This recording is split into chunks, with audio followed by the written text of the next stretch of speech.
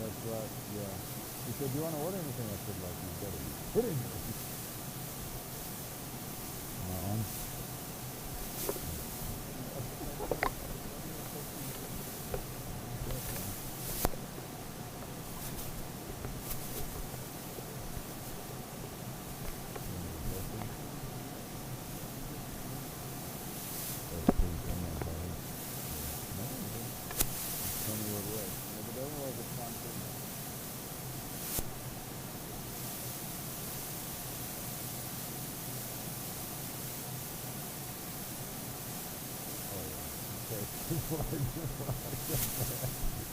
That's crazy.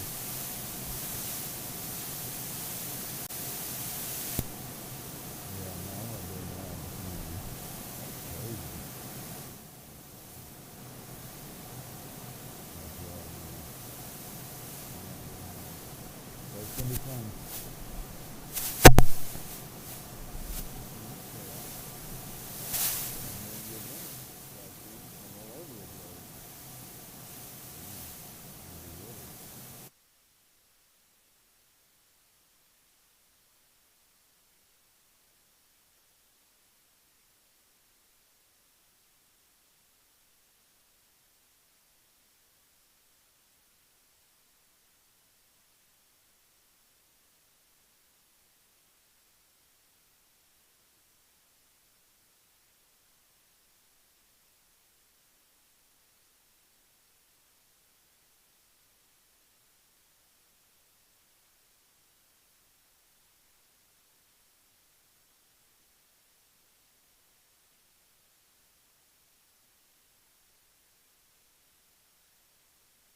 Can you hear me now?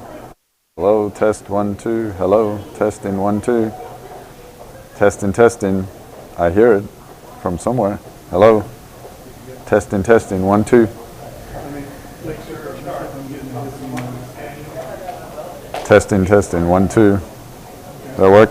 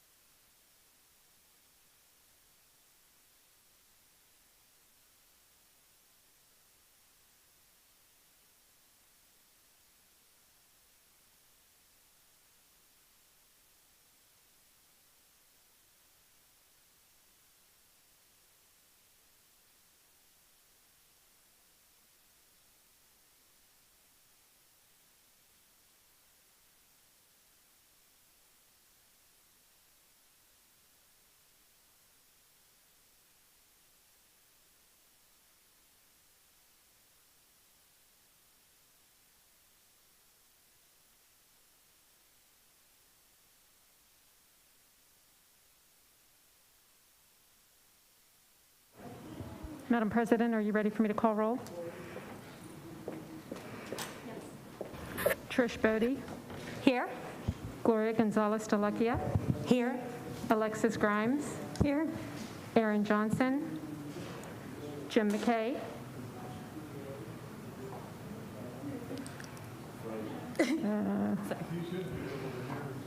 Let's give him a second maybe to unmute. Yeah. Christine Maurer. Here. Anna Smith. Here. It is 6:15 p.m. and with the quorum of the board present, I now call this meeting of the Leander ISD Board Trustees to order. We will start with our opening ceremony, our Pledge of Allegiance. Before we stand, I'd like to tell you who's going to be leading our Pledge of Allegiance tonight. It's my honor to welcome Cadet Master Sergeant Hope Trinidad. the daughter of Simon and Erica Trinidad. She is a junior at Leander High School and is involved in the Air Force JROTC, American Heritage Girls, and Friends of the Library. In her free time, she is an artist who always looks for a reason to draw, loves to be around friends, and volunteer for local groups and organizations. After graduating high school, she hopes to attend UT Austin as she progresses with her education and business. Please join me as we stand for the pledge.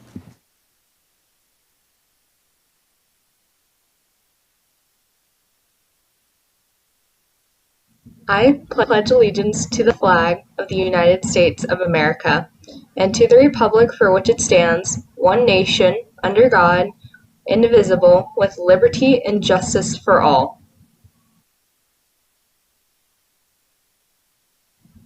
Honor the Texas flag. I pledge allegiance to thee, Texas, one state, under God, one indivisible. Please join me in a moment of silence.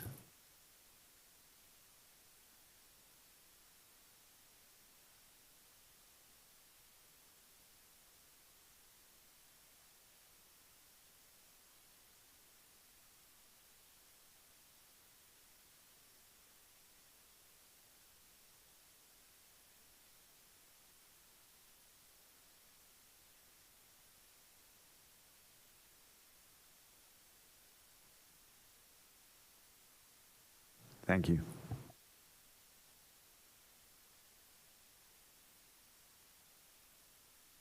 We'll move on to our next agenda item, superintendent remarks. I do not have anything at this time, Madam President. Board members? I just wanted to let you guys know that on Tuesday night, I attended a parent education session presented by our special education department. It was Introduction to the Art, and it was the most amazing presentation I've seen our district do on special education. The dialogue that our parents were having with our SPED director is something I've never seen before, and it just makes my heart so happy. So just wanted to say thank you to Kimberly Waltman and Ashley Anderson and Yuli Crane and Stella Karp for putting together such a great, robust conversation with our special education community.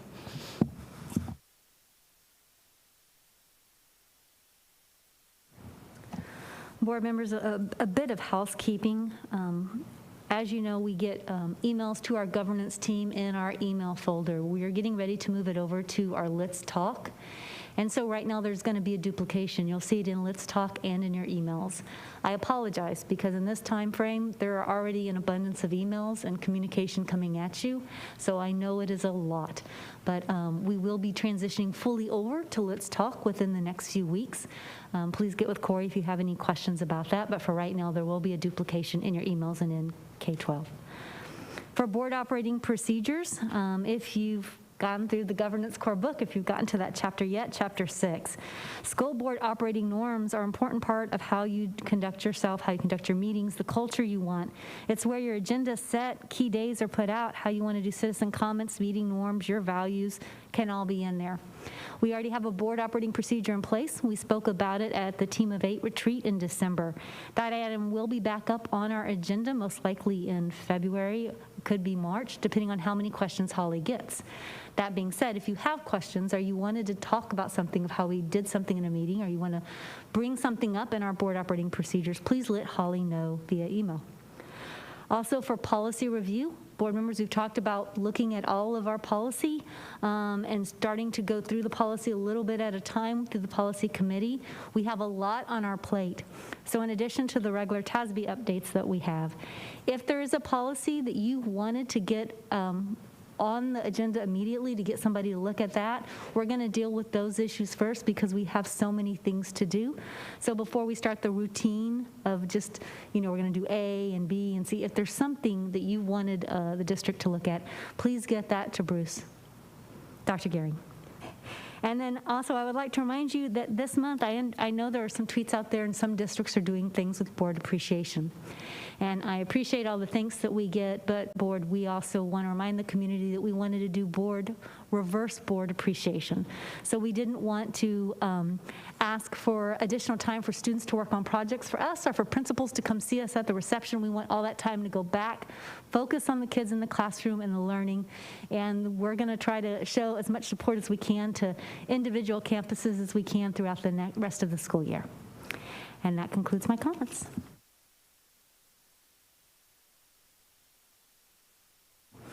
We will now move on to citizen comments. I see we have nobody signed up for citizen comments. Is that still correct? Okay. Then we'll be moving on to the consent agenda. Do we have a motion to approve it, or? Madam President, I move that we approve the consent agenda as presented. Second. I have a motion from Jim, a second from Alexis. All those in favor, please raise your hand. 6 ayes. Motion carries. No nays. We'll now move on to the next item, the coronavirus epidemic update. Thank you, Madam President.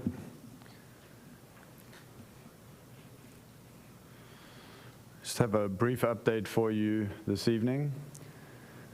Of course, I don't have the clicker. That's what's missing.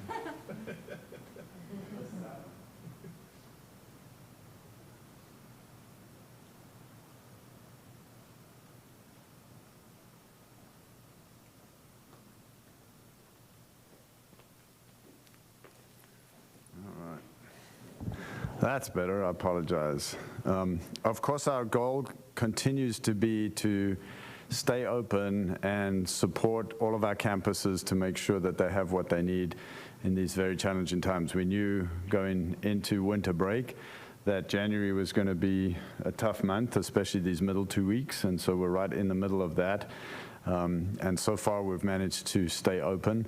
We're watching our campuses very carefully. We have lots of central office support out at our campuses, helping as necessary to make sure that we can stay open. We do have ESS started already on January 5th, and they're hosting orientations and actively recruiting substitutes to try to make sure that we can meet the need of our campuses. Of course, the growing numbers mean that we do have more and more needs. We have restricted access to our athletic and extracurricular activities to 2 persons per student athlete or performer, so we're trying to get just immediate family there to make sure that we stay safe and keep our students and our families safe. These are the human resources numbers that you've seen before in this table. Hasn't changed very much, and so we continue to see our staff doing an outstanding job of managing and doing what we're asking them to do to keep our schools open and our students safe. Enrollment is ticking up very slowly, so we are slowly and steadily gaining kids, but at a very slow rate. So you can see we're still significantly behind what our projection was for this year. And you can see about half of those students are in person across the district, with a fairly even split between elementary and secondary schools.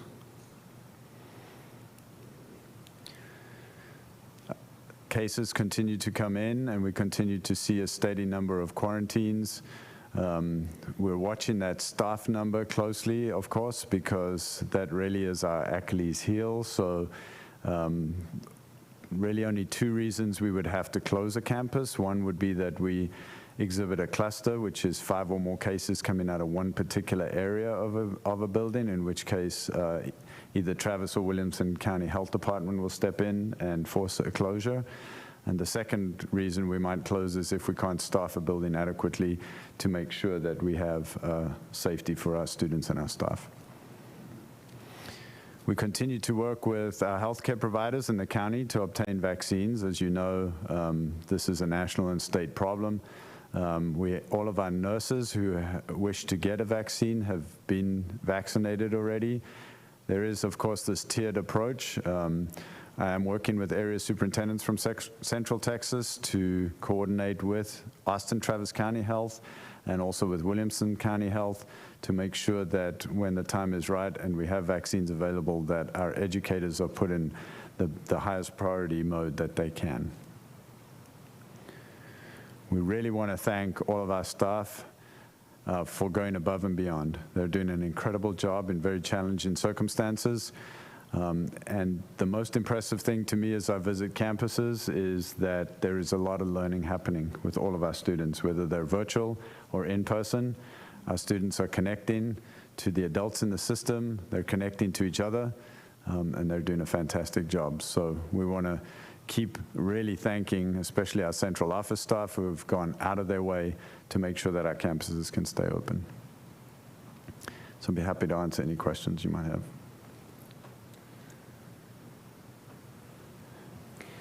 Can we get in a Friday memo an update for the board on the absences you were talking about, that the ESS is doing the fill rate, but we have more absences, to kind of give us a better idea of what those numbers look like and how we are getting to 100, or I know we wanted a 100% fill rate, but what that journey kind of looks like. Just some data to help explain that. Yes, ma'am. And then I know the team is doing as best they can. I guess I'd like to ask a question or make sure I understand it, so when the community asks me, I can better answer. The dashboard, how do we update it? Is it, assuming we have, if we're out in the classrooms that we can't be there at the dashboard, can you help me understand or better explain to the community when we're updating our dashboard? So I'm going to tell you what I think, and then Corey can step in and tell me if I'm wrong. But we started originally with a weekly update on the dashboard. We did move to a daily update. And so as far as I know, they're trying to keep that dashboard updated on a daily basis as much as possible. But Corey, if you want to chime in.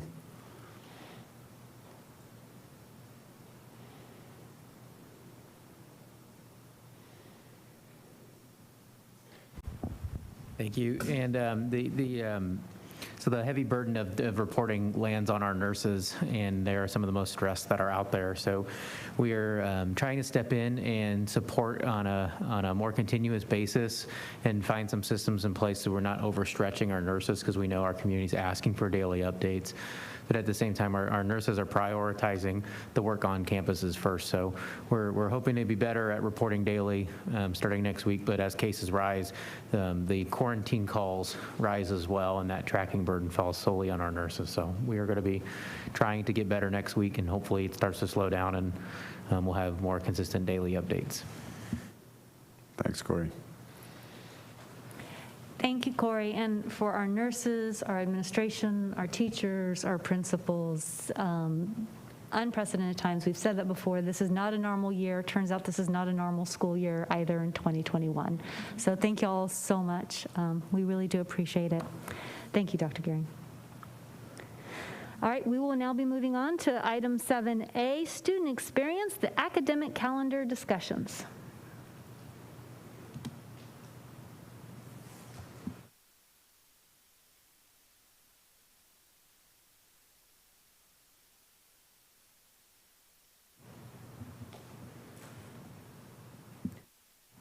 Board members, you'll notice in the presentation attachments, the last two PDFs are the full calendars in case you want to look at those. All right, good evening, Madam President, and members of the board. I don't think I've been up at this table at 6:30 ever, so I don't know what to do with myself. No chance to get nervous or get tired. It's going to be just all about the presentation. So great to be here today. I'm going to talk to you about the process that we went through and the timeline for gathering input from stakeholders to develop the drafts that we're going to talk about in a little while for the academic calendar. I'm going to share the results from the calendar ranking survey that we sent out to the community. And then the most important part, we're going to gather input from you through a healthy discussion on the two calendar drafts so we can talk about what might make the most sense moving forward. Before I get started, I would just like to say a special thank you to the entire executive cabinet for their participation and assistance with throughout the process and with gathering input during the listening sessions. And in particular, I want to thank Susan Cole our Executive Director of Instruction and Professional Learning, also professional programs. Sounds even better.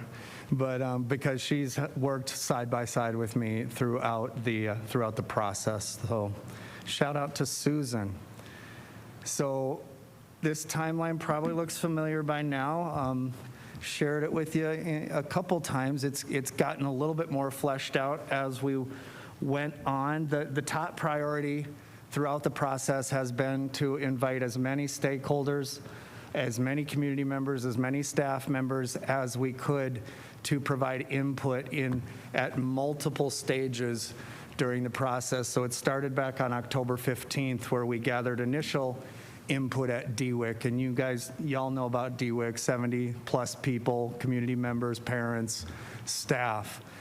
From there, we wanted to get some preliminary input from our principals, so we sent them out a Google survey and got some feedback from them. And we went back to DWIC with our timeline update, which we shared with you at that time as well. Talked to them about what we had done so far, gathered some more feedback, and then the last 2 weeks of November, we sent out a thought exchange to the community and staff with some key questions about what they wanted to see in a calendar. And then December 8th and 9th, we held 4 listening sessions. Some of you were there. Thank you for coming. A couple of them were well attended. A few were a little bit more intimate, so it was great. We got to have some individualized conversations on the last 2. December 10th, we brought that all back to DWIC, all the information, and we, to get to say, hey, let's look at what we got again so far and talk about what makes the most sense to move forward with to bring out as calendar options. Not final options, but options that we would land on to present back to the community and say, hey, what do you think? I was really excited, and I am excited this year that we were able and given the opportunity to present the information directly to the community and say, what do you like about these drafts? What do you not like? Which one makes the most sense to you? Which one's your second choice, and which one makes the least sense. So we did that, and then here we are in the 14th, ready to talk about those scenarios in just a moment. I don't even know why I brought my notes up. I'm not looking at them. So first I want to share with you some of the common threads that came out throughout those discussions with the different groups. And you've seen these, many of you have seen these before in past calendar discussions. They've become pretty foundational in the calendars that we build. Everybody loves the week break for Thanksgiving. Nobody was interested in going, Wednesday through Friday or Thursday through Friday. I think we've all gotten used to that week. The 2-week winter break in December, particularly, having school end on a Friday and have that break start Saturday, Sunday, Monday. People want to keep it that way. A couple of years ago, we were able to kind of work through a process to get to the point where we could end school before Memorial Day weekend. I think many of you had kids in our system and were here when we weren't doing that, and it took a little bit of doing to get there, but we did, and people said, please don't change that. So that was a common thread. Starting in the middle of the week, the first day of school. People said that shorter week, it's great for our kids. Families liked it, the teachers like it, just that, that first week back, you get your sea legs, a couple, 2 or 3 days, and then you start going the full weeks. And then people are now pretty used to the idea and like the idea of the first day of school being in mid-August. We moved it there a few years back through a process, and now people are pretty used to it. And then one of the things that is something we haven't always done, but that came through loud and clear, is that at the end of each semester, the last day of that semester, that where secondary students have pretty much always gotten a half day, elementary wanted in on that too. Families wanted in on that and said, let's just make it an early release for all students throughout our system on the last day of each semester. And then finally they said, hey, that last time you were able to put out a calendar for 2 years, And if you recall, the board approved the first year and tentatively kind of had like we think it makes sense for year 2, but we'll officially approve it that final year, that people liked having the 2 years of calendar and being able to kind of have one thing that's kind of considered and decided in their lives. And makes sense to me as well. There were some differing opinions. And there was 2 main ones.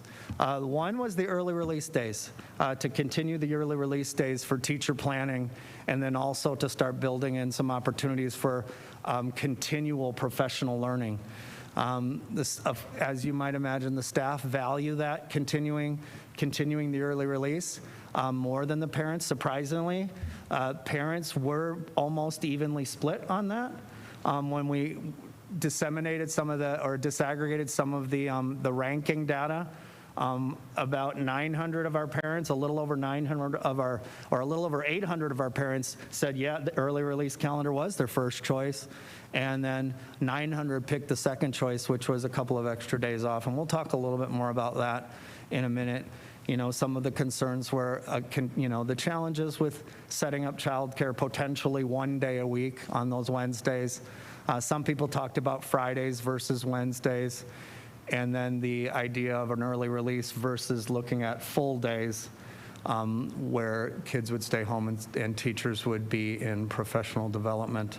And then the second thing that we do not have to decide before we approve a calendar was the alignment of grading periods. As you know, right now, elementary grading periods are what most of us were used to growing up, those 9 weeks, the quarters. And secondary is 6 weeks. And so people were, there was not a clear victor in whether we should be making any of those changes. And so as it sits right now, we'd be leaving it as is, but we can continue to have those conversations and talk about that. New ideas came out. In some of the preliminary discussions, there was some desire to consider a year-round calendar. And we had conversations about that. And there was also talk about, hey, let's have, maybe not a year-round calendar. Maybe those weeks off, in October and February don't make sense, but maybe a few more breaks spread out during the year, a couple days off, additional days off during the year. So there's kind of some like monthly opportunities for a 3-day weekend. Additional days of professional learning were talked about, full days. There's a strong thought about pairing, taking professional learning days that are already in the calendar and pairing them on right after winter break before kids come back, so that there's a little bit of additional preparation that our schools and our teachers can do to jump off into that second semester. There was the idea of, if not, if we want to keep early release days, maybe less early release days. Every other week, for instance, was one of the ideas that had some steam.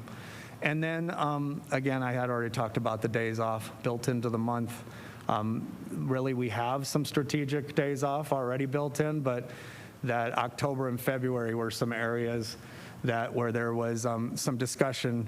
Interestingly enough, February came up, and you might remember when we moved the continuous improvement conference from February to October, we screwed up a lot of people's plans for their ski trips. And so it still comes up every time we talk about a calendar and what's important, it comes up. So we, looked at the possibility that, hey, maybe, that President's Day is hanging out there, and a lot of other places in the world, well, maybe not in the world, but in the nation, do recognize that holiday. So we could look at that. The principles, a lot of the common threads were very important to the principals as well. A couple other things that I just felt like it was important to share that was principals felt very strongly about was the need for dedicated teacher planning built into the calendar. There was strong support for some additional beginning of year pre-service training days for new teachers, brand new teachers before school starts.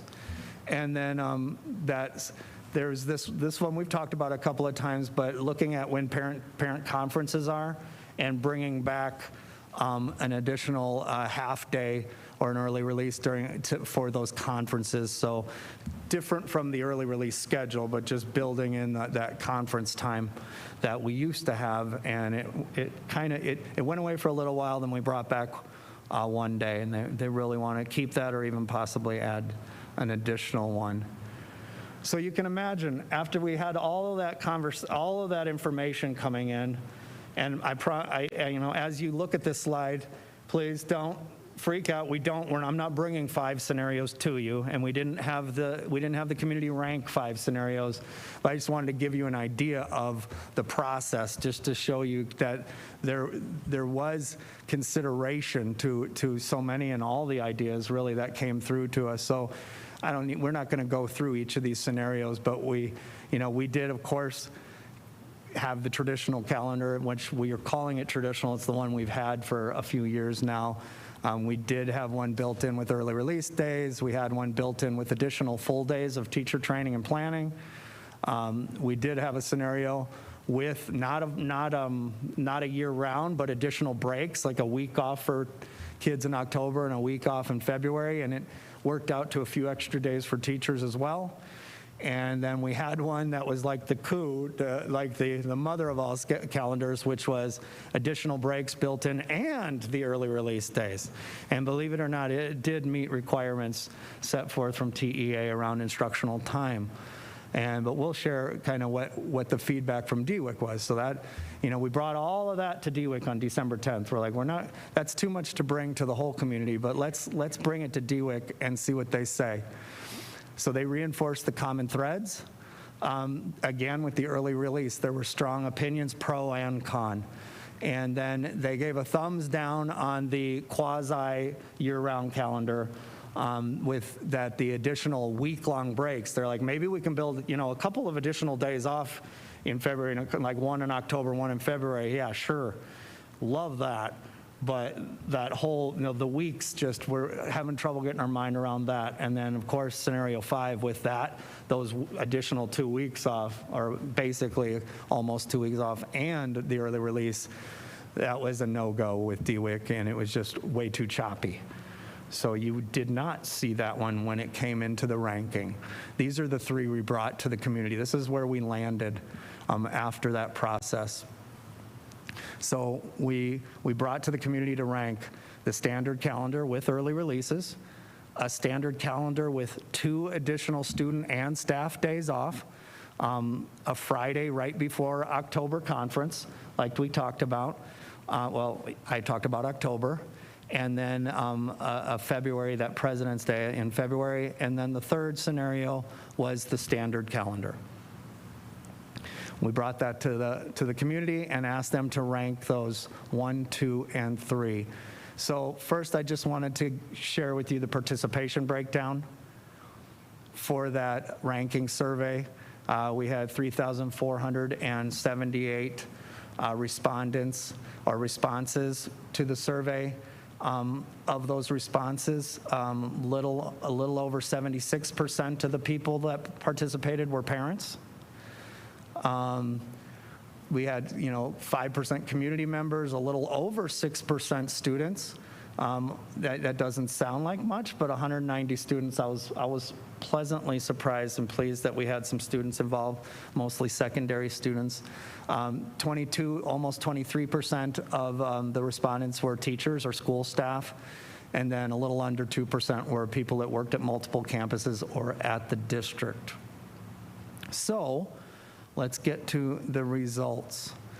So we'll dig into what these results mean, but I just want to put them up on the screen just for a minute so that people can look at what the overall numbers were as far as what people ranked number 1, number 2, and number 3. And then to the far right, you have a weighted rank score, which is considers all the rankings, and if you ranked something number 1, it was given 3 points. You ranked something number 2, it got 2 points, and your third choice was only given 1 point, and then they add all that together to give you that kind of composite weighted score that considers all of the rankings. So let's take a look what came out. As you might have gleaned when I just flashed that up on the screen for a moment, was that there were 2 calendars that rose to the top. The 2 out of the 3, standard calendar with early releases or the standard calendar with 2 additional student and staff days off. Surprisingly, the standard calendar, which I'm going to be honest, I kind of figured might just be the default and people would pick it, that came in 3rd as far as what was ranked number 1, the number of the top vote getter, and it came in 3rd with the weighted score as well. That really surprised pretty much all of us. So the number 1 vote getter was a standard calendar with early releases. It received 1,290 votes versus 1,093, or overall a little over 6% higher. Now the top, and I got the calendar there in there for you. The top number 1 weighted rank score, on the other hand, was the standard calendar with 2 additional student and staff days off. And you see the composite, or the scoring there, the weighted rank score was 6704 versus 6323, which is there's about 2% difference, or the top one was 2% higher than the next vote. So thank you for your patience listening through all that information. I wanted to make sure, I gave a very clear, hopefully I gave a clear description and explanation of how the process went and how it evolved into the scenarios that we brought to the public and what we're looking at. So basically, I think the discussion is this versus this. And there might be some additional information that I can provide as well. So I just want to open it up.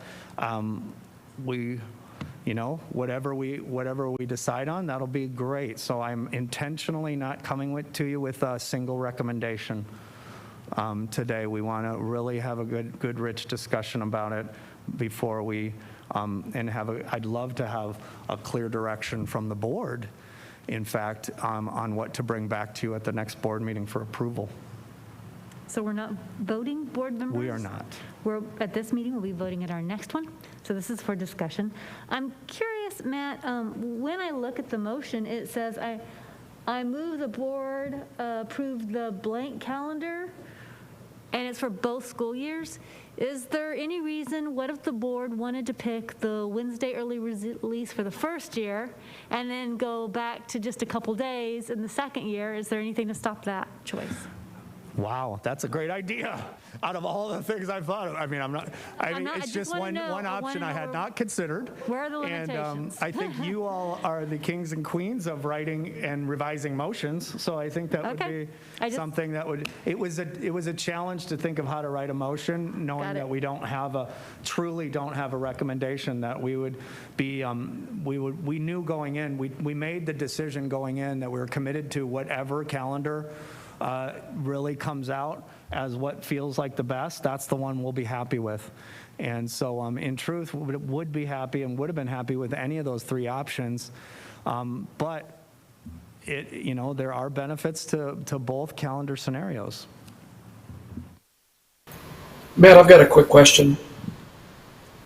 During the discussions, the initial phases, there's been a lot of talk about getting additional recess time for our elementary students. I'm curious what discussions were there related to additional recess time for the elementary students? So honestly, during the calendar discussion, that really didn't come up, but either of the two scenarios, there is still flexibility within the current bell schedule and the instructional minutes to look at what we might want to do with recess and continue those conversations. Awesome. So you actually answered my second question, is regardless of which calendar we end up with, we still have the ability to look at and maybe implement different schedules that would give our elementary kiddos more recess. Absolutely. Awesome. Thank you. That's a perfect presentation. Thanks, Jim. Dr. Bentz. I know it's hard to tell who's talking, right? Masks make it impossible to hear. I don't Right. know. Well, and you don't see people's lips And I think moving. my ears don't work as well for some reason. Couple of questions. You might have said this and I might have missed it. Is there a breakdown of folks who voted for these two options? Was that a staff or a parent? Do we see which option they voted for?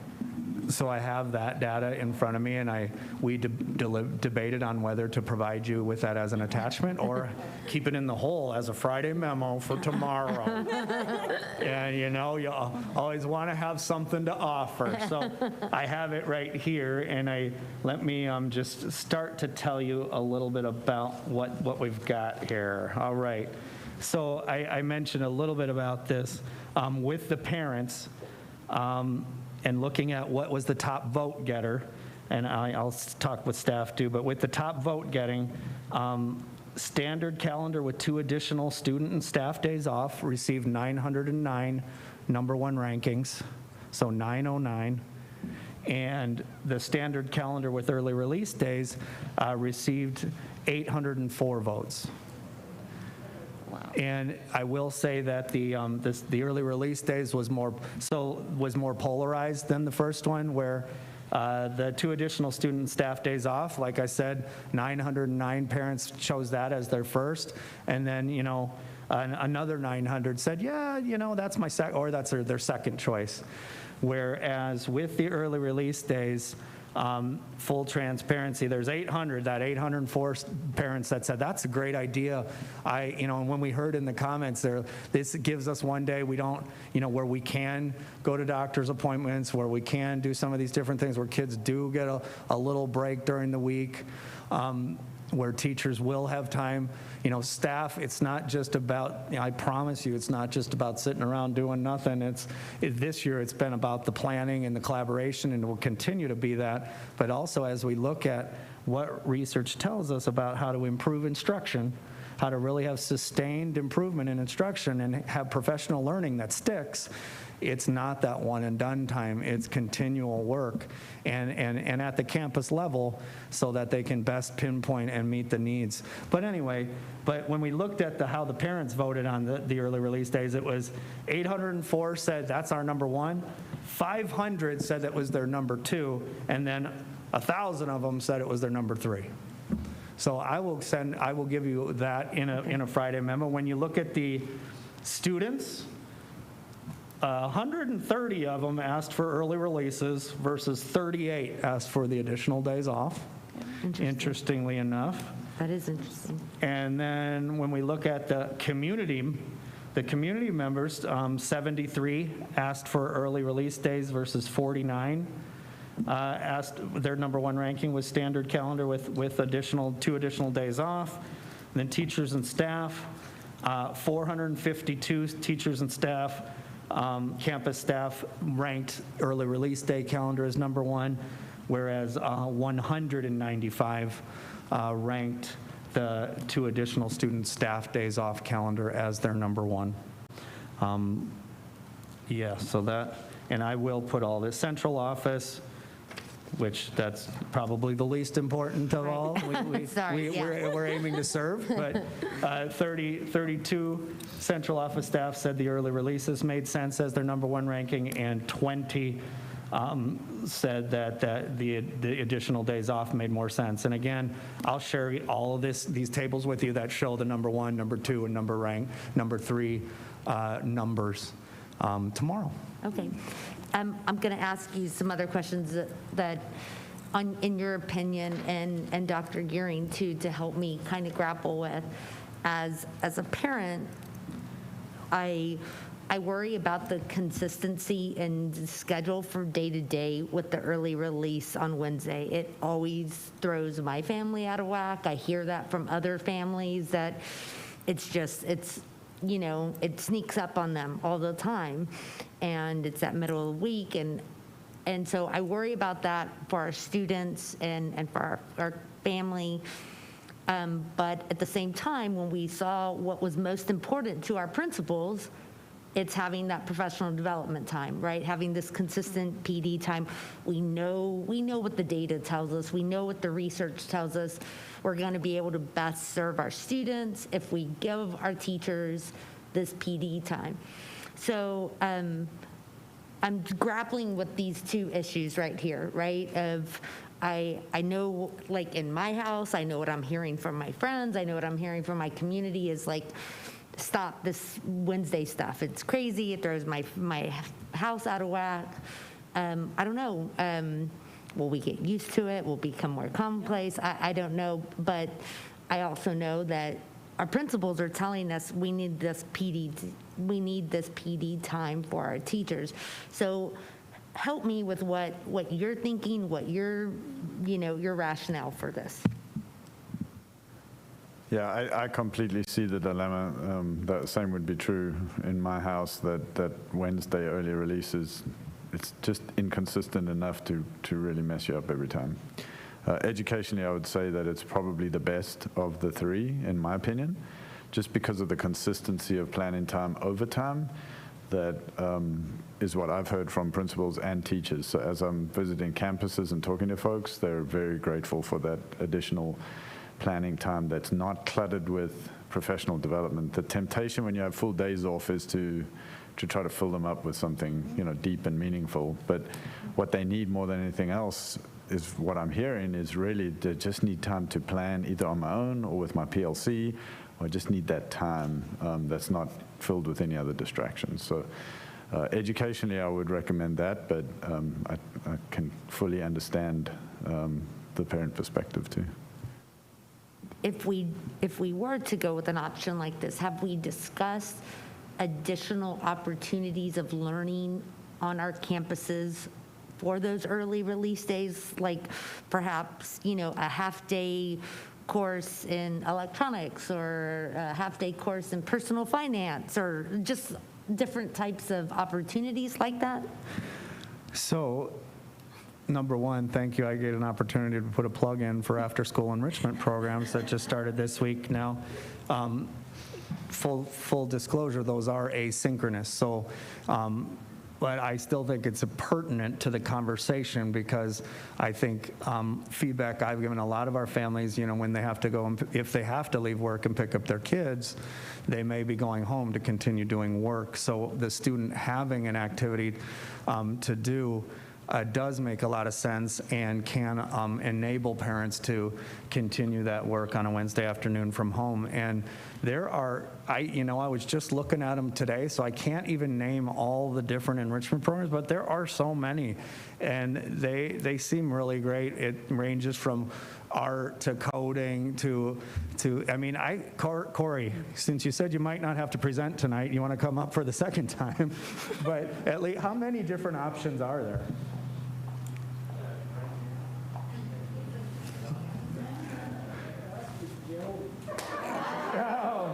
Well, there's a lot.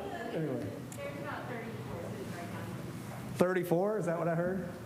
30, that's a lot. All right, I was going to say a dozen or so, so I didn't scroll down far enough, apparently. But in that respect, we are doing some really great things. I will say that anything that happens live would require teachers. Generally, we do have the ability, there's something, of course, we're doing things with the Y, and there's some things we can do with different organizations outside of our system.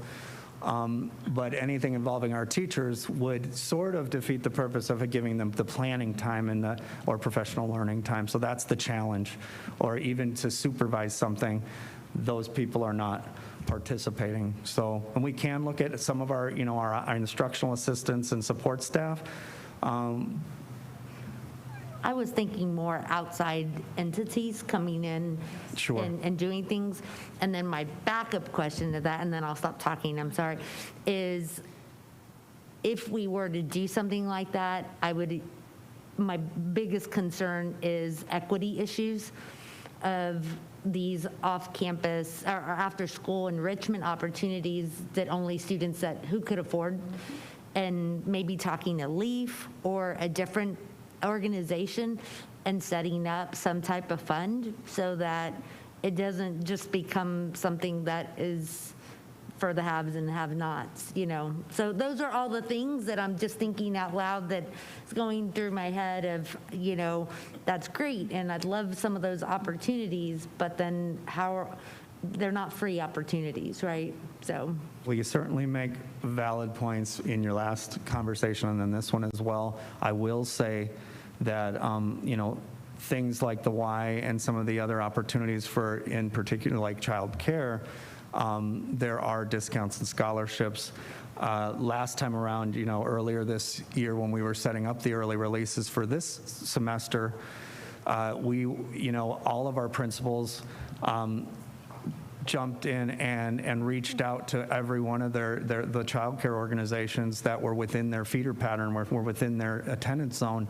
And we were very pleased and grateful for the generosity that those and the flexibility that these organizations demonstrated, saying, you know, with creating plans for Wednesdays that seem very reasonable, and, you know, whether it's no additional cost for current families utilizing their services or deep discounts for people who wanted to utilize their services on a Wednesday or on Wednesdays. So, but there's still definitely more to do, and I think there's more opportunities. You brought up valid, you know, valid considerations around the routines versus getting used to it and things. I have been in systems prior where they had different things like a late start day once per week or an early release day. And I can tell you, after a certain amount of time, nobody's even really thinking about it. It's just something that becomes routine. Maybe the kids are thinking about how great it is to have that one short day. I'm not sure. Anna? Yeah. I have a question. What other ISDs are doing a similar calendar like this, early release? Because, I mean, when I see these two calendars, I feel like, for me, one is representative of a COVID year and one represents a normal year. So I'm just curious, are there any ISDs that are similar to ours in our size that are considering doing an early release throughout the entire year? There are. I'll prepare something for you. I don't have a list of them right offhand, but I can tell you there are. I mean, everything the numbers get bigger on a national scale, but there are probably, I would even venture to say hundreds that are doing something with an early release or a late start on a weekly basis. And one of the things that's sort of, I think, a little bit unique to our situation is really giving some of the time, or like this year, all of the time to dedicate to teacher planning and collaboration. Most of the ones that I have experienced or I've researched are 100% dedicated to principal-directed or district-directed professional learning time. And I do think that's an important component moving into a more permanent state of affairs with an early release, but no more than 50%, that we really need to maintain that time for teachers to collaborate. And whatever professional learning we are doing with them, they need time to work with their peers on how to make sense of it and how to build it into their lessons and have those discussions, because it's the collective expertise and efficacy that really strengthens our teaching. You know, I'm learning from you while I'm talking to you.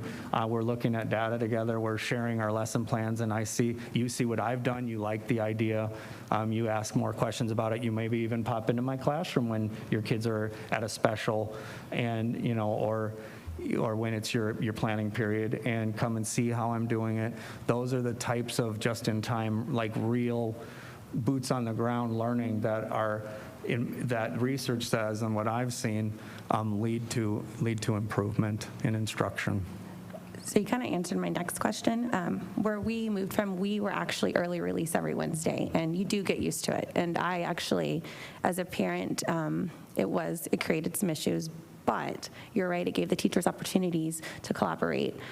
when ways they weren't.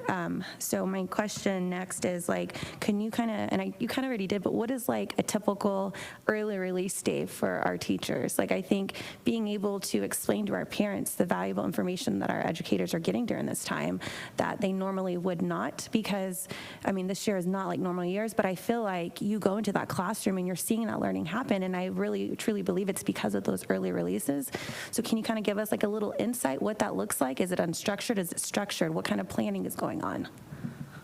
Sure, that's an excellent question. So I think as we look at this year versus a permanent thing, they are different but intertwined. So, you know, as we all participate, you know, listen to the discussions initially when we were talking about offering the early releases to our teachers this year, there was a great deal of urgency around all of the different evolving and ever-changing and more challenging teaching situations that were leading to this reality where everything you knew about teaching was not exactly what you needed to move forward. And you know, our mentor teachers, our veteran teachers, our best teachers were coming to us telling us, hey, we feel like we're in our first year again, and everything takes more time as we figure out, you know, how to teach kids that are socially distanced when we've really worked on collaboration and hands-on. And, you know, how do you work with kids when you have to clean off the toys, or, you know, clean off the Unifix cubes? And how do you, you know, when there's masks on and you can't hear them, or when you're teaching online? That's a whole nother thing with, you know, we did create the virtual teaching academy, and that helped a lot but it's still that, even, you know, 5 modules does not make you into an expert online instructor for the rest of your life. Some of our teachers love it and would be considering doing it if we were offering it moving forward. More about that next board meeting. But, you know, some of them are like, gosh, this continues to be really difficult. And so we needed additional time to plan lessons and to, you know, to understand and look at assessments and understand what our students need, and you know, just be able to survive and provide a product that's at least, you know, close to the level of what people are used to. Now, as we would move into next year, you know, one of the reasons why I believe it came out during the discussions and during the feedback opportunities is because, you know, we've been working on professional learning communities for some years now, and we've really started pushing them, and as a system being committed to them 100% probably in the last 4 years. And this need to get assistance and support from each other has never been more evident, I think, to all of us in the system, but and to our teachers as it is now. And I think they've, you know, just by need and necessity and urgency and desperation, in some cases, they're clinging to each other, and you know, it was a real life scenario where you see once and for all, oh, this is why it's so important to work together. I might be great by myself, but no matter how awesome I am, there are things I can learn from others, and I can be contribute to our entire system by, you know, sharing my expertise and wisdom, you know, on a weekly basis with the other teachers, the new teachers who are struggling, and things like that. So there would be structured time for professional learning communities, and there would be structured professional learning opportunities where the things that we are doing with principals on a monthly basis in instructional leadership meetings, they would be bringing back those concepts and working with their staff. Because right now we do have, in our current calendar, we have days built, you know, a number of days built into the calendar once per quarter where we get together for professional learning and dedicated time for teacher collaboration on that learning. But as far as, month to month, as we talk to principals and we're learning together all these great things about best practices and how to really take our instruction up a notch, there is really no structure built into our system that where during the professional work day, there is an opportunity for teachers and the campus leaders to get together, to engage together in professional learning on a continual basis. So I'm sorry, that was a little bit of a long answer. My next one will be 2 words or less. And I've been up here for a while, and I still got one more presentation. But this is a great conversation. I am so glad. I was hoping you guys would talk a lot, because that's what we need to move forward, even though I still don't know which calendar to pick yet. Or which calendar you're going to pick, I meant. Dr. Bentz? Yes, ma'am. Quick question. Thinking about our AP teachers, have they said anything about the amount of time that they may lose with their students regarding early releases and things like that? In my head, I'm trying to comb through some of that and see that may have come up. So if anybody's listening on right now on the live stream and they're an AP teacher saying, yes, I did say that to you, Dr. Bentz, that may have come up. It was not, there wasn't a group of people voicing this, saying, hey, this is something that's really, really hurting us. At the middle school level, I can tell you there was a group from a particular school where there was some impact on fine arts and band, and you may have been in that listening session. I can't remember, and and I think they had also built a different schedule in general to work through this year, and so that I think that shows up in the data when we look at the rankings. And just to clarify this, these calendars obviously still meet the required number of minutes, and so even though we have early release days that shorten periods on that particular day, they're balancing those AB days to make sure that they still have the required amount of time. A side note, the reason why we were able to do it this year, and we have flexibility to consider some of these options for next year, is that we've always built in a cushion into our schedule with additional minutes over and above the requirement. And when I don't even know how long ago it was now because we're in a time warp, but when not too long ago we looked and approved a new bell schedule, the new bell schedule had additional time built in as well. And so that equaled out to more minutes that were a cushion or something that we could look at to strategically utilize. There was also discussion about having less school days if we have this cushion of minutes. But for the most part, I don't think there wasn't a lot of support that came through in the input for making the school year shorter or having less days. Whenever that was brought up, there was always a voice or 2 or 5 that said, well, I'd rather have more days. And so there is something, there is a school of thought there that we could have less school days. And I'll admit, to me, that's a foreign concept, but I'm open to the will of the people and try to be a good listener about that kind of thing.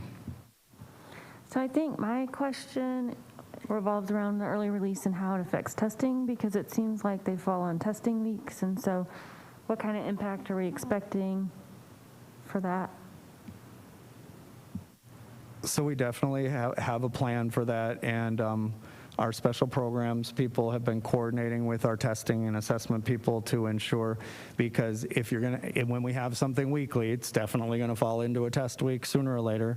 And we looked at whether there was a need to remove those Wednesday early releases from testing weeks, but there are enough testing weeks that when we talk about routines, that would really kind of make getting into routines more challenging. If anything, like the early releases every other week idea might make more sense, although I would say the same thing, that although I'm not against having less, I think trying to figure out if you're on an early release week or not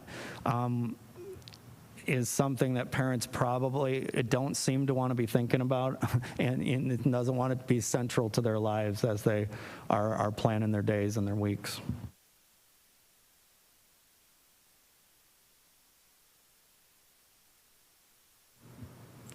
Matt, I remember in the listening sessions, we heard teachers talk about their need for planning time, and so that's why we went to the half day. And I thought, I think one of my quotes was something about how this is a hardship, I would imagine, for parents, but we're doing it because we wanted to support our teachers. So when I look at the upcoming year, I'm balancing that of this seems to be a lift that we're asking for parents to do.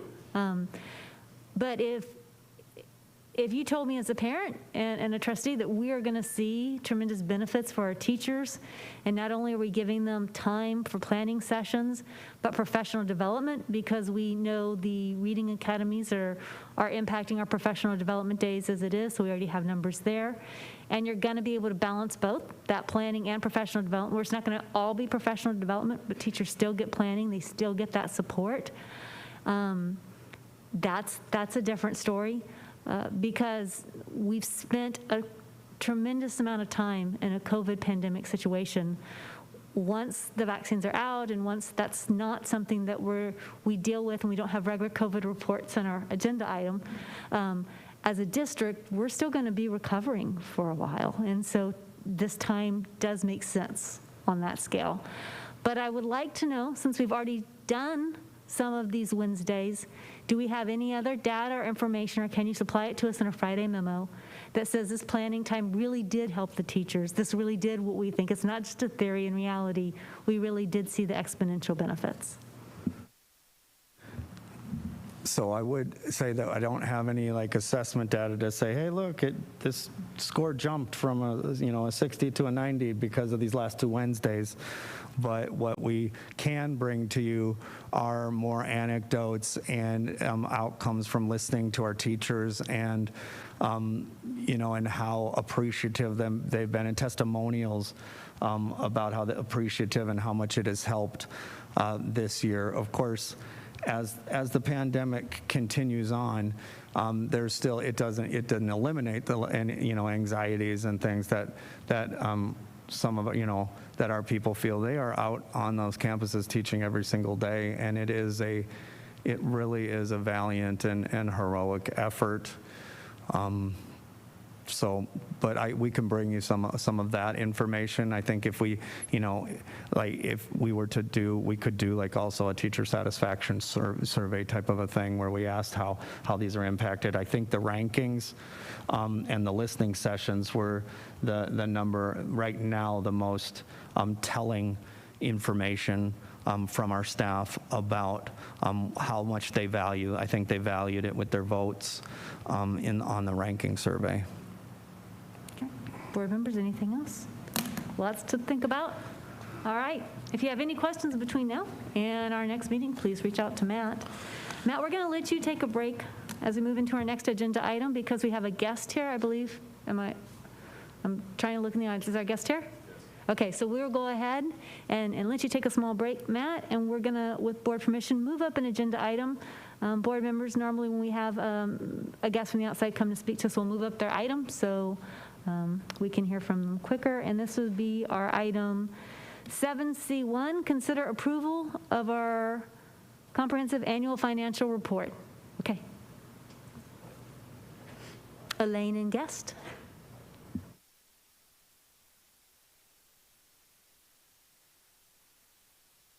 You surprised us, so give us a minute. We do have Selena, and I'm going to butcher her last name, Saras from Whitley Penn, here to present the auditor's findings of the annual financial report.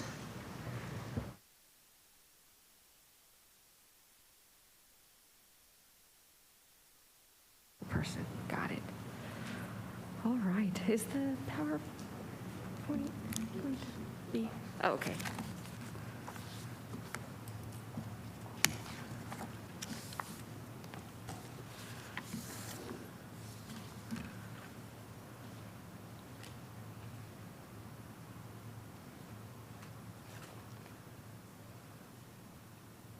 Here we go.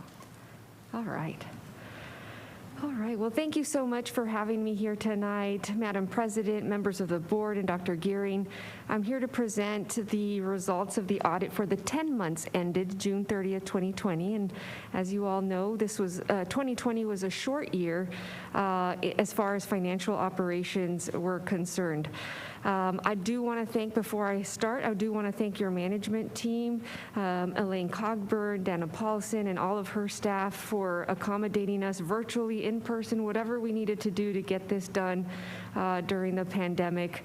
And so we appreciate your staff helping us get what we needed. I know that it's been a difficult year for everybody, and so adding an audit to that, it makes things a little bit more difficult. Our audit, the purpose of the audit is to issue an opinion, and so there's 3 types of opinions that you can receive, and so everyone wants to receive the green light, the unmodified opinion or clean opinion. The other 2 opinions, everyone wants to stay away from those, and the Texas Education Agency, bond rating agencies are looking for an unmodified opinion.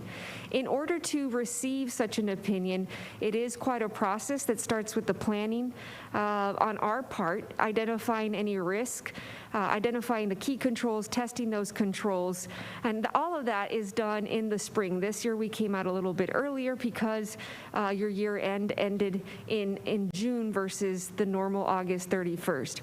After the district closed its books, we came back in October. I know you all had the waiver with TEA that was allowed for all school districts June 30th across the state due to COVID-19. Once the books were closed, we started our substantive testing, confirming, corroborating, verifying, and vouching the information that's presented in the financial report, all in an effort to earn an opinion. And so Leander ISD has earned an unmodified opinion over the financial statements, and we don't have any internal control findings, a significant deficiency, material weaknesses, or any non-compliance that rise to the level that need to be reported in the financial statements.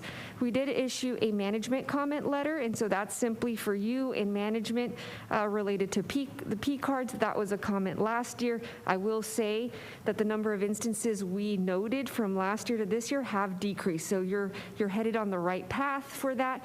And really the transactions were having to purchase a certain item. The P cards had certain limits, so it wasn't anything to be concerned with. So again, a comment that didn't rise to the level of being reported in the audit report itself. We do issue a second opinion over your federal programs because you do spend more than $750,000 in federal awards. You're required to undergo a single audit. You spent $12.4 million in federal awards, and this year we selected the special education cluster and Title I Part A as your major programs. We have issued an unmodified or clean opinion over these 2 programs, and again, we have to assess internal controls over these programs, and we noted no such findings, nor did we note any non-compliance. These are the areas that we focus on, and we consider them critical: human resources, payroll, procurement and P cards, accounts payable, your IT, which involves all areas, any other significant revenue sources such as child nutrition, attendance changes, which feeds into your state aid, and of course the financial close and reporting. Again, those are the areas that we identified key controls and have to report any internal control deficiencies on. If we look at your government-wide financial statements and just hit the highlights, this statement shows everything that the district owns and everything that the district owes. So your total assets were $1.8 billion or $1.9 billion, with capital assets at $1.2 billion being the most significant item, with cash and investments second, and then deferred outflows of resources, which have to do with the pension and OPEB and some of your bonds as well. Your total liabilities and deferred inflows were $2.1 billion, with bonds, premium, and accreted interest at $1.7 billion. You also have your net pension liability and your net other post-employment benefits at $126.5 million. So you have a net deficit of $244.2 million. If you recall, the pension and OPEB liabilities are only financial reporting items. They do not represent liabilities like an accounts payable liability where you'll have to write a check.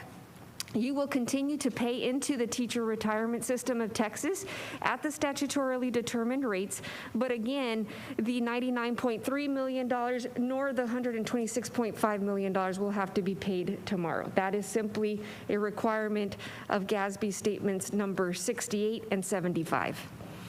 If we look at your general fund or your operating fund, this gives you a great picture of how the district is operating. And if we dissect your revenues first, you'll see that you you exceeded your budget by $1.9 million. Revenues were $358 million, and your actual expenditures were $312.9 million, and those two were under budget by $24.1 million. And now keep in mind that, again, this was a short year where your revenues are recorded. You've earned all of your revenue, especially state aid, property taxes, for 12 months, and then you have your expenditures at 10 months. So with that, your revenues did exceed your expenditures by a little under $40 million, bringing your ending fund balance at $190.5 million. You have some assigned fund balance of $45.8 million. The largest item is going to be next year's budget deficit of $20.9 million, the response to the pandemic, which every school district now has to consider setting aside money for the unknown. And so after you consider the encumbrances on all the other items, you have unassigned fund balance at $137.9 million. And in one of the last slides, we'll talk about what does that mean in relation to your expenditures. First, we'll look at all your your general fund revenue sources, and you'll see that the majority of your revenues come from property taxes totaling $257.2 million, with state aid at $71.8 million. You do have other state funding. That has to do with the teacher retirement system of Texas on behalf payments. That's not actual cash, but there is an offset expenditure also reported on the expenditure side as well. Federal funding totaled $4.5 million, with school health and related services, or SHARS revenue, being the bulk of that $4.5 million. And then you have other local funding that's collected within the district.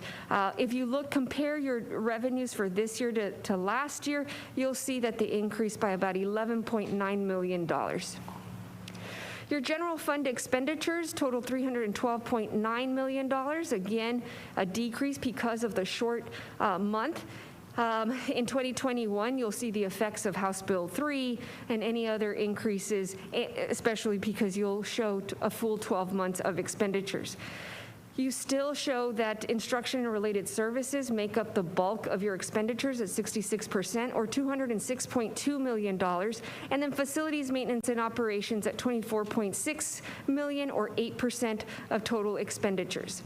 If you look at general administration, I always like to point that out, at $6.2 million, or 2% of your budget. The Texas Education Agency has guidelines that anything over 8% is too much general admin, so you're well below that 8% threshold at only 2%. This is what I was alluding to earlier. So if we take that $137.9 million in unassigned fund balance and compare it to the expenditures that you've budgeted for 2021, that indicates that fund balance would last for 132 days if all revenues were to cease.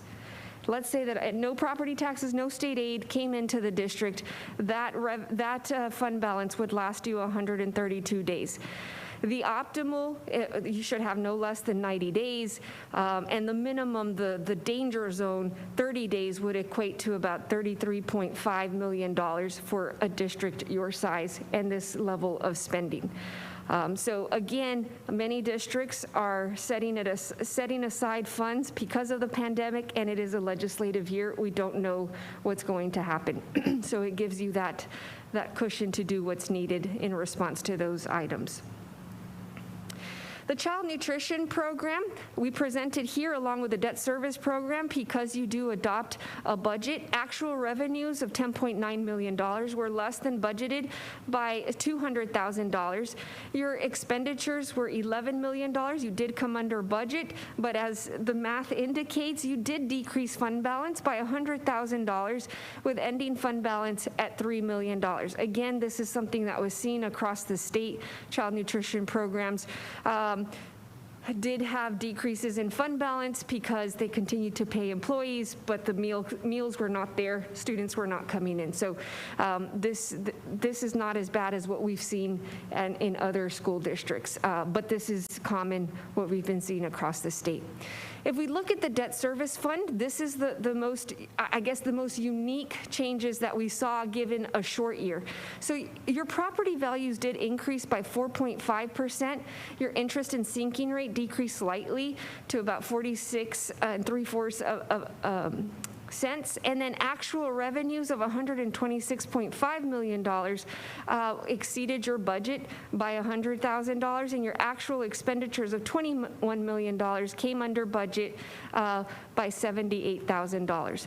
This year, you make your principal payments in August.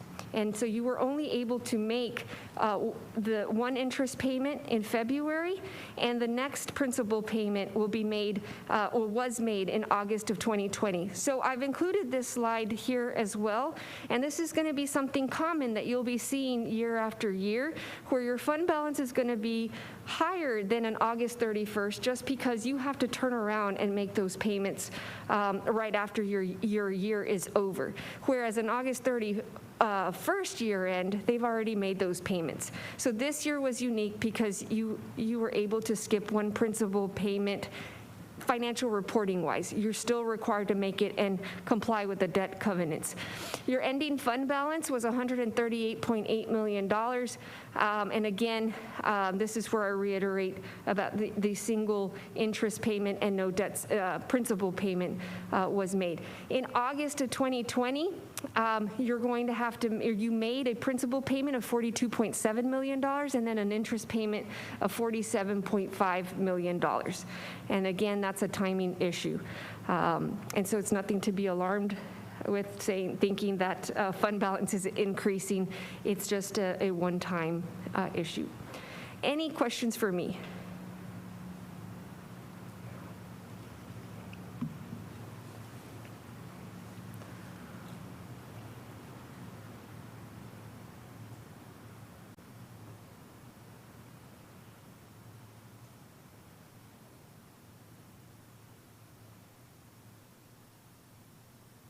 That was a very great, it was a very thorough presentation. Thank you. Oh, you're welcome. Anything else? I am curious, when I'm looking at the report, there's a lot more detail, of course, if y'all want to look at that, and the CAF report in the background. Is there anything else you would draw attention to the trustees, or overall, how did you feel the financial health of the district was? No, I mean, I think, given the size of the district, the growth, your internal controls are where they need to be. We would report that. I do appreciate that any time your management team asks any technical questions, we never feel pressured to say yes as a requirement to be retained as your auditors. They're very involved in the industry and want to always do what's right. And so if we're trying to brainstorm on certain difficult technical items, whatever research we present to them, they accept it. And so it's refreshing to work with a management team like yours. Well, I appreciate hearing that, and yay, management team. Thank you so much, management team, and thank you, Whitley Penn, too. All right, anything else? All right, thank you so much for the presentation. Now, do we need a motion? I don't remember if this was a... We are asking for approval for this evening because we do need to file the audit with the state by the end of the month.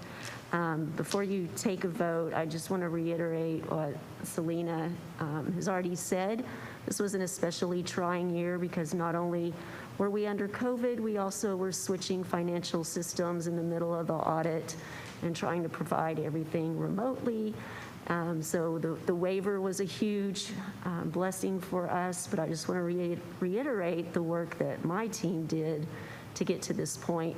You see the audit report in the packet, but you don't always realize the work that went behind all of those numbers throughout the year and then during the audit. So very appreciative of their efforts.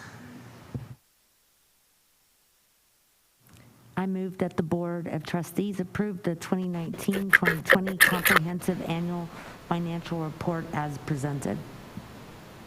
I'll second. I have a motion from Gloria, second from Jim. All those in favor, please raise your hand. All right. 6 ayes, no nays, motion carries. Well, thank you so much to you and your team. It has been a unique year, a year like no other. And I did read the report in the background quickly, but I will go back through and read it again too. It's one of those things that you can read several times and still find new information interesting. So thank you so much. We appreciate it. Board members, let's go ahead and take a 10-minute break, and then we'll come back and continue in our agenda.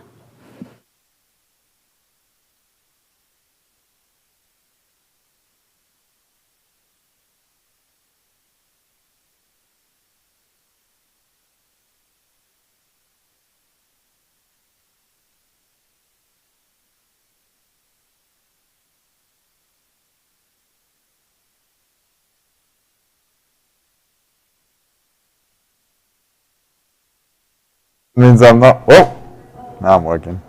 Yeah, working fine. Working fine, working fine, working fine. Everything's working. Yeah, he's got me turned up now. A little too high maybe.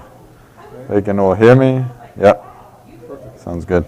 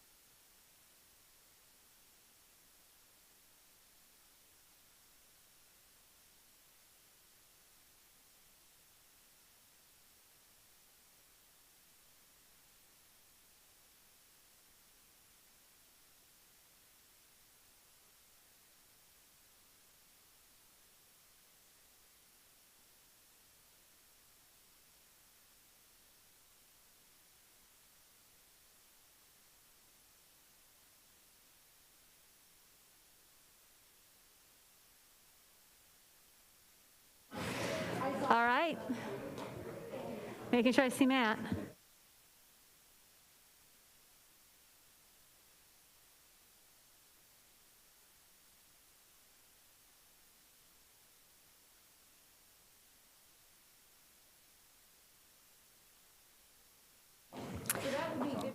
We will now be moving to item 7A2, the student experience and long-range facilities planning discussion.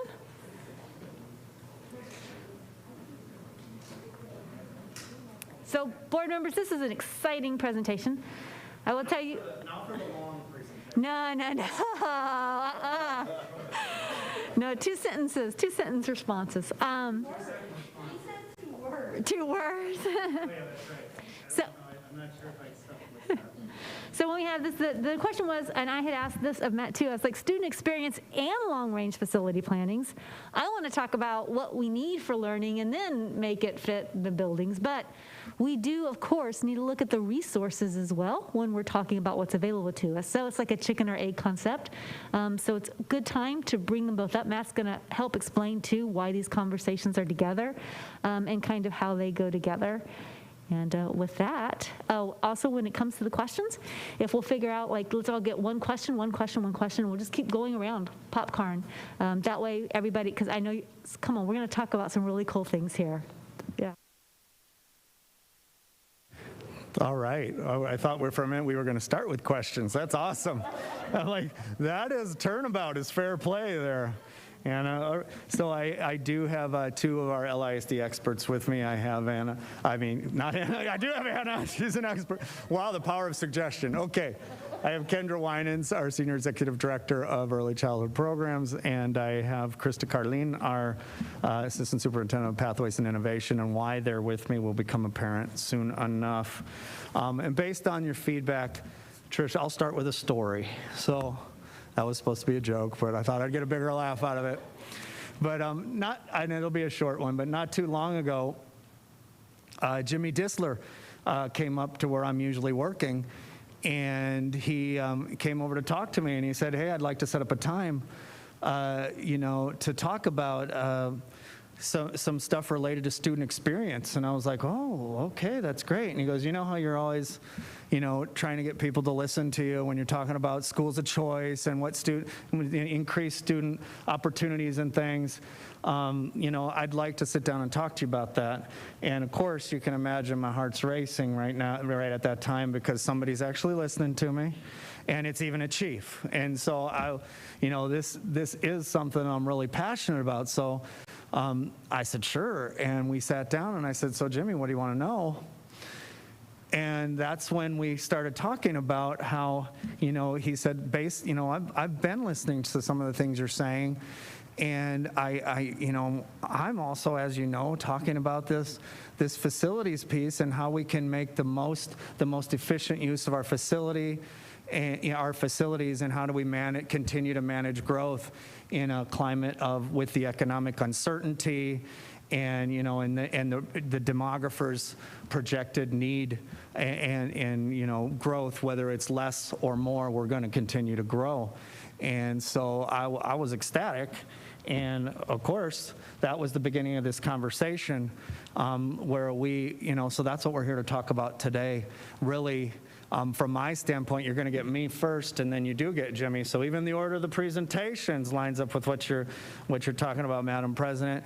I'm excited to talk that we're at a point where it is opportune and there's an interest convergence where we can really start to look at these student choices and expanding student choice and different experiences and opportunities to meet students' needs and our things we've been talking about in the community, and at the same time that these schools of choice and some things we're going to talk about relative to early childhood can really help us in our goals and our challenges relative to managing growth, being fiscally conservative with the taxpayers' dollars, and utilize our facilities more optimally. So that's what we're talking about. And you've seen the demographers' reports.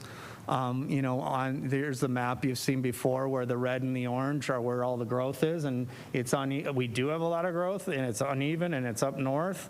And in the central and the south, we have stable enrollment, or in some cases, declining enrollment. We just threw up the table there relative to over the next 10 years, what are going to be projected to be the top growing attendance zones versus the top 3 areas where the projection is for decline. And then this is the same phenomenon at the secondary level. So, I don't think any of us wants to be in a position, and I know as Jimmy and I we talked about not wanting to be, continue doing things the same way we've always done them, that we might not even necessarily have the resources to do things the way we've always done them. But the other thing is we don't want to be coming back year after year again and again looking at rezoning. Different areas or the entire district, and that we know that our constituents have some strong feelings about that as well. So is there a way that we can do things so that we don't have to do that? And I said, well, Jimmy, I'm so glad you asked. And I practically go to his office every single day now. I think he might be second guessing the wisdom of flipping the switch with me, but I'm super excited about it. Before we continue the conversation, though, I just want to give credit where credit's due to the board and to all of our staff members, past and present, that Leander has a proven track record of developing, building, and providing solid, stable, comprehensive school environments and experiences. But the question we've started to ask ourselves, and we've asked ourselves, is does it meet the needs of all of our students? Now, let's dig into that a little bit. A few years ago, we had DWIC dig into it with the program advisory committees, where we really asked our parents and our community members, what are some programs that you would like to see that we don't currently have? And then, the board kind of challenged us to reach out to our community last year. I guess it was last year. Again, it's hard to judge time these days. It seems so long ago. But we all engaged in a series of community conversations in every feeder pattern with any of our families and community members that wanted to come. We had those 2 equity forums, and what we heard was that, I think we heard time and time again that people think we have a great system. They love LISD, and by the way, since you're asking, here are some things that you don't have that I really wish that my kid would really benefit from, or we think would be great as far as additional opportunities for students. So before I even go any further, I want to just let you take a moment to kind of reflect back to, most of you in some capacity or another were at some of those community conversations, and just what you remember from those and what you took away from those conversations with our community.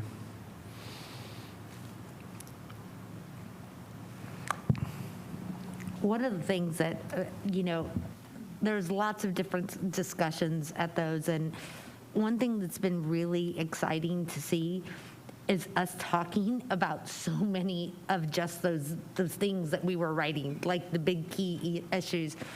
And one of them that I remember at one of the first community conversations that was a big theme was GPA and rank and all that. And it was like, oh my gosh, and we did something about it. And so that's really exciting. When you talked about that, I was like, I remember that being one of the things that we kept talking about. A lot of it was equity and that gap of accessibility to everyone. And I think we know that we've been talking about that. We've really been digging into what we can do to make a real step in progress towards that. So I think, I really think that is significant. And when I think about those conversations, and I can see myself in the cafeteria at those schools, and I can see us writing stuff on the board, and what a different time, right? When we were all sitting around a table together and sharing markers and passing things around. Remember we got to eat pizza? And was it like prepackaged individually? We were passing a bag of chips around the table. Yeah, exactly. But some of those key things that we saw over and over on those notepads stuck on the wall, I mean, we have been talking about those. So I think that's great. You know, we were talking about special education over and over, and when we talk about those gaps, I think we were talking about those gaps in special education, in equity, in terms of geographical, gaps of what's offered based on boundaries and stuff. So I really appreciate this discussion. Thanks, Gloria. Anybody else? Because I know y'all were there. I saw you talking to people. Okay, so it was great, though, and thank you for sharing, Gloria. We've also looked at student survey data, and that tells us a number of things. One of the things that has come out loud and clear on the student satisfaction surveys is that our students crave relevance. That what really ignites their passion for learning is to learn things they're passionate about and be able to have some voice and choice in what their work is about. Simon Sinek has a great quote, and I'll probably mangle it, but it said, working hard on something you don't care about is called stress. And working hard on something you do care about is called passion. And I think that's really kind of sums up probably this whole presentation. I should just drop the clicker and go back to my seat. But, before I click on the next slide, Gloria, you mentioned the equity and access piece, and you're going to I think you've already received the data set where we are really making it real here, where we are, transparency on when we look at our data. It definitely shows that there are equity gaps and there are access gaps and overall what I would call those opportunity gaps, that we do not necessarily have a system that provides equal opportunities or the same level of opportunities for students to access programs that they want or that ensure that they are successful and prepared and equipped to go to the next level when they exit our system. One of the more exciting things about preparing for this presentation, and I actually thought you might be looking at approving your board core belief draft before I came up. So I was going to get ready to say that draft you just approved. But the core belief conversations that you've been having have just been so great, and they just so powerful. I love how, there's so much gravity to starting off with we hold these truths. It's like the preamble to the Constitution. It's heavy, and it just has so many concepts and verbiage that means so much to me and to our team, but also really play into that idea of increased student choice. I mean, when you look at the verbiage, just some of the stuff I've highlighted, but each and every child is our focus, student experience, some of the stuff that's not up there, relevant, deeper learning, inspire students to own their learning, individualized outcomes and personal growth. These just really speak to the idea of how we really turn our students on and ignite their passion by giving them things that are relevant and that are meaningful and that are individualized to meet their needs. So what I see when I'm talking to Jimmy, what we've been talking about and what we've come to the realization, and I think your board core beliefs also speak to a challenge to us to think differently. That in order to move forward with making a significant impact to our student achievement data or our AP and IB enrollment data or our college entrance data or any of this data or whether we want to utilize our facilities differently and more fully and efficiently, we got to think differently. And we can't just keep doing what we've always been doing and expect a different result or expect to find a magical way to save money and still have high quality programs. We have to think differently. And so that's what my portion of the show is for today. Jimmy will talk some more logistical pieces relative to what we want to do moving forward with facilities and how to manage growth efficiently. What I want to talk about are two ways on the educational side, on the student experience side, that we see and we believe are already having a significant impact or can have a significant impact on student opportunity, on our equity and access gaps. So the first one we're going to talk about is early childhood communities. And the second one we're going to talk about is schools of choice. So we'll start with the early childhood communities.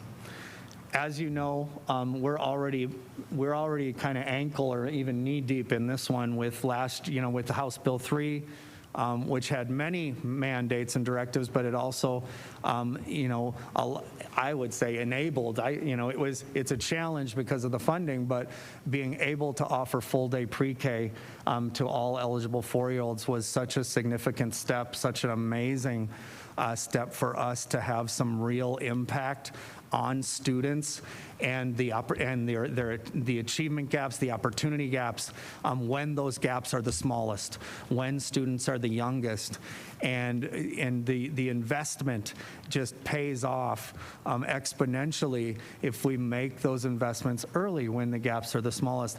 Kinder readiness, if we can prepare a student early on so that they are prepared and ready for kindergarten, that is a significant predictor of success throughout their educational career and even into the higher ed, college going, and even like earnings potential throughout life. With being able to be on grade level by 3rd grade for reading, being able to continue through our system and be prepared and able to access and have success in our advanced programs and our AP classes and IB, and then into being prepared and equipped and ready to have options, have all their options open, like we used to talk about relative to higher ed, relative to career, and that's what we're shooting for, and that is, I am not being dramatic or overstating, in my opinion and from my experience, the importance of early childhood. Now, that's the educational side, and like I said, we already launched full day pre-K. And while we doubled our numbers from when we had half day, even during a pandemic, we doubled the number of students the number of eligible students we were serving. I think we more than doubled. The projection is that when we get out of this thing and when we're back in school full time in person, that we're going to have over the next 2-3 years we'll have over 1,000 kids attending our 4-year-old programs. Now, there are opportunities too. The legislature does fund half-day pre-K for 3-year-olds, and we think we should take a serious look at that. Last year's early childhood or full-day pre-K proposal that was approved by the board also included a stipulation around starting to dip our toes into on a small level, but on a relative to the tuition-based pre-K opportunities for our families who aren't eligible based on the qualifications around finance or language, but really do want to get their students started early within the Leander system. And we want to be able to do that. And so from a facility standpoint, I just want to check in. I know I need to make sure I hit that, Madam President, that this is a very a thing that can have a significant impact on how we utilize our facilities. Pre-K communities, early childhood communities, we've already started using them to leverage our underutilized spaces. We've talked for several years now about a couple or several of our elementaries in Cedar Park.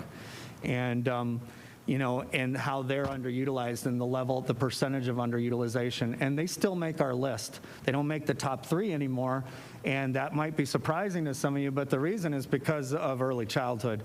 We have built we've strategically built our largest, working with Jimmy and working with facilities and transportation, we've built our largest early childhood communities on those campuses. So the underutilization rate is much lower than it was, and we still have room to continue to grow and leverage that. The other thing is we have the opportunity to be flexible and agile with where kids go for their early childhood experience. We can be flexible, and as schools become overcrowded in the north, we can look strategically at where we can balance that, where we can move it. It's not the same as rezoning. Kids are not married to their home school during the early childhood experience necessarily. They won't be going for an extended amount of years. And so if we had a need to move, when we have a need to shift kids and move programs around, we can do that, and we've actually been doing that. And we can even ratchet that up a little bit more to continue to utilize the facilities where we already have capacity. And if we were to, I think it's wonderful and super important from an educational standpoint to look at bringing the 3-year-olds in who are eligible and really have 2 years or more to close that achievement and opportunity gap. But also along with tuition-based pre-K, it is a revenue stream that we will bring money into the coffers while we also put kids into the facilities in areas where we have space. No program is as flexible as far as making a move into one of the elementary spaces. The last thing I'll say about that is this allows us potentially to not have to rezone as often, and we can continue to keep our neighborhood schools open even as their kindergarten through 5th grade enrollment may be declining. We don't necessarily have to make this huge controversial move and say, we're going to shut down your school. You have to go and continue your educational experience, not at your neighborhood school, but at another school. We can have a smaller population continue on in their neighborhood school while we continue to utilize their space on a greater and greater scale for early childhood. So that was a lot more than 2 sentences, so I'll move on to schools of choice. In a nutshell, and Krista could say this way better than I can, but in a nutshell, schools of choice are smaller learning communities, usually around 500 students or less, that have a singular specialized focus. That it could be a career focus, can be an academic focus.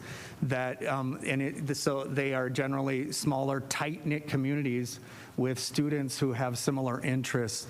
They also may have specialized instructional models that the smaller size allows for greater flexibility with piloting latest best practices and really helping us learn how to do deeper learning and some of the project-based approaches that we think will help students across our system have more relevance in their learning and more individualized opportunities. So I think I'm leaving out a bunch, but the questions will probably dig in and get to that. Just having smaller learning communities allows us to be more flexible with what facilities we use. Early schools of choice usually have a smaller footprint because you generally don't have all the trappings of a comprehensive school, because that's not the idea. You're not seeking to provide a comprehensive experience. We do that. We do that well. That's one option that we have and that we provide.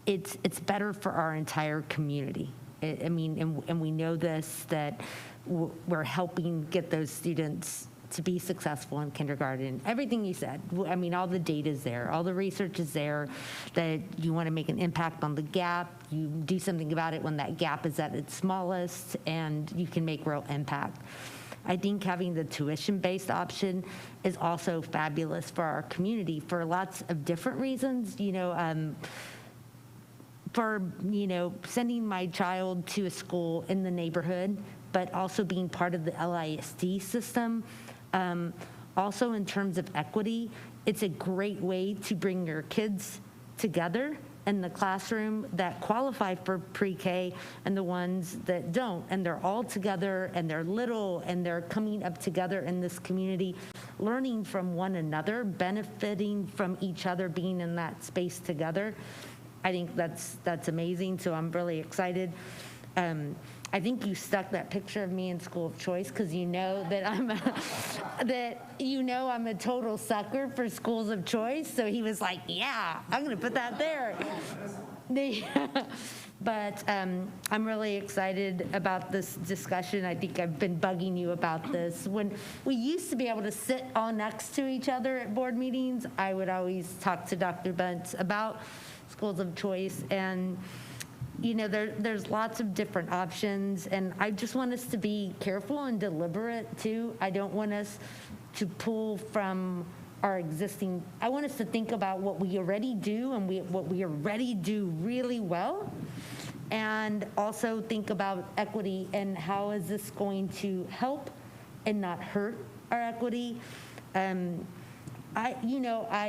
love New Hope High School. And I think New Hope is this wonderful place, and it needs to be like New Hope High School.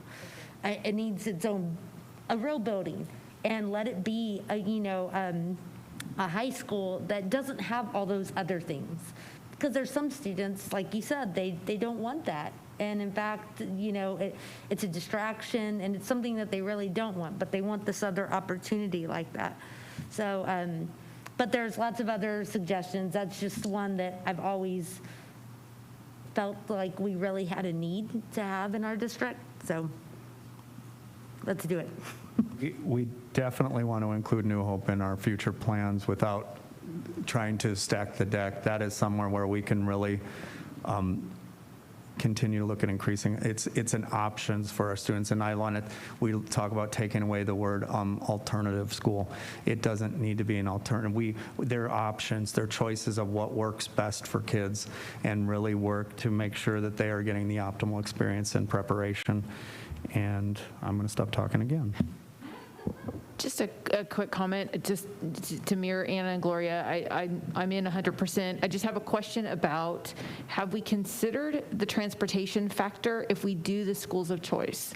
I just want to make sure that we're talking about equity, and we want to make sure that transportation isn't a barrier to having those students be able to experience what they want to experience.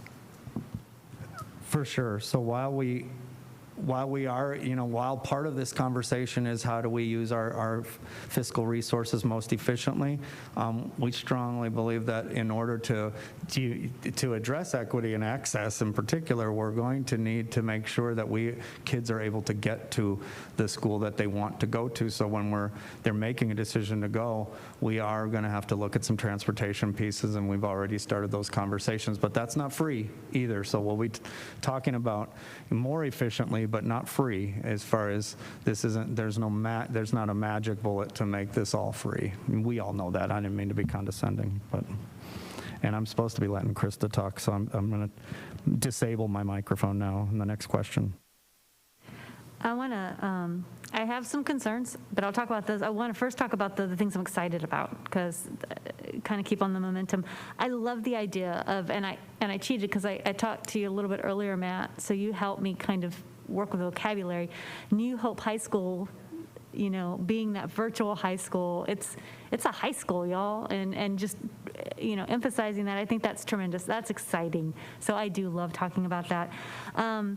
Early college high school, I think I would like to know more about what an early college high school could look like on our campuses. And when I think about an early college high school, I know that one of the things when you're looking at early college high schools is you look at your market and what needs are out there so that we could train our students to meet the market. But I also wonder, and this started back in the conversations when I first joined the board, is are we reaching students that aren't reached yet? And so whatever programs we do in the School of Choice, I would love to know that we've gone to get some of those kiddos that aren't already finding their opportunity, aren't already plugged in, and whether it's in an early college high school or New Hope or whatever other school choice there is, that there is something out there for those kiddos. And I don't know how necessarily we find those kiddos. I'm not promoting anything specific yet, but it's just for the kids that aren't engaged, that aren't connected. I would love to hear that we've got something to go get them, that you found them and we're going to go get them and get them engaged and get them excited. The other opportunity I like to think about when I think about school choice is the P3 discussions where you partner with a corporate entity. They're, especially in such a high-tech community that we're in, to give our kiddos that launch, that opportunity to already be in that environment and to kind of have that background, I think is tremendous. So those are some of the things I'm excited to hear more about and supportive of, and so there you go. Trish stole my thunder. That was a lot in there. But I wanted to piggyback on that. I want us to be intentional and deliberate on the decisions we make and the opportunities we take, but that doesn't mean we're not open for a sponsorship. So, I mean, we are in a very unique part of Texas, in Central Texas, that we can piggyback with some of the best technology leaders, healthcare leaders. Nursing is going to be a shortage drastically in the next few years, and so, if we can find a partner that would be willing to work with us, I think that's also something we should be looking at and can really drive this great, robust community partnership with our students and having hands-on experience, in their back door. And also with New Hope High School, I'm so excited that they could finally have a home. We can repurpose the campus if that's what we need to do, get them settled, but provide them the opportunity for growth, because I think we'll see a huge jump in the next few years. I think that campus, I don't think it'll be limited to 350. I think we'll see that child who's thriving in this virtual world want to seek out those opportunities, and so I'm super excited for that. I think those were my three, yeah. So how will we ensure that these schools of choices are accessible to all students? Because I look at the data now, IB especially, we're missing students right now. So how can I ensure that we are going to ensure that students, our 2E kids, our Black and Brown students, and our eco disadvantaged kids have that access and that opportunity? Where do you want to start, Krista? So glad she's here. I think that that's an important piece, right? I heard a bunch of y'all talk about the intentionality and the purpose of which we do this. And so really that starts with access and how we make that available to all of our students and really hone in on their interest as well as their academic supports. And so it is working with this collaborative team that is behind us as well to really talk about how do we go out, know what the interests are, how do we market it appropriately so that all students have that, how do we work with transportation so they have the access that they need, and how do we provide the correct supports for them with that. Now, one of the things I do want to make sure, though, those things don't happen just at schools of choice. You do those and it becomes an innovation hub for what you can do in the rest of your district, but it really becomes a smaller learning community and gives something different than what a traditional public education system might provide, right, which is your larger comprehensive schools. So you have that option. At the same time, you're looking at your comprehensive schools and you're continuously improving on those programs and on the instructional models that you're providing there as well for those students. And now as a student and as a family, I have a choice of, do I want this specialized program over here? Do I want to continue in my comprehensive? And I'm not choosing of one's better than the other. I'm choosing which one is right for me, and I'm getting some great assets regardless of where I go, because we're continuously improving in some and we're innovating in the others, and we're building this collaborative integrated unit as a school system that provides these opportunities for all of our students.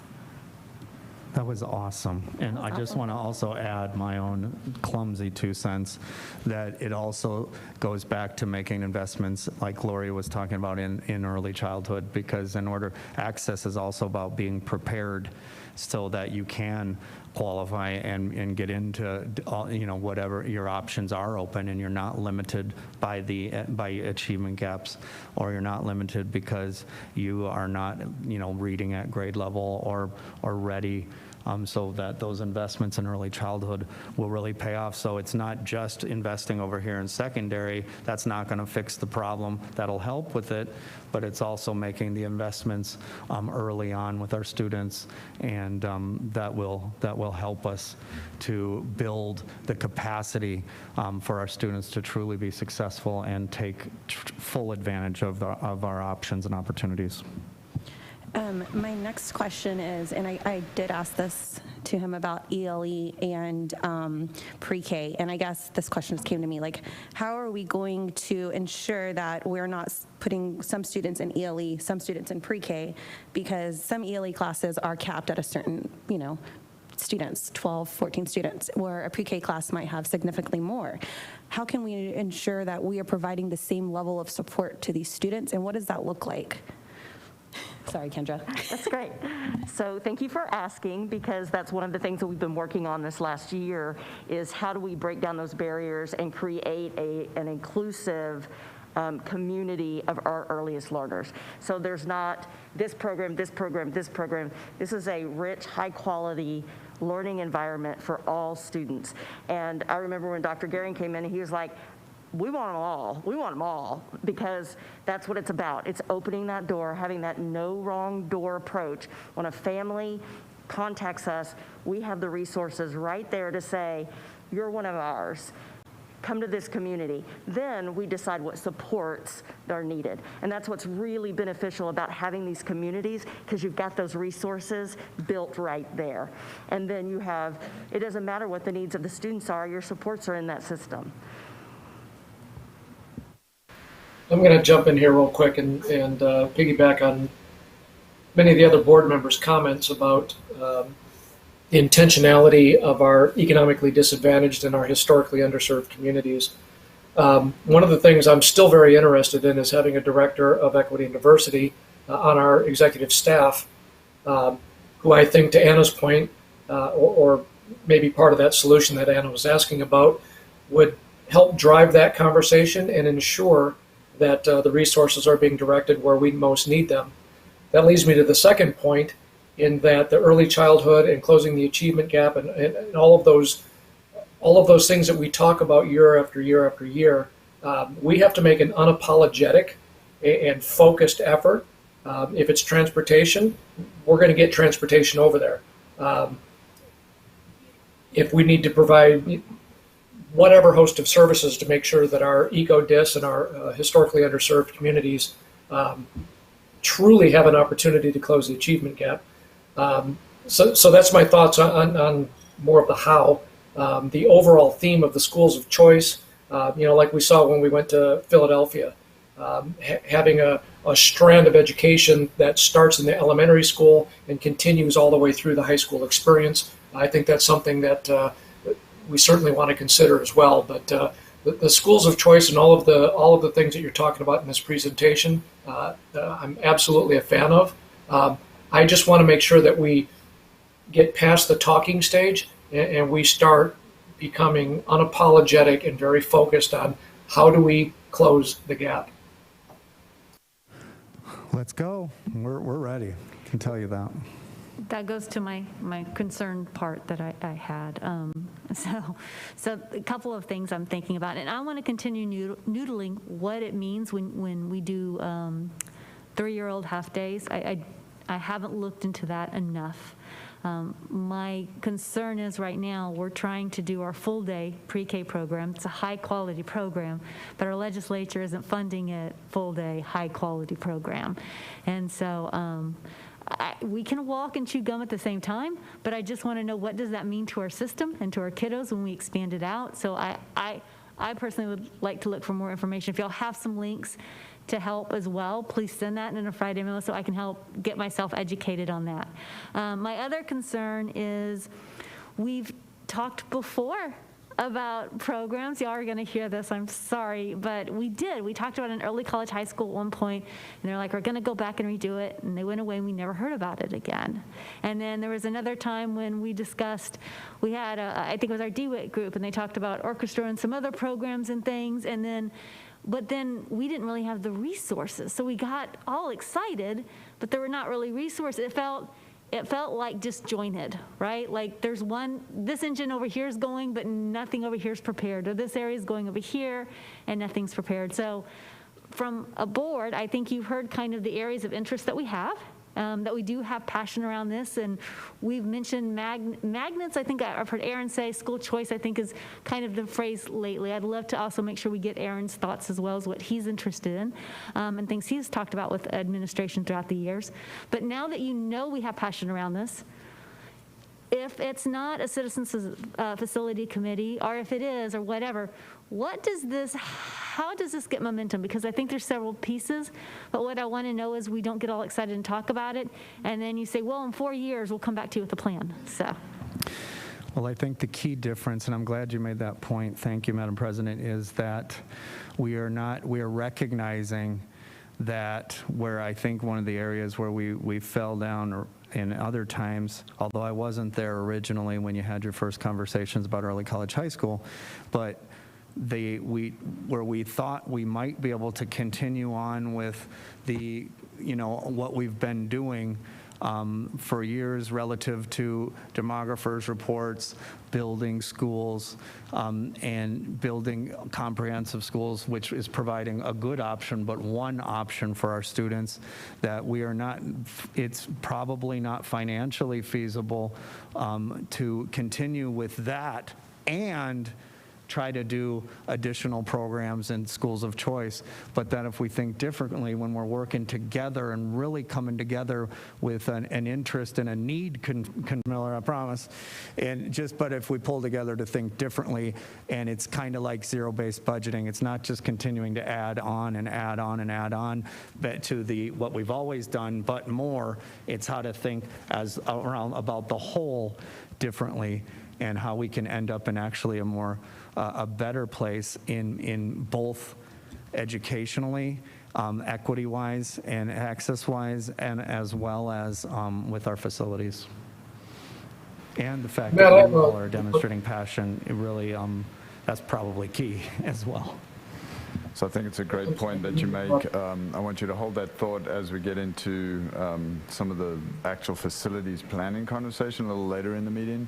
But I also think all of this is related to the bigger picture planning that we're doing through core beliefs, vision, mission, and driving through goals and strategic plans. So what you'll start to see as we go through the spring now is all of these pieces coming together. So we're bringing them to you very strategically in a very clear order, hoping that we can land all of these in the right order at the right time. So hopefully as we go through the spring, you'll start to see how all these pieces come together. Dr. Gehring, it looks like on the calendar we were planning to have a strategic plan this year. I think is that kind of where at some point we're going to land in that? The goal is to have something in place for the start of school in August. And so is it reasonable to expect that in our strategic plan we may actually see more than just a statement school of choice, but we might actually see some here's where we're going to go direction? Yes, and I venture to say we may actually see some execution already in the start of the school year.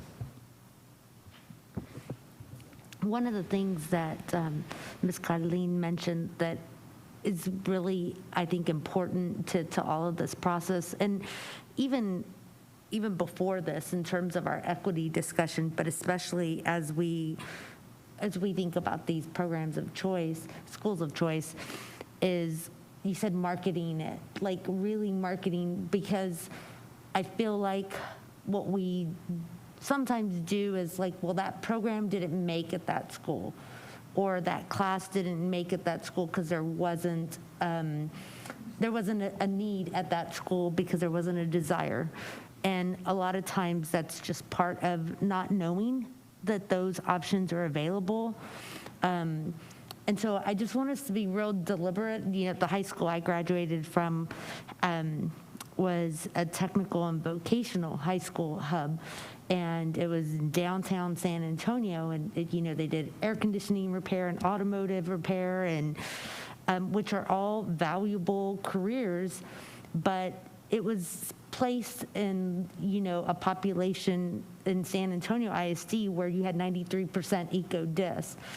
And those were the only opportunities that were presented to us, where a lot of times then families don't even know that these other things are there. So while all of these are valuable, I just want to make sure that we're really marketing those to our students and to the, you know, community nights and parent nights, and letting them know what's available, and doing that at the right points, that students are still able to make those, you know, in 7th and 8th grade, and really getting them excited and showing them all these other options. And if they want to go whichever way, great, but at least knowing what their options are. Gloria, you bring up a great point that reminds me on community conversations we had. We saw a huge desire from our parents on that, right? They didn't know about this program. They didn't know, you know, they were sent home in 5th grade, the sheet for 6th grade, and they didn't know the transitional importance of that, and the same with 8th grade to 9th grade.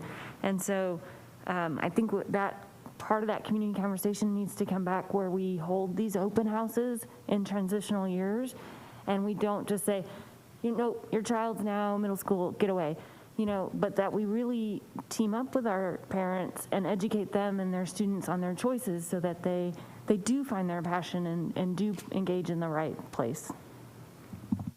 That's excellent. Jim?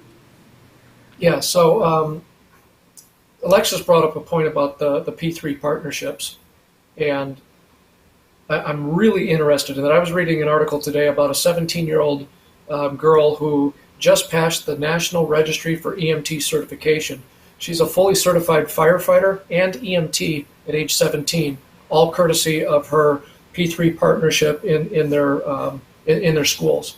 How do we do that work to start identifying what types of opportunities are out there? And is that something that maybe we do a committee? Is that the administration going out and doing that heavy lift, or how do you see that, Matt? And if there was a committee, I would love to be part of that. Yeah, Jim, this is Bruce, and we'd love for you to jump in and help us with that. I think there's a lot of opportunity for that. We work with 9 different jurisdictions in this district, which is sometimes challenging, but on the flip side of that provides us huge opportunity to partner with lots of different entities. We are having conversations with City of Cedar Park over exactly these kinds of issues right now. I know that the City of Leander is interested in some of those partnerships as well. And so absolutely, that's something that we'll continue to look at as we go forward. I think ideally, and I don't want to get out over my skis here, but each school of choice would have a community or an industry partner as well as a higher ed partner. I think that's what I've seen makes the P3s really, really take off for our kids. Board members, anything else? So I don't know if this is the right place for this conversation, and if it's later, then just steer me clear. But I think Jim brings up a point in some conversations that I missed at the December meeting of the Citizens Facility Advisory Committee and Steering Committee and different committees. And it kind of brings back to, I know I'm a broken record and I'm very sorry, but the structure of how cities have boards, and that each one of us would have a nominee for that board, and that would be like a more permanent functioning board because it's a longer term, and so you don't see the turnover and they're doing the deep work, and we have that partnership and we have that trust with that person on that board because they're our representative, right? They represent place 1, 2, 3, 4, and so That's an excellent point. Item 7C4. Okay. Don't lose it though. That's great. We'll keep the conversations going, y'all. We're just going to take a little break and talk about our legislative agenda before we. Thank you guys. Thank y'all so much for coming. Excited to hear all the great things. What I really appreciate is the coordination Like, last time I wondered, was it board vision, but there wasn't that combination with where admin was or community, and I really see all the pieces trying to come together.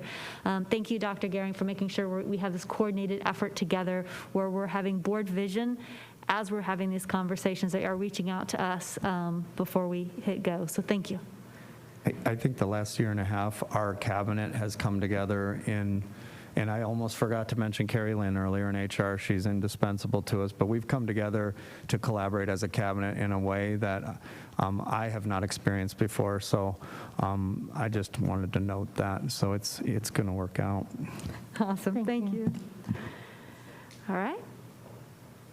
We have Colby Nichols with our legislative update.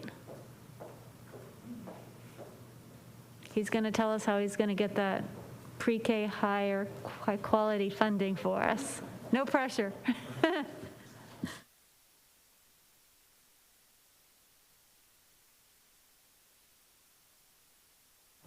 No small ask there.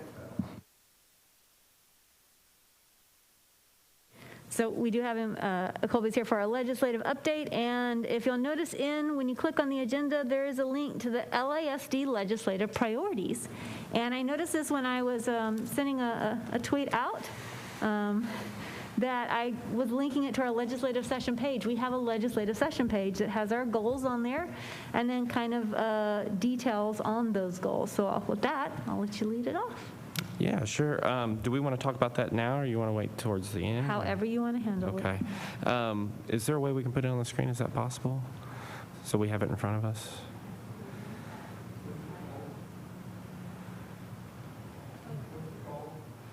It's the link in the presentation, background information, the LISD legislative preview, or you can look on our website.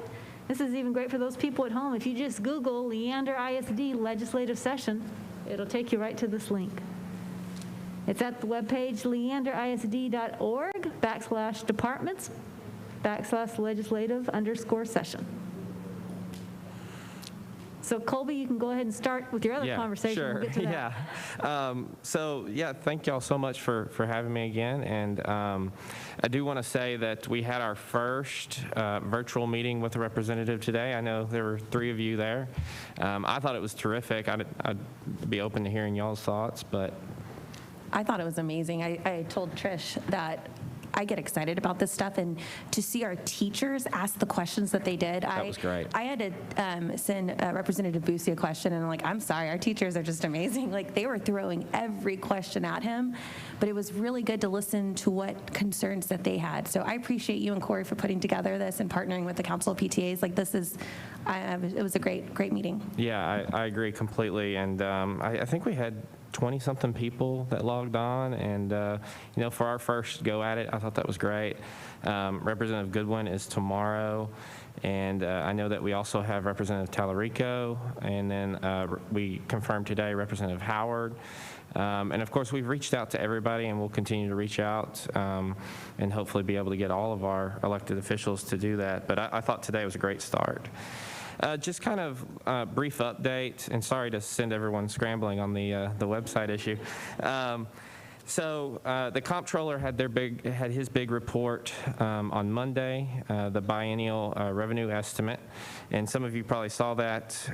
That obviously was a big deal. It's always a big deal, but big news this go around, because originally the deficit that was projected was $4.6 billion, and now they've gotten that revenue estimate down to a deficit of $950 million, somewhere in that neighborhood. So that was a big deal. A couple of notes I wanted to make about that's not readily apparent is that does not include extending the hold harmless for the rest of the school year. And so part of the reason you could argue that they were able to get down below that $1 billion mark was because they did not include that. Now, that being said, they also didn't include CARES Act money as revenue. So, there are some things that obviously weren't addressed in the BRE. So, the rules, so the Senate and the House have both, of course, gavelled in. They gavelled in on Tuesday, and have gavelled out now until Tuesday, January 26th,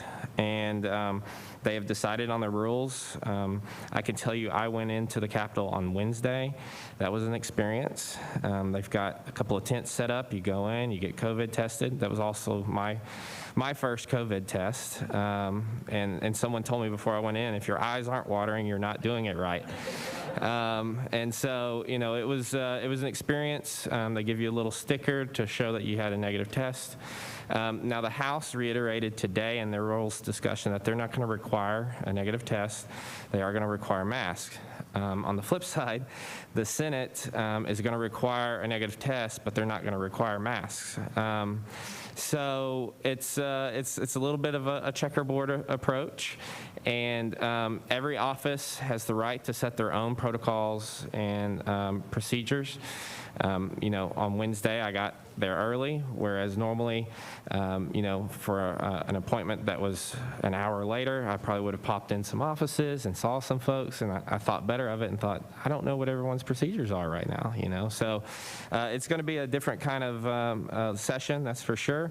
But they did have some other interesting things in the rules. Obviously, for the House, they had quite a few changes that they had proposed, but ultimately, they did say that most of it's going to be in-person testimony. Unless they're invited, then that's going to be remote. Now, they do have an idea about, and I haven't seen what this is going to look like, but if someone wants to leave some comments, they can do it through a portal-type system, but that will not be, obviously, virtual testimony, so very different. 2 members can constitute a quorum for testimony purposes. Now, they won't be able to vote with two members as a quorum, but that is something they can do for testimony. All the amendments regarding redistricting failed today, and it's shaping up to be that sort of session, right? And obviously, everyone's mindful of the fact that all too often, pretty much every time, this ends up in court, right? And so everything that's being said is on the record and is probably going to be used at a later time. We'll see, we got our website, but I'll just start by talking about our student data privacy bill. I know, you know, it's not readily apparent that there's a lot going on, but behind the scenes there is a lot. House Bill 363, which you all know has been filed by Representative Gary Van Dever. That's our bill on student data privacy. We've had lots of conversations. Jason's been involved. We have had some conversations with one particular Senate office, and actually there's another organization that is pushing a very similar piece of legislation, bit different purpose, but what their legislation would seek to do is improve transferability of data between institutions of higher ed and K through 12. The argument being that it benefits both sides, right? It gives the institutions of higher ed a little more background information on the kids that they're accepting. And in return, and something that I'm sure Dr. Gearing can talk about, but we don't always get all the data about what happens to these kids after they graduate from our schools, right? And so that would obviously be useful to us as well. But the Senator's office brought us together because we had originally put some information into the Committee of Higher Education on the Senate side, and they saw that. And one of the things that they are concerned about throughout that process is security of the data. And so this has gotten back to this unique identifier. So we're talking and seeing if we can make this mutually beneficial for both of us, and hopefully that will mean that we have a better shot of moving the bill. On special education, Representative Busey is going to file that bill that would require more training for paid advocates as well as for due process hearing officers. That is in drafting at the moment, and so hopefully we'll have a draft of that soon, and so that he can go ahead and get that filed for us. But and again, we'll talk a little bit more about it on the website. Mental health, obviously, we're sort of waiting on appropriations and Senate Finance to be named for us to really pursue that any further, because that's obviously an increase in funding is what we're seeking. I will tell you there is a lot of chatter about mental health because of everything that happened last session and all the money and all the policy goals that were put into it. Similar to House Bill 3, there's a lot of folks that are saying we can't lose sight of what we did last session. We need to keep that up and potentially do more. On the fast growth allotment, I've been having lots of discussions as a part of Fast Growth School Coalition about how we can meet the original intent of that fast growth allotment to help districts like Leander. Finding a politically palatable solution for that is difficult because obviously if you take the fast growth allotment and you make it into a pie, and you say that X schools that meet Y criteria are no longer eligible for the fast growth allotment, that creates some political animosity.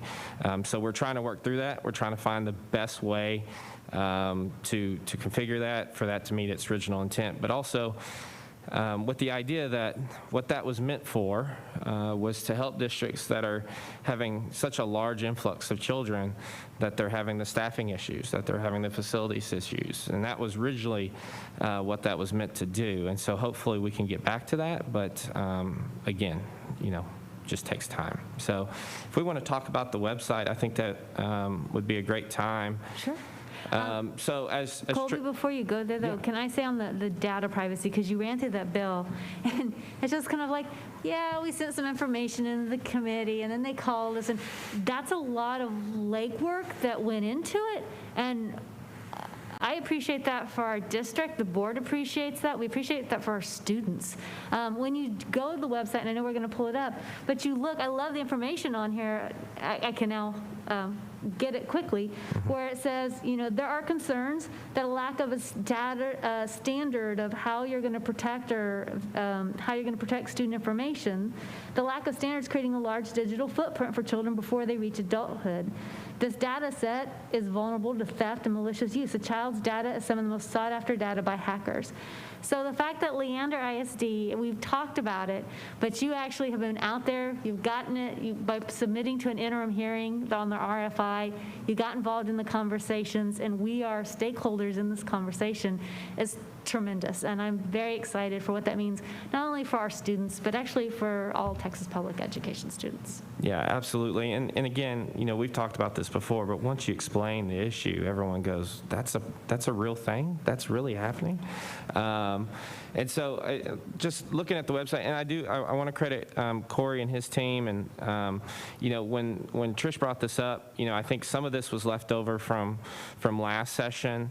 And then because obviously like student data privacy and the special education pieces were carryovers. And so we had to go through and kind of fine tune it. And I think we got to a format that we all kind of like. And again, credit to them for this. But if you click on, for instance, the student data privacy piece, there's a drop down. And it kind of goes into, first of all, can we scroll back up real quick? There you go. It says Leander ISD advocates for legislation that. And then you had the first leadoff statement, which is require TEA and technology vendors doing work with schools to de-identify students by masking their data. And then you talk about the impact. We've got 41,000 students without the state level guidance or requirements. And then we get into driving questions. So kind of what we were trying to do here, I suppose, is, knowing your why.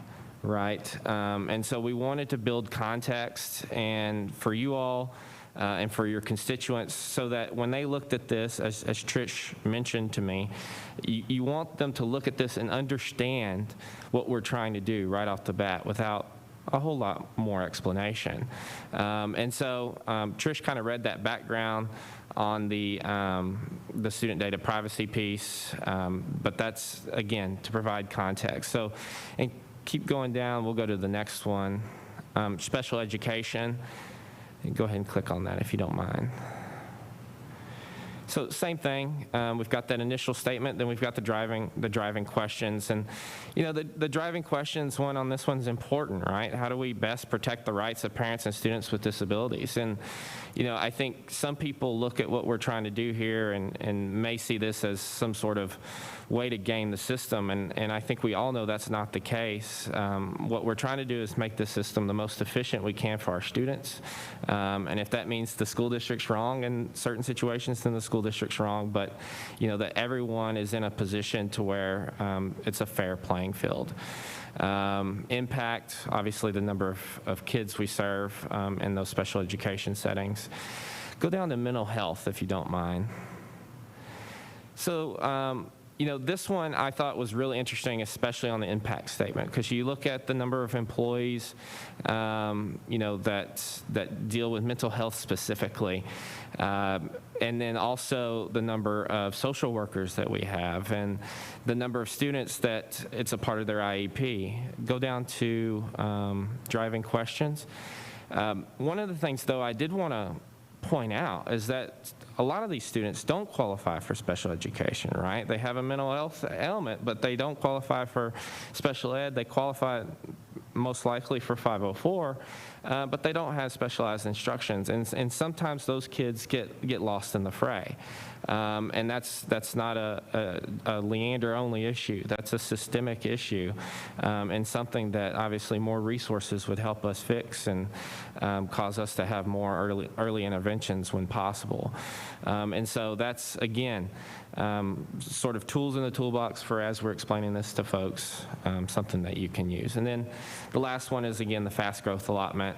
And we've talked a lot about this. I'm not going to spend a ton of time on it, but this was originally made, to soften the blow for districts like you, and that's just not how it's worked out. With school finance, it's rarely a situation where we get what we actually want out of the formulas, and that's what's happened here, right? And I just want to remind y'all, I went to law school, so I didn't have to do math, and here I am talking about school finance formulas. So, but that was the general idea. As you keep going down, you'll see the other things, the long-standing goals, the ongoing. Obviously, we don't put as much in there because that's not specifically what we're trying to pass this session. That's just something that we're going to continue to work on as we move forward. If you all want to take a look at this, and as you're talking with constituents, if you've got edits or changes, please feel free to reach out to me. I'm happy to make any changes that you need. I hope this is a format that will work for all of you. I think I did mention to Donna a while back with the new board members, I had a previous offer to, if there's ever an opportunity for us to sit down and have a meeting and go to lunch, whatever it may be, so that I can hear your background and I can understand where you're coming from, what your connections are, and how we can further help Leander together. I think that's key for us to be able to do that. So. Colby, I have a question about mental health. Okay. And I'm also thinking about the BRE and the almost $1 billion deficit, but that doesn't include the 5%, and Hager's already saying it might end up with 0. So I'm thinking, okay, well, of course, ask public education, because we know where you could spend some funds. Right.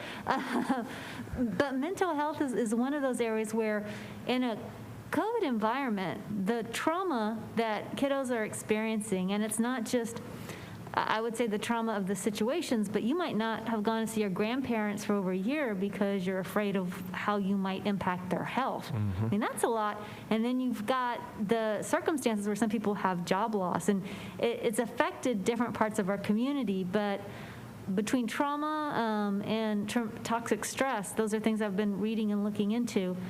I'm curious what you're seeing as far as the appetite to do some type of package to really help us with counselors, wraparound services, support, training, professional development, and programs. Yeah, I think that's a great point, and something that's been brought up, several times by several different offices to me is this idea of, what the virtual setting has done for mental health for our students, for our staff. And Representative Busey mentioned today in a discussion with Dr. Gearing about, we all sort of think about the students, and we think about the mental health issues that this time and this pandemic has caused for our students, but there's not enough focus and attention put on the staff either.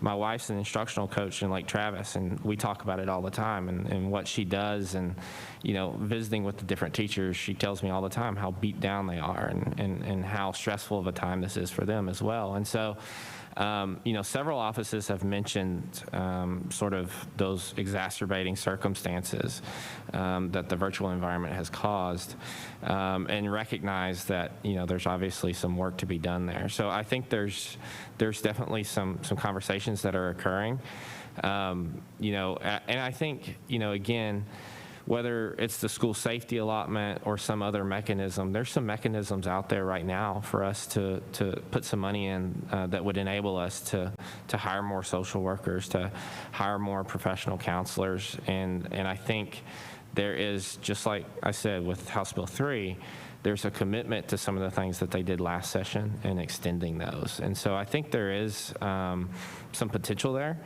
Obviously, it depends on if we can get that number to a 0 or, you know, what happens with the supplemental budget and the appropriation. But it's definitely at the forefront of everyone's mind.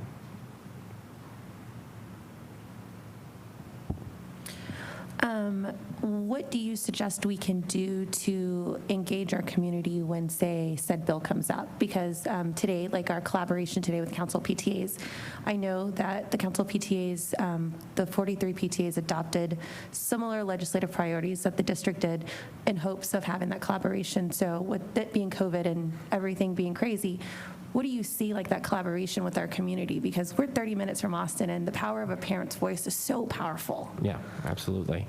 Yeah, I mean, as engaged as you can be with the process, and I was going to ask, you're getting the bill reports from me. Is that useful? Is it not useful?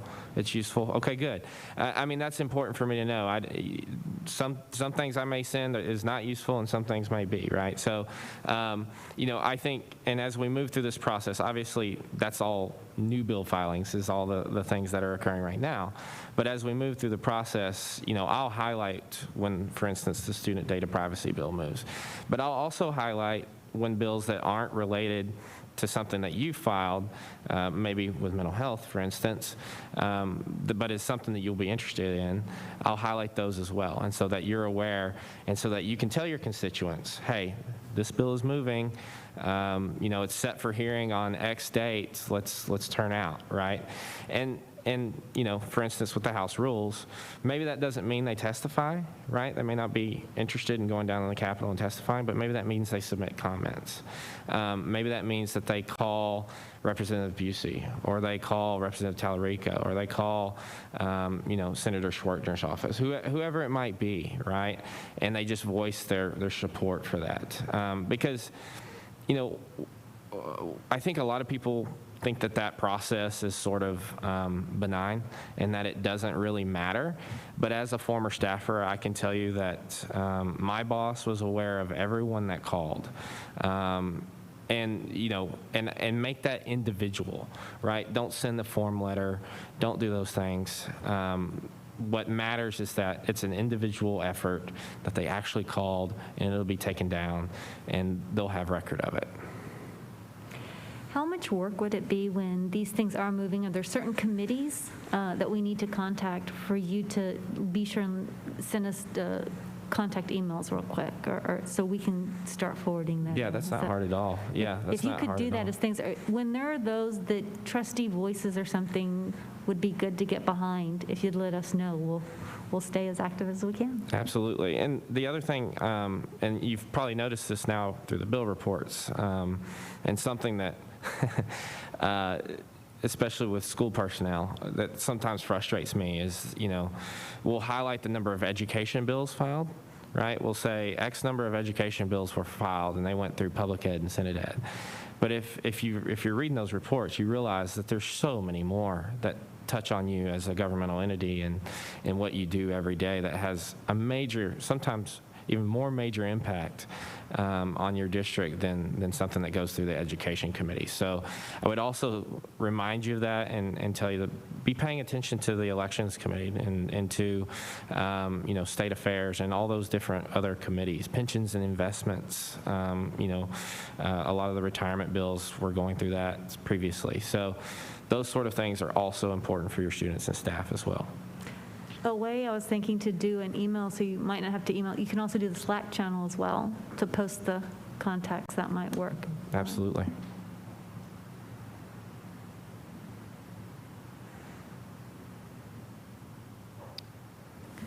Well, we certainly expect you'll be busy for the next 140 days. A little busy. Guess it's a little less. busy. Again, apologize for the website causing everybody to scurry around. So, but I appreciate y'all. Thank you so much. No, thank you. Thank you. All you're doing, a lot of work. Thank you. All right. Are we ready to move on to our next agenda item? We'll go to consider approval of the core beliefs 7B2.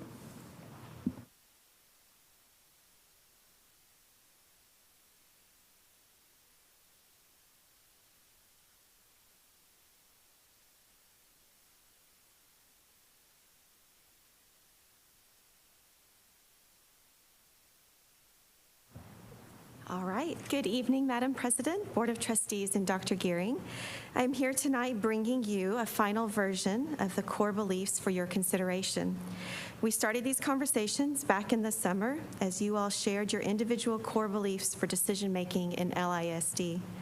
From there, we engaged in a process over several months to take these individual beliefs and identify the common beliefs for the team of 8.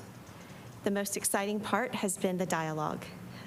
It's been so rich, and I just appreciate that so much.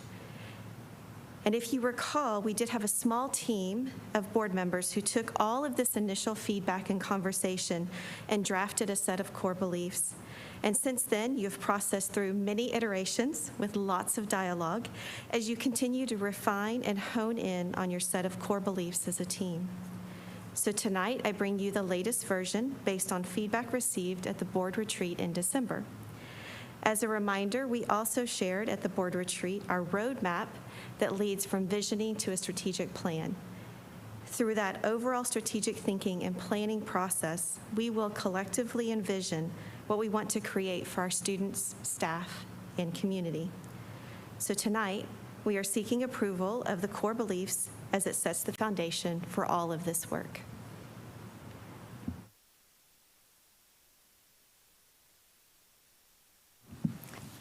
Thank you, Sarah, for guiding us through this process. I know it's been, when we first started this process, I didn't know how we would ever get to this point. But you're right, it was really, really good dialogue of finding out like what was critically important to each of us and where we had a lot of unity and shared beliefs. So thank you for helping us on this journey. Really appreciate all of your help. I move that the board approve the core beliefs as presented. I'll second. I have a motion from Gloria, second from Jim. Any other discussion? Yeah, I want to echo what Gloria said.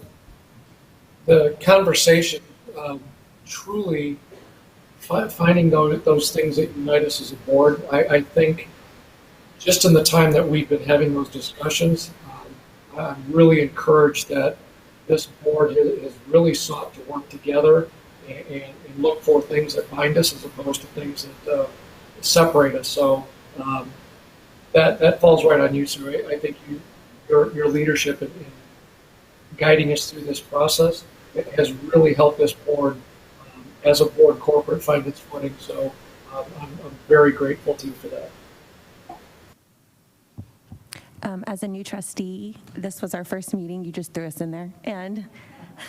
But I honestly appreciated it because I felt it gave me, as a new trustee, to understand the values that my fellow board members hold.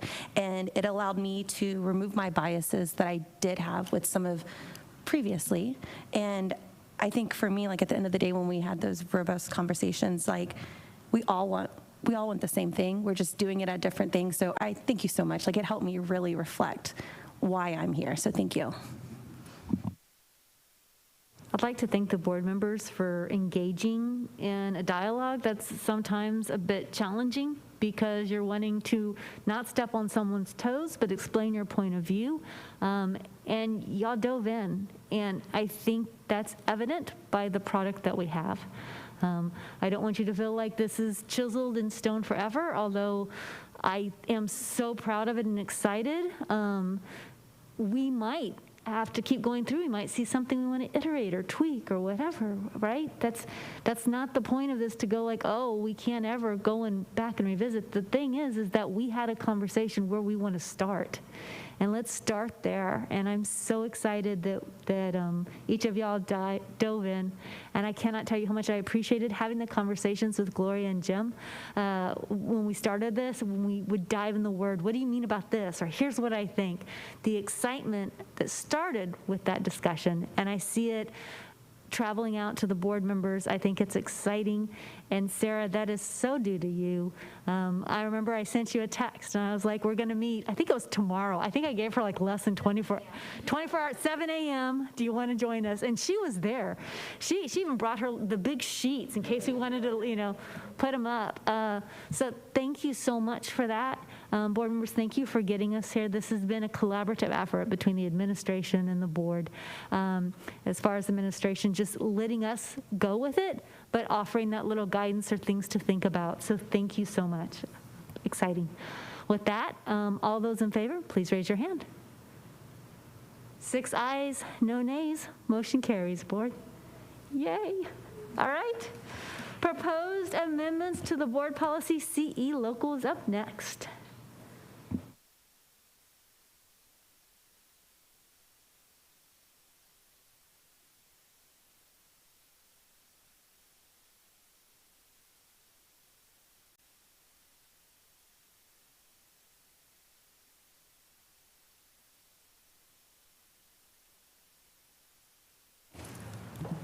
Good evening again. The amendments to CE Local stem from the data that we saw in the last version of the Focus on Finance. And I'll remind the board that the current board policy requires 2 months of fund balance as a minimum target with a goal of 3. And I don't know if you picked up in Ms. Selena's presentation that she showed 90 days as an optimum, which is the equivalent of 3 months. So we're asking the board to consider amending CE Local to increase the required level of fund balance and to change, to reflect the change in the fiscal year. I'll also mention that we did present an option last month to include a budget parameter in board policy. And based on some of the feedback from that conversation, that's been pulled out of board policy and will now appear in the assumptions for the budget. Board members, any questions? So this would be an action next meeting. Is this going to the policy committee, or because those changes we're talking about, it doesn't go to the policy committee? Yeah, it would not go to the policy committee. I have run it past Sean Swisser, though. My only question or suggestion is, do we want, if our auditor is going to use a 90-day terminology, do we want to match that, or do we just want to keep the 3 months? It's fine. Honestly, for our calculation purposes, 3 months is an easier calculation for us to perform.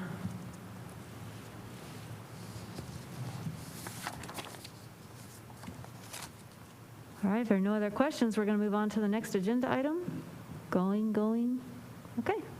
We'll now move on to operations. We already took up agenda item 7C1. We'll now go to 7C2, proposed 2021-2022 budget assumptions. So if you're like me, when I started looking at this last week, I thought, I have no idea what we talked about in December. We had a little break in there. So if Mark will, I want to take you just down memory lane a little bit to refresh your memories on what we talked about in December. So we'll start there. We first looked at the 3rd issue of the Focus on Finance, and we started analyzing the budget performance and the impact on fund balance. And if you'll recall, at that point, and confirmed by the audit, we did end 2019-20 fiscal year with the highest fund balance on record at $190 million. A lot of that was because of the change in the fiscal year, and that's why many districts make that change, is to bump their fund balance. But then we started looking at the actual budget performance. How did revenues compare to budget estimates? How did expenditures compare, et cetera?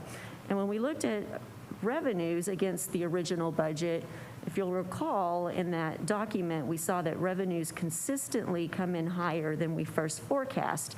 And so this can be a result of many things, but it just goes to show that we're very conservative in our original budget estimates.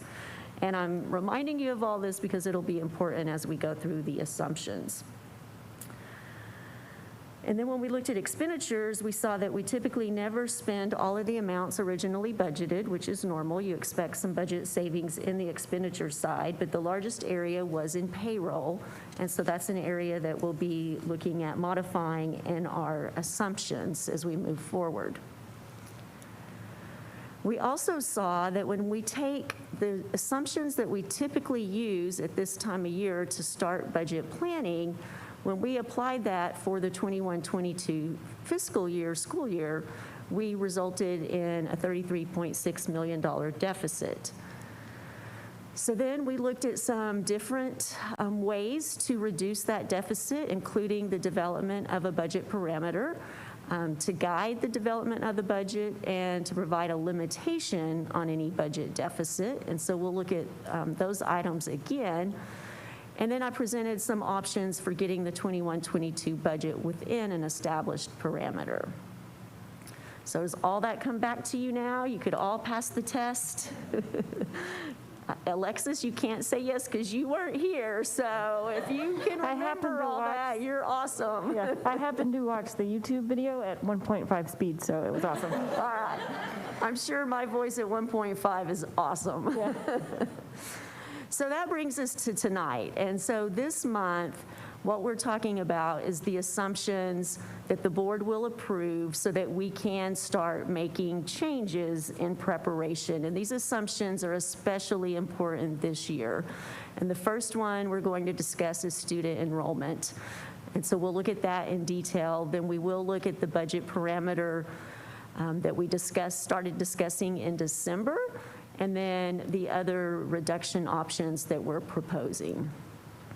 So let's talk about student enrollment. This is kind of a roll of the dice right now.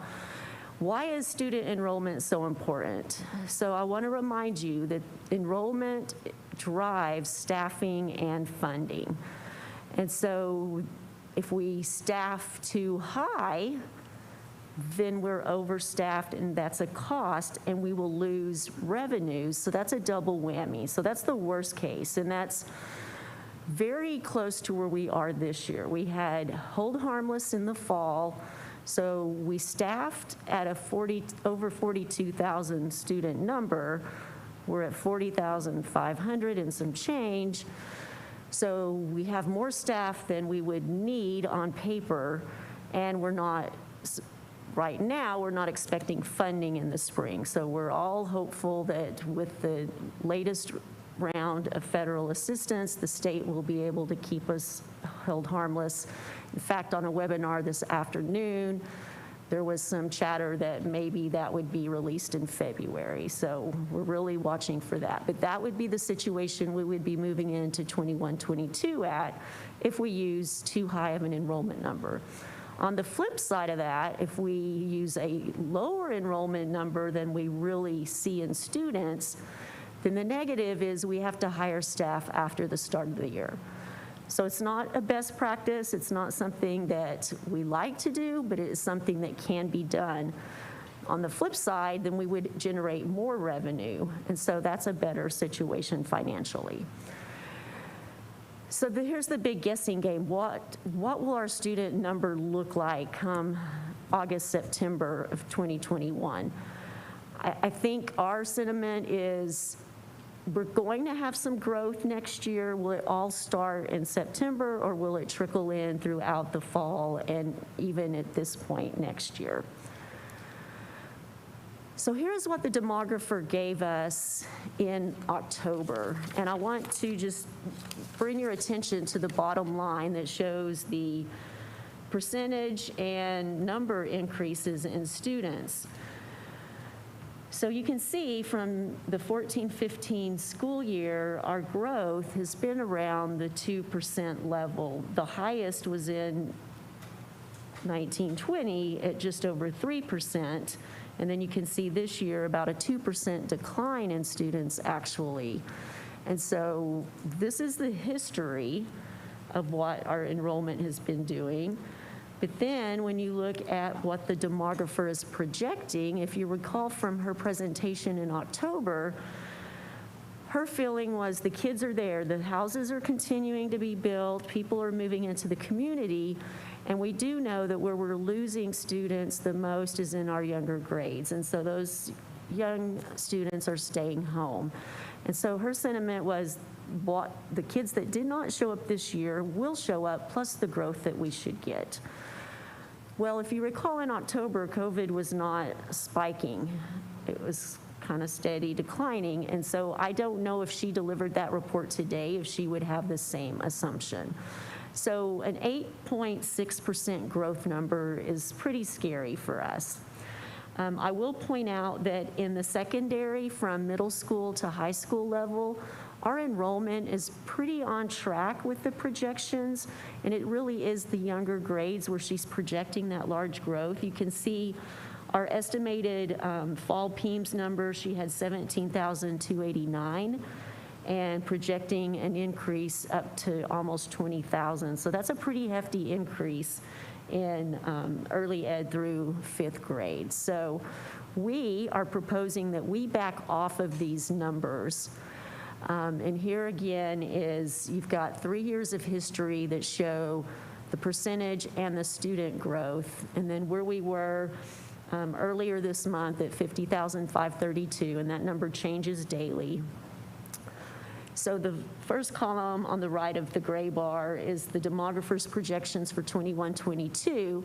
That 8.4% is applied against where our current enrollment is. And then last month, we had said, okay, so what if we go back to last year's demographer's report and use that number of what the growth should have been, and that was 42,660. That still is a 5% increase over where we are this month.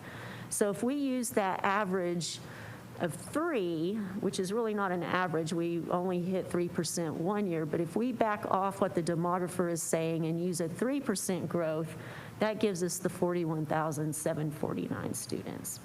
Now, I will say I started a survey this afternoon with all of the area school districts and then some across the state. Of the few responses I've gotten so far, 2 of our very close neighbors are backing off of their demographer projections. Their projections were 7 or 8% growth, and they are also using 3.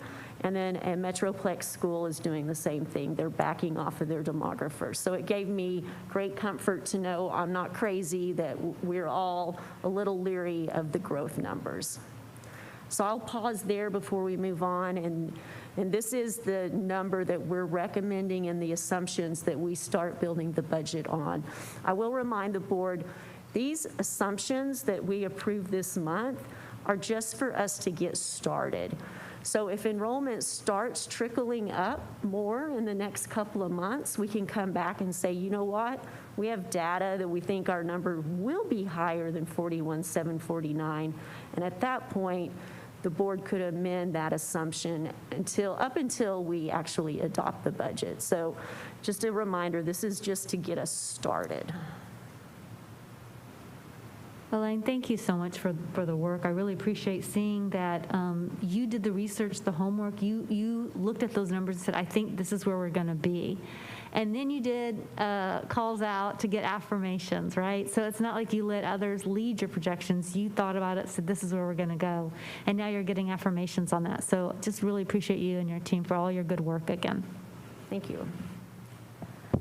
I don't know if this is an Elaine question, but when do we start signups for pre-K for next year? I'm going to phone a friend. Anybody know? I will find that out for you. I was just, wondering, because, pre-K with it being new this year and a lot of our numbers are concentrated in the early childhood schools. I was just curious, say, whatever reason, we just get this influx of parents at the pre-K level, say, they start signing up. I think last year was March, April, I can't remember. Would that, say we have this huge influx, would that give you enough time to come and amend it, say our numbers do get up there? Yes, absolutely. In fact, in my experience, we've always monitored student enrollment after the multiple registration deadlines, and we've amended our staffing plans based on that. March or April? March or April. My phone a friend is not very solid. Okay. So that's the one big rock that we have to decide on this month. So then I want to take you into some preliminary budget estimates. So these are what I'm calling the traditional assumptions. So this is where we started in November, December, saying, okay, we got to project what the budget is going to look like, and these are the typical assumptions that we use every year. What is the property value growth going to be? Are we going to give a salary increase? Are we doing pay adjustments? How many new positions? All of those things. And so the ones in yellow are the ones that are up for discussion.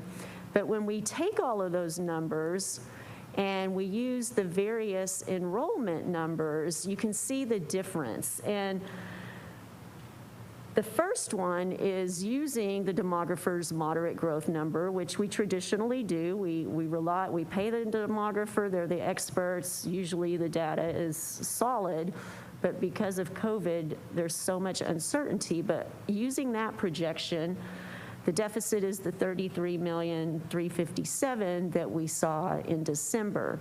We also presented in December what the deficit would look like backing off of the projections and using last year's. And in that scenario, the deficit grew to just under $36 million. And then if we use those traditional assumptions and we lower the enrollment to the 41,749 that's recommended, the deficit grows to $38 million. Okay, so I don't like this as the CFO because now my job is harder, but this becomes the most conservative budget I can bring you in that it's potentially worst case. So student number is low. We would hope that would be higher. That would generate more revenue.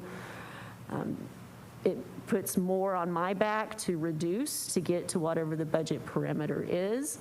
But it sets us up in a better position than using the higher enrollment number would.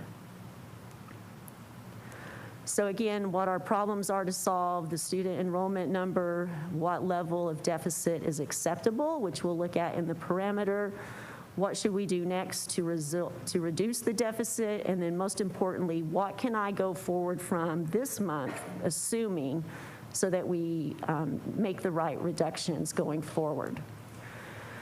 So that brings us to the budget parameter. Again, this helps both the board and the administration know what our target is. If it's something less than 0, which I don't recommend trying to shoot for a balanced budget, especially this year. I'll remind you that that parameter would be tied to revenues. In December, I was showing you a 3%. Using the lower enrollment number, I think 3.5 is a better target for us. And then I've got some history to show you how that compares to what we've done in the past. And so having a budget parameter would reduce the cuts to programs. It limits the potential drawdown on fund balance and helps us create a plan. And then the change is this becomes an assumption rather than board policy. And so again, it would be something that you can amend throughout the budget cycle, or next year we're not locked into 3.5. Next year we could use any other range that the board desired.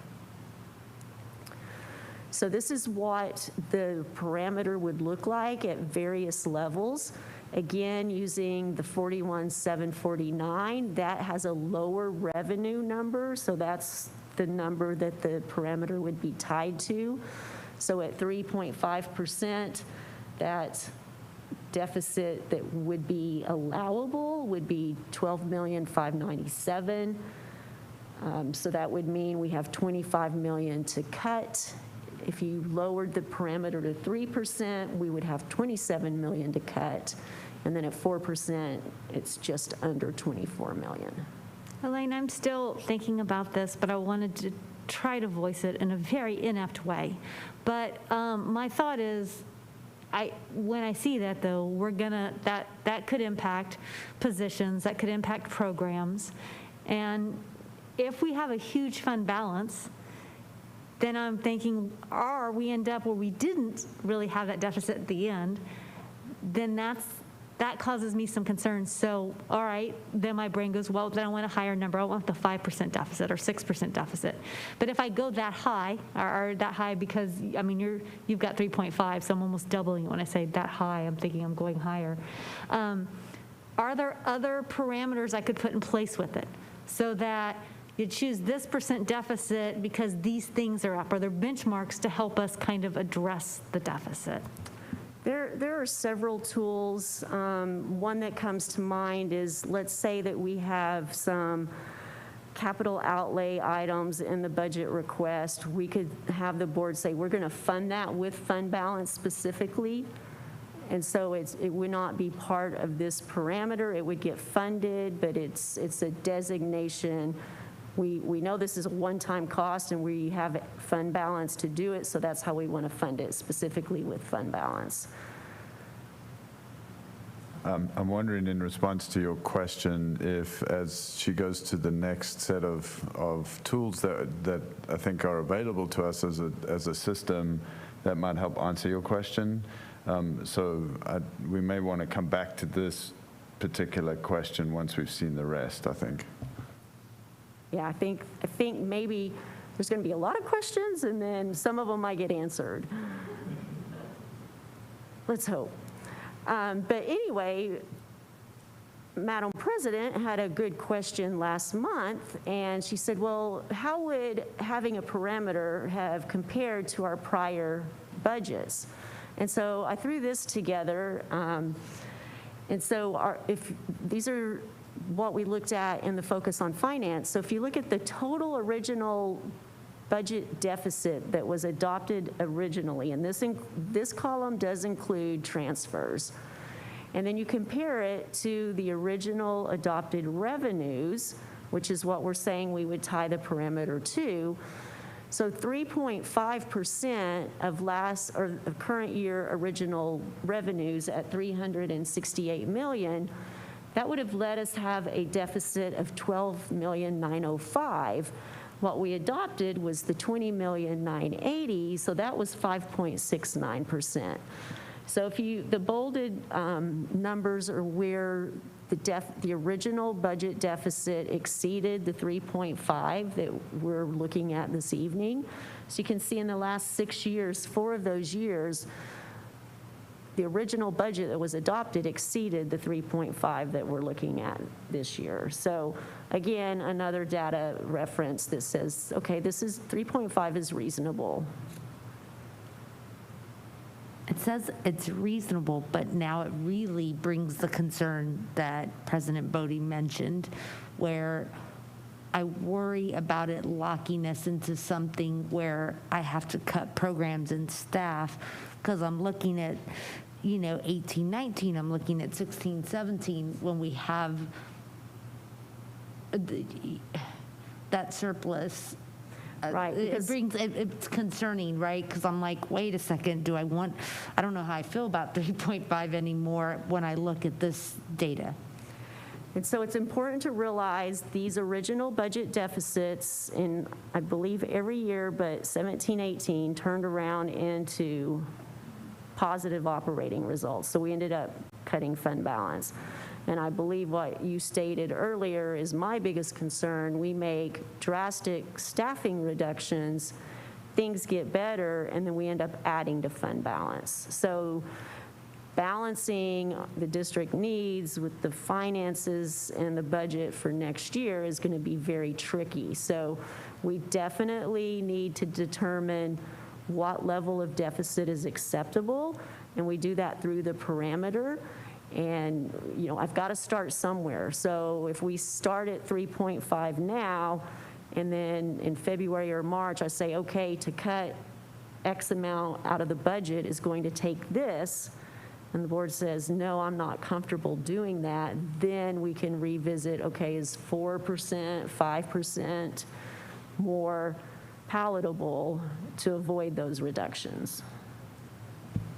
Yeah, I think for me, having those programs or something tied to that money so I can see it would make me more comfortable with making that kind of decision. Right.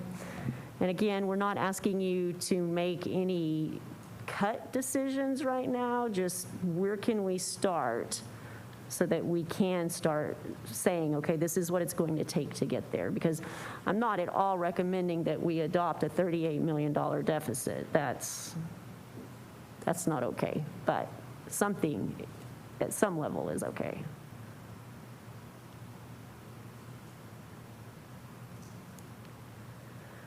Okay, ready to move on? So that's one consideration. Next is major maintenance. So I'm going to show you some information on major maintenance. The proposal is to fund next year's projects with bond savings. If you'll recall from our workshop in November, we have some savings built up from the 07 authorization, and we will have savings in the 17 authorization. The funding for the major maintenance is really tied to a cash flow. So you're going to see later this evening, Mr. Rapp is going to present the plan. So I'm just showing you the cash flow of that plan if the projects got done in the year that they're slated for. And then there will need to be conversations at some point of what level of fund balance do we want to maintain in the major maintenance fund so that it covers projects as they come due. So hopefully you can see this worksheet in your packet. It's pretty small up here. But I'll remind you that we pulled major maintenance out of the general fund and created a capital projects fund so that we can track those dollars more readily. So major maintenance is starting the current fiscal year with a $5 million fund balance, and that is from our allocation of 2 cents of levy each year and compared to what was spent by June 30. So we started with $5 million. This year, the board did approve a reduced allocation from the normal 2 cents. The board in the budget adoption for this year approved $3.3 million. So in this fiscal year, facilities has just under $8.4 million available for projects. Their project needs list is costed out at $4 million. So if they got all of that work completed, we would end this fiscal year with $3 million. So we carry that forward. I've used the 2 cent levy and then grown it by about 2% each year because that does increase. So you can see the available funds in each fiscal year that are available for major maintenance. Then using the current annual project needs, you can see starting in 2023 through 2027, the fund is short. So we were going to have to do something different with major maintenance anyway, because there is a spike. If you look in years 2023 and 2024, there are more project costs in those years. And then I do want to point out that $9.8 million was pulled out of major maintenance to fund additional projects at Cedar Park High School. So if that $9 million had not been used for that project, this fund would have a larger fund balance and we wouldn't have this cash flow shortage that we're projecting out in the future. Elaine? Before you leave the major maintenance discussion, though, when major maintenance came before the board, we had a discussion on a few things. One is that traditionally, it seems like we had a list of major maintenance items, but not every item was always spent. It would be like, this HVAC, we didn't need it now, or we didn't need this item, or we didn't need that item. And so the amount that was requested or we thought we were going to need to spend was usually traditionally under, sometimes by a lot, sometimes by not so much. And I remember us asking at that time, well, can we get on some type of like regular rotation plan so we have a little more, I guess, budgeting, like we know where the dollars are going. And I know you were talking about working on something like that. Do these figures reflect those changes, or does it reflect the way we've done major maintenance always before, where there's usually that overage and we don't usually spend that much? So what you're referring to is exactly what I'm trying to illustrate here, that the major maintenance is a cash flow occurrence because of the timing of the projects. Those projects most of them can't be done until summer. And so with a June fiscal year, they don't necessarily finish out. And so you end one fiscal year with a fund balance, but those projects roll. So that was number one reason for putting it in its own fund, so it doesn't roll to the general fund balance. And then you're able to carry over those encumbrances. And so you can see if all of these projects got done in the year they were slated, we would be short in cash. But what's really going to happen is I'm going to give facilities their $5 million. They might get $3 million of it done, and then we're going to have to carry over those projects. Or a project that is slated comes up and it's like, oh, we can go another year with this oven or this freezer, whatever that project may be, and so it gets pushed. So it's really more of monitoring the cash flow of this fund, because the needs don't always match when the fund is funded, if that makes sense. Which is illustrated here. I think what I'm thinking, and I don't know if we're on the same wavelength, those projections that we had seen before, we saw this type of projections, and they were not, it's not that they weren't accurate. It was like you said, where, oh, that HVAC doesn't need to be replaced. It can go another year. It can go 2 more years. So when I look at this, I'm wondering, are those numbers accurate, and that there will be a problem with the major maintenance fund, or will it maybe not look that bad because those funds will we won't have to do all of those projects, and so we won't be pulling as much out of major maintenance, and it won't get that low? Right, so if we funded it like this every year, you can see there's a shortage in the middle, but then by the end of 2030, the fund balance is built back up. So that assumes every one of those projects got done within that 10-year period, and we funded it. But you've got a cash flow problem here in the middle. And so you either have to delay these projects until you have the cash, or you've got to fund them differently. You've got to supplement. The trick with major maintenance is that you have to assume that those items are going to go out when they're planned to go out.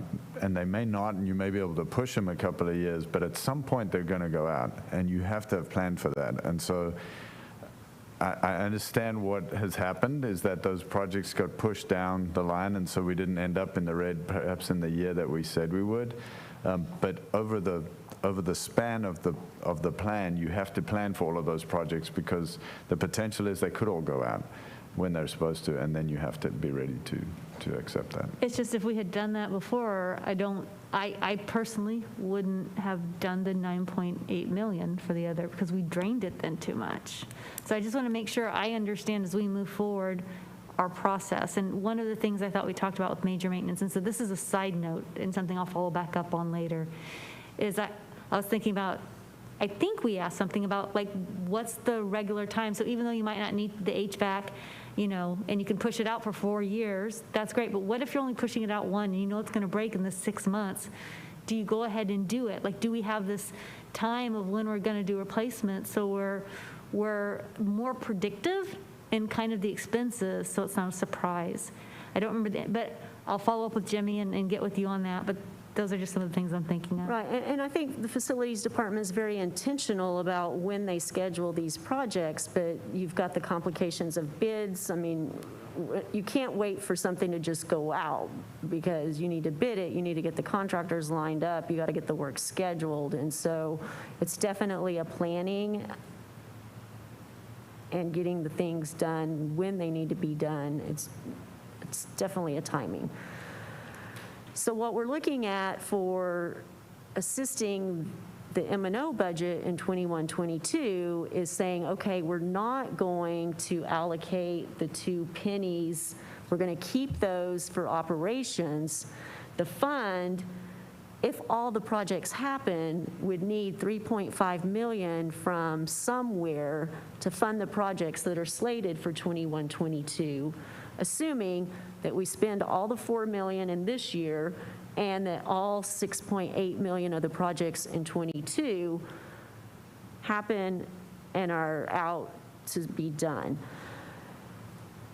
Then I've just shown you to fill in the other years, it would potentially take another $10 million and another $2 million, but I'm not recommending we make that decision today, because then you can see if we do that and then pick up the 2-cent levy again, now by the end of 2030, you've built up a $9 million fund balance.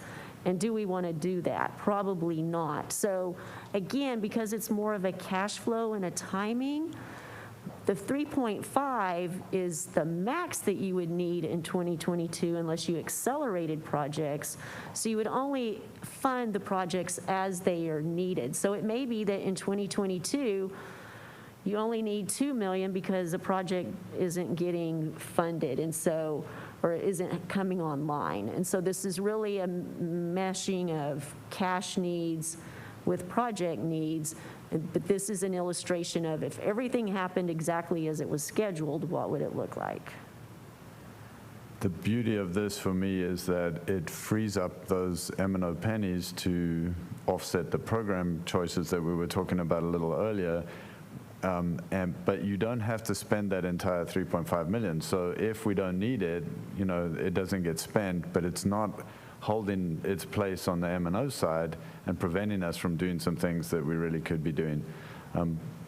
So it is also just a temporary tool, though, as Elena's pointed out, that can help us over the short-term hump that we need before we can decide later how we want to get back to making sure that major maintenance is taken care of over the long term.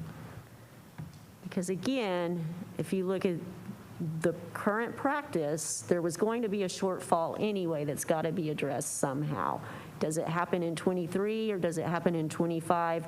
I guarantee you somewhere between 23 and 27, there's going to be a shortfall and it's going to have to be made up. So this funding the 22 projects that actually happen out of bond savings helps the overall situation of the fund anyway. And then the years beyond that, we would analyze, because Jerry updates the 10-year plan each year and the numbers change, and so we would continue to do that and then monitor how we fund major maintenance each year. But for next year, we're saying we don't allocate those 2 pennies.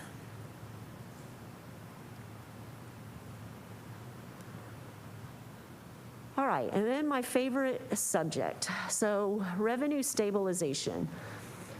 We have been told from many sources that this year, because the entire state has been declared a disaster area, and that proclamation, I believe, was just extended, that the tax code provides for the adoption of a tax rate above the voter-approved tax rate for 1 year. So that would generate an additional $5 million if we chose 1 penny, or $10 million for 2 pennies. $10 million makes my life a lot easier. $5 million helps, but $10 million is great. And I'll remind you, when we looked at revenues last month, because of the pandemic, we've lost about $8 million in local revenue compared to 18-19, because interest rates have crashed, we don't have facility rentals, athletic entry fees, so our local revenues outside of tax collections have declined substantially, and so that's why I'm calling this penny a revenue stabilization. It would help us preserve jobs and programs and replace this revenue that we're losing. Then we, as I mentioned at the beginning, when we saw that the payroll budget. Sorry, Elaine, can we Yes. just go back one step? I'm not sure I heard you say this out loud, but that there is that possibility of exchanging that penny with the one on the INS side to offset the tax rate increase. And so I think that's an important point. And we do have that ability.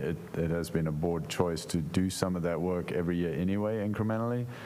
So we do have that ability to do that on the INS side. You heard me say that mentally because I did not say that out loud. But and thank you for reminding me of that, because we do have that option, and I have had Mr. Crumrine run numbers and had a call with him yesterday. He is super excited. As excited as you can get about bond numbers, but he said, you know, even if we lowered it a penny from the 46.50 where we are today, we're still definitely on track to meet our CAB percentage. We'll even be ahead of it. But what he was really excited about are some additional refunding opportunities that we'll start talking to you about, to the tune of about $142 million refunding.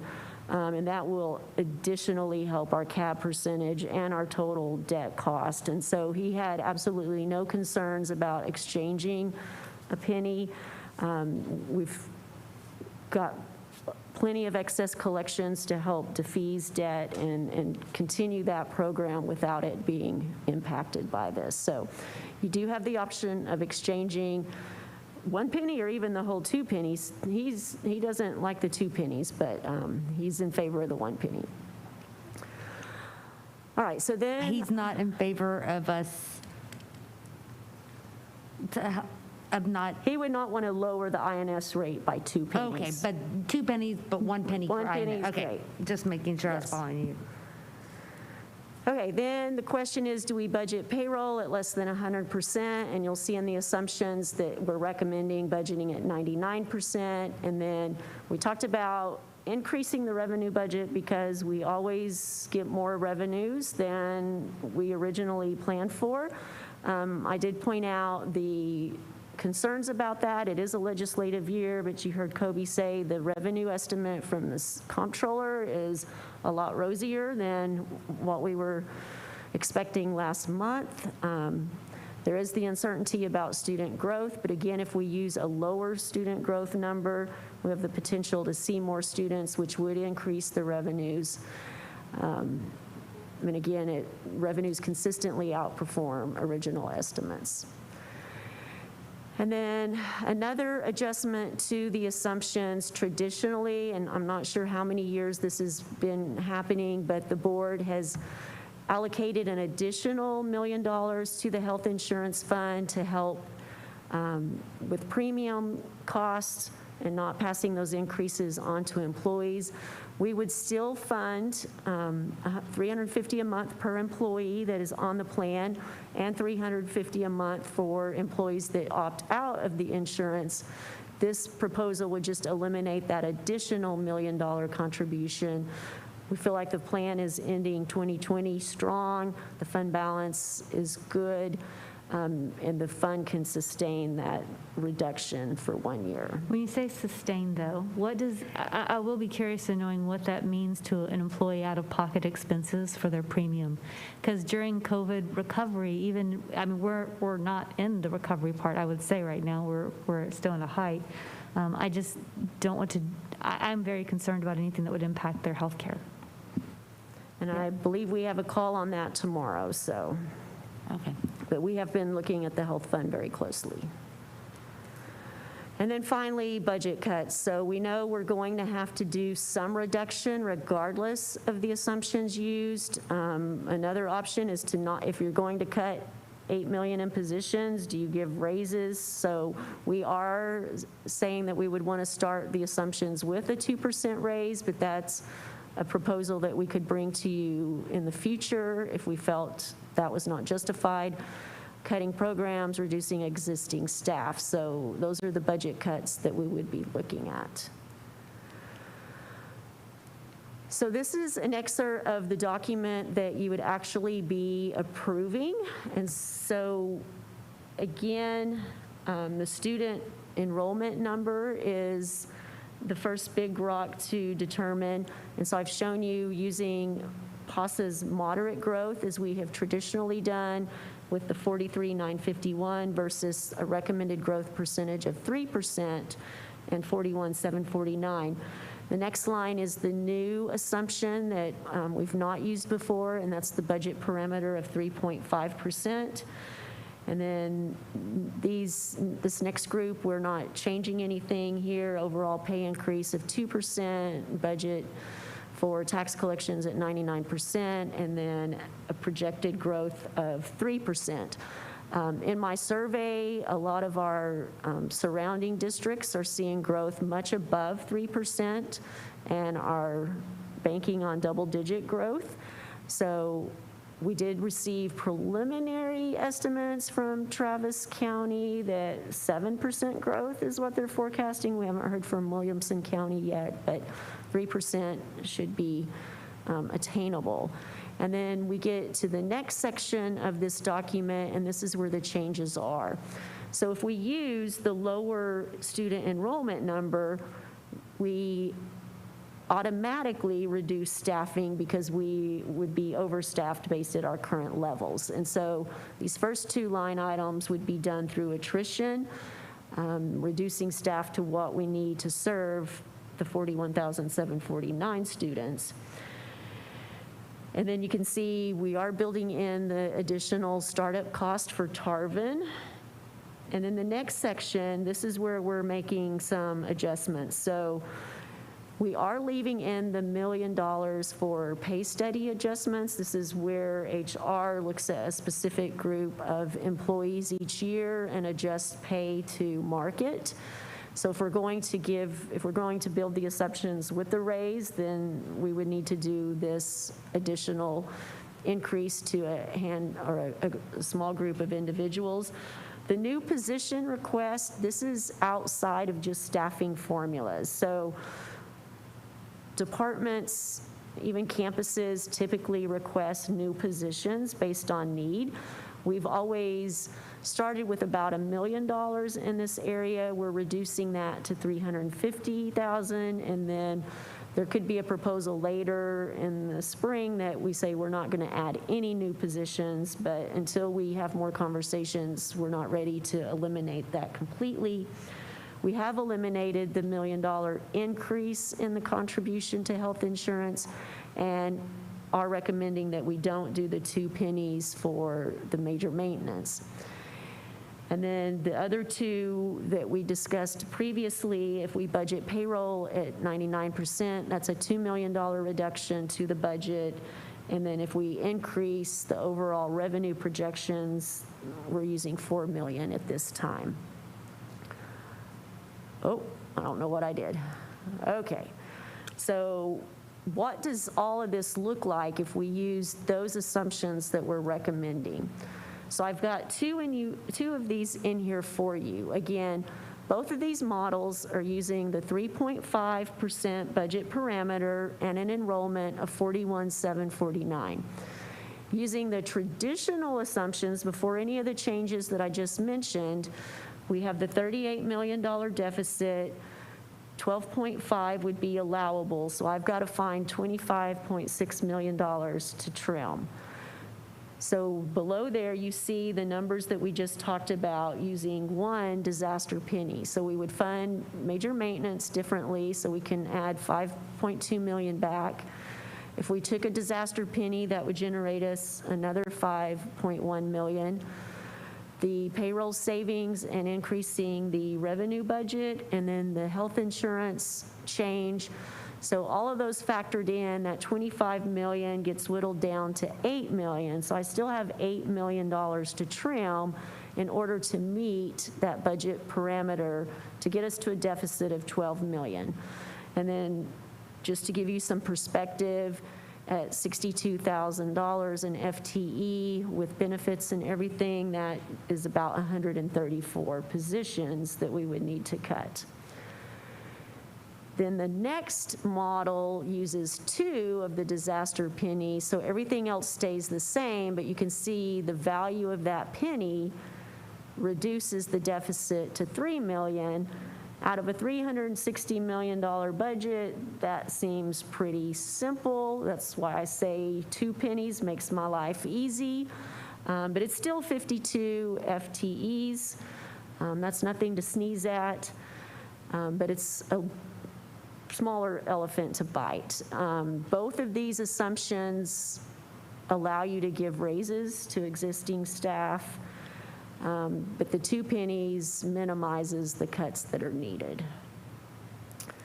And then finally, in addition to that, here are some other options that we can be looking at. And I don't know who I cut off. Someone had a question. That was me really quick. So when you look at the 52 FTEs, does that take into consideration by chance how many may retire? Or is that like a later on in the conversation? So remember, we're already reducing staffing through attrition up here by lowering our staffing needs. So we're already reducing payroll by 2.8 million. And so potentially this 52 could be retirees. It would depend on where we decide to make cuts. So I wouldn't expect that all of the areas would be easy through attrition, through retirements, that some of these positions would just have to be eliminated and the people reassigned. Okay, thank you. Lane, I've got a quick question. Sorry, let Jim go. You had mentioned that we're going to go from 100% funding of payroll down to 99. Do you have a sense of what the actual percentage has been historically? You know, we budgeted at 100%, but then every year we don't use 100% of that budget. Do you know what that delta is? I don't have the percentages on that, Jim, but if you go back and look at the information from December, we were not budgeting enough in fringe benefits. We were budgeting too much in insurance, but then that was getting used as transfers out to the health insurance fund.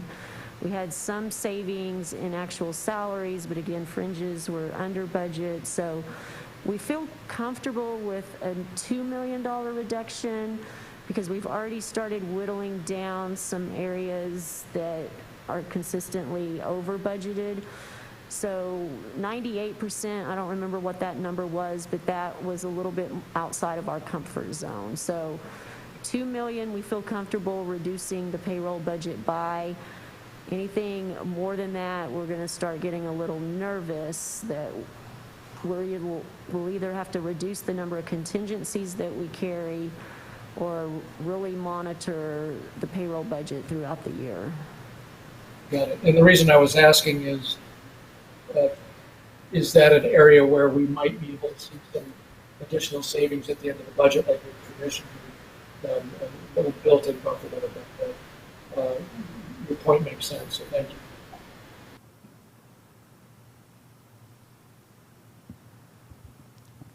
This is where the 3.5 parameter kind of concerns me, right? Looking back at previous years that we were over that and knowing that we're being very, very conservative on those enrollment numbers. I mean, we're looking at worst case scenario. You're trying to provide us with, very, and I appreciate that, but with those very conservative projections, I feel like the 3.5 parameter is putting us in a situation that I don't want us to be in. I don't want us to have to look at cutting, 52, and I'm still not really sure how I feel about the increase to insurance. And that would be having to look at exactly what that comes out to, monthly on a paycheck, because I don't want to give a 2%, but your take home is going to be less because your insurance is going to be this, or it's going to be about the same. So I appreciate this, and I'm all like, yeah, let's 2 pennies, I like that. Yes, but I'm that 3.5, I'm wondering if, man, I go and look historically, and we've done more than that, and yes, we bounced back, right? It ended up not being at that percentage, and I feel like we have a very healthy fund balance. This is a global pandemic. This is what that fund balance was created for.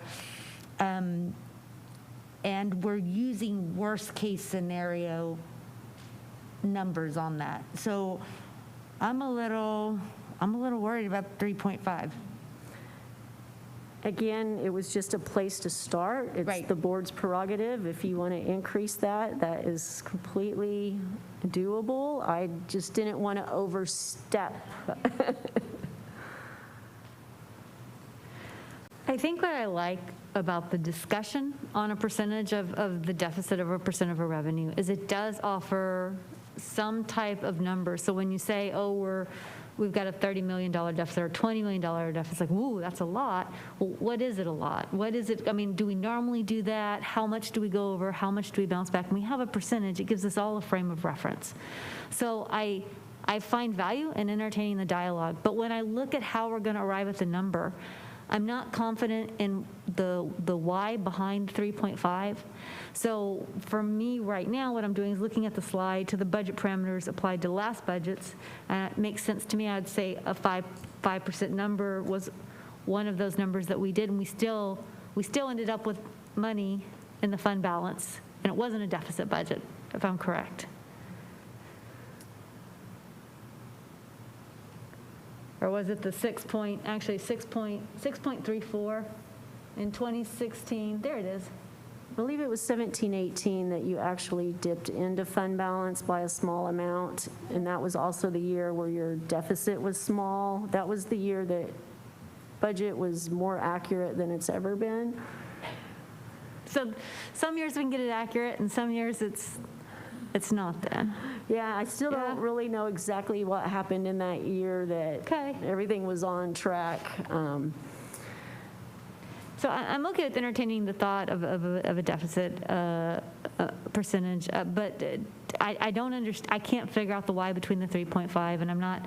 When I look at what that ends up being, and I think traditionally of how we've recovered from those, I'm just trying to figure out. Again, 3.5 is just somewhere for me to start. I didn't want to come to you and say, oh, I'm recommending a 6% deficit because that might be too risky for some board members. So I was trying to take a very conservative approach of 3.5 because that limits the potential draw on fund balance, because remember, that means we would be adopting a deficit of that, and if all the revenues and expenditures came true, that's what we would hit fund balance for. Is 12 million out of 190 million too much? Probably not in a year like this, but that, again, because this year is different, it's good to put this in the assumptions rather than board policy, so you have that flexibility to change it from year to year.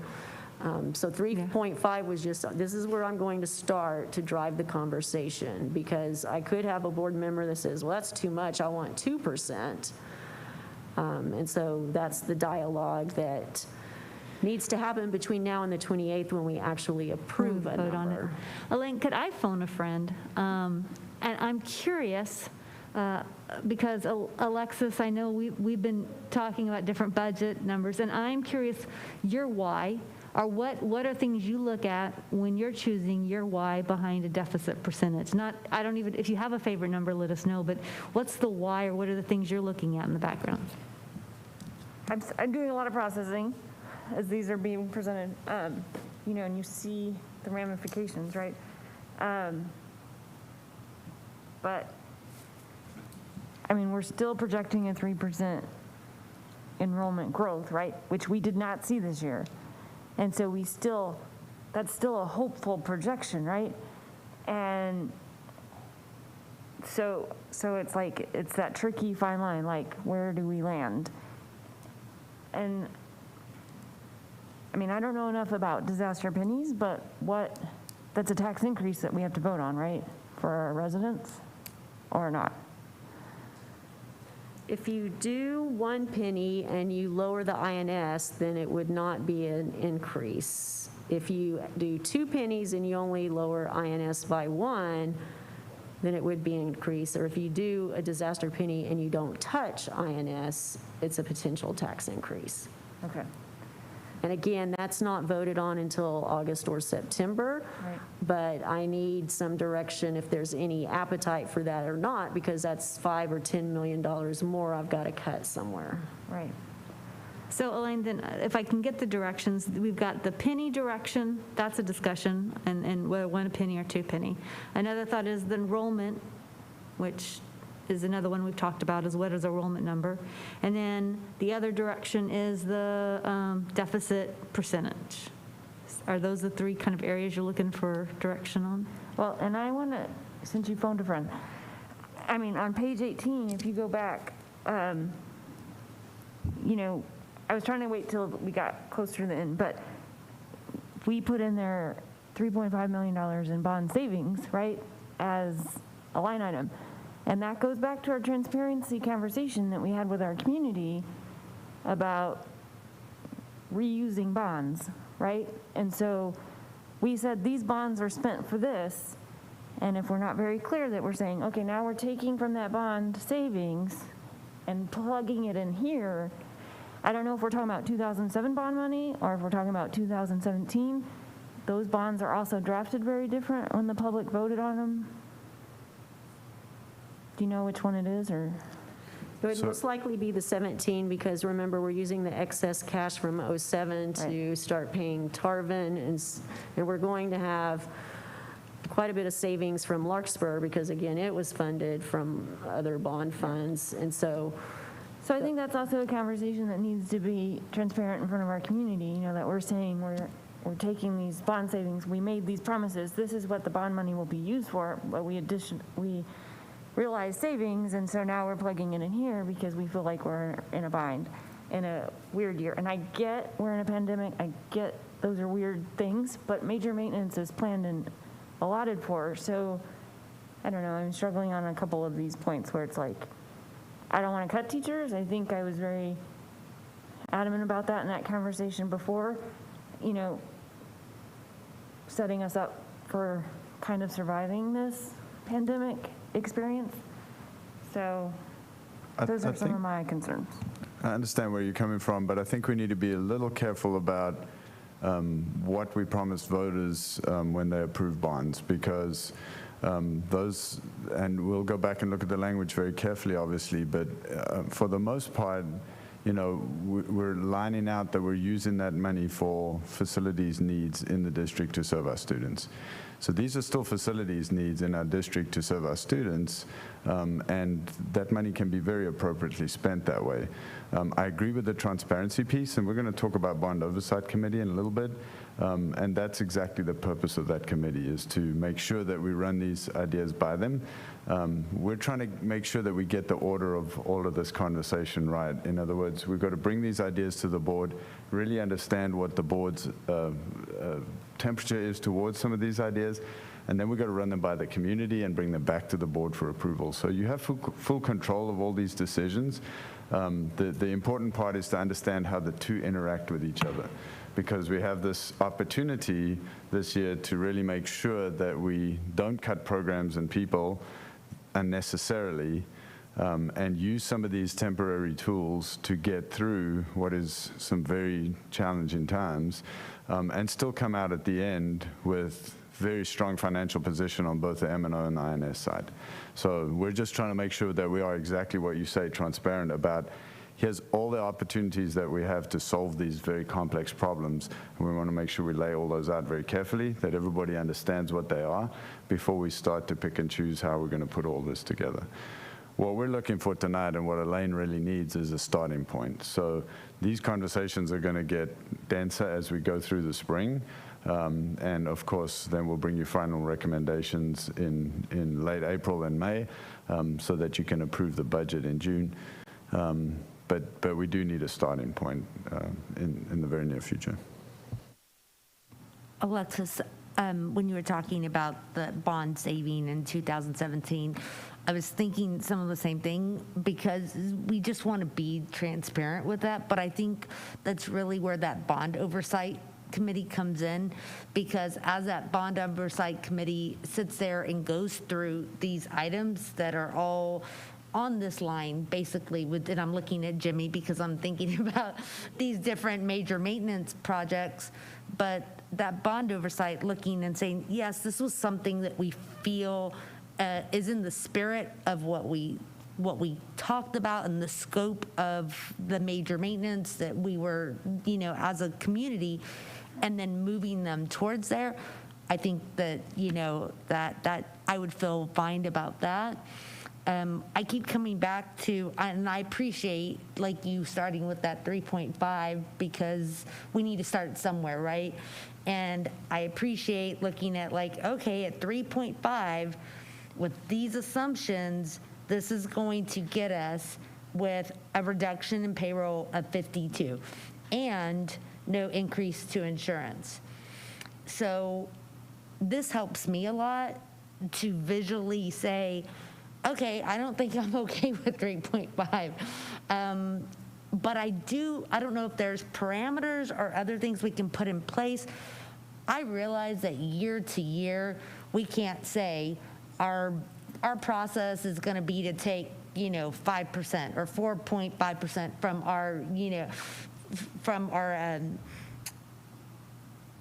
from our funds yearly. And I don't think that's what we're saying. I mean, right now, this is looking at our budget and planning based in the midst of a pandemic. And so that's why I feel like this is what this fund was created for. So I feel more confident increasing that percentage of budget parameter this year. 2 years from now, and I may not feel that way. Does that make sense? So, or 2 years ago, I may not have felt that way. Who knows what I shouldn't jinx, 2024 like that, or 23. But given this year, I feel like, yes, we need to do more, but I don't know. I feel like some of those parameters in there, that it can't be a consistent, like just to function as a school district, we're going to be pulling from that every single year at that rate, because we know we can't operate that way. But so I don't know if those are different parameters or, I think we'd be good to talk out like what are the numbers we want, Elaine. So if there is a specific number, let her know that. I can tell you, I like the 3% for student enrollment. I think that's a good number. I'm fine with the enrollment, so that one. The percentage of deficit, I'm still noodling, but I'd like to see a number that's higher on that. And I'd like to still explore what those 2 pennies look like. And the bond discussion's coming up again, so I don't want to lose the bond discussion, the transparency that Alexis talked about. That's going to be vital because that's important for us to have that discussion, especially with our taxpayer dollars and what they've done. So, but yeah, the parameter. And then I would like to know a little bit more. When you mentioned we could look at capital outlay as a one-time cost, and so that wouldn't go into the same bucket when we're looking at things. So I'd like to understand that more. So, for me, my must-haves are nothing that increases taxes. If we can convert a penny and not increase taxes to our residents, I'm fine with that. As far as the bond savings, I get that we go to bond and we give our best guesstimate as to what these projects are going to cost. It seems that consistently, and this may be a blessing and a curse, but our folks are able to get these projects done under budget, which gives us some additional funds. But to Alexis's point, I don't think that gives us carte blanche to say, well, we're going to use it in a similar capacity. I think we go to the public and we ask them in good faith, we need X amount of dollars for this project. When that project comes in under budget, I don't think that gives us the autonomy to spend that excess money elsewhere. I think we go to the public and ask them, do you want us to put this back towards the bonds that are accreting interest, or is it all right if we use it for something else? But that I think that's a different conversation altogether. To Gloria's point with we're in a pandemic, 3.5% based on what you're showing isn't going to get us where we need to be.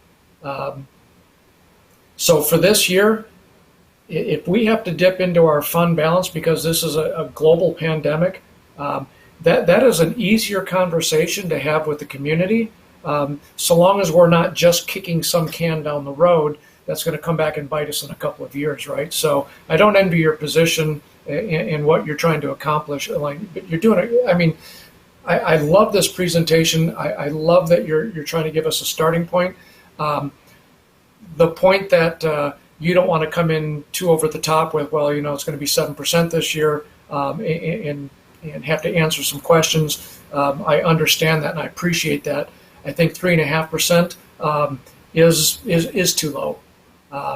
I'm not interested in raising taxes on our residents who are already struggling. I'm definitely not interested in not providing our teachers the salary that they deserve. I still think that the salaries that we're paying our teaching staff throughout the nation is obscenely low.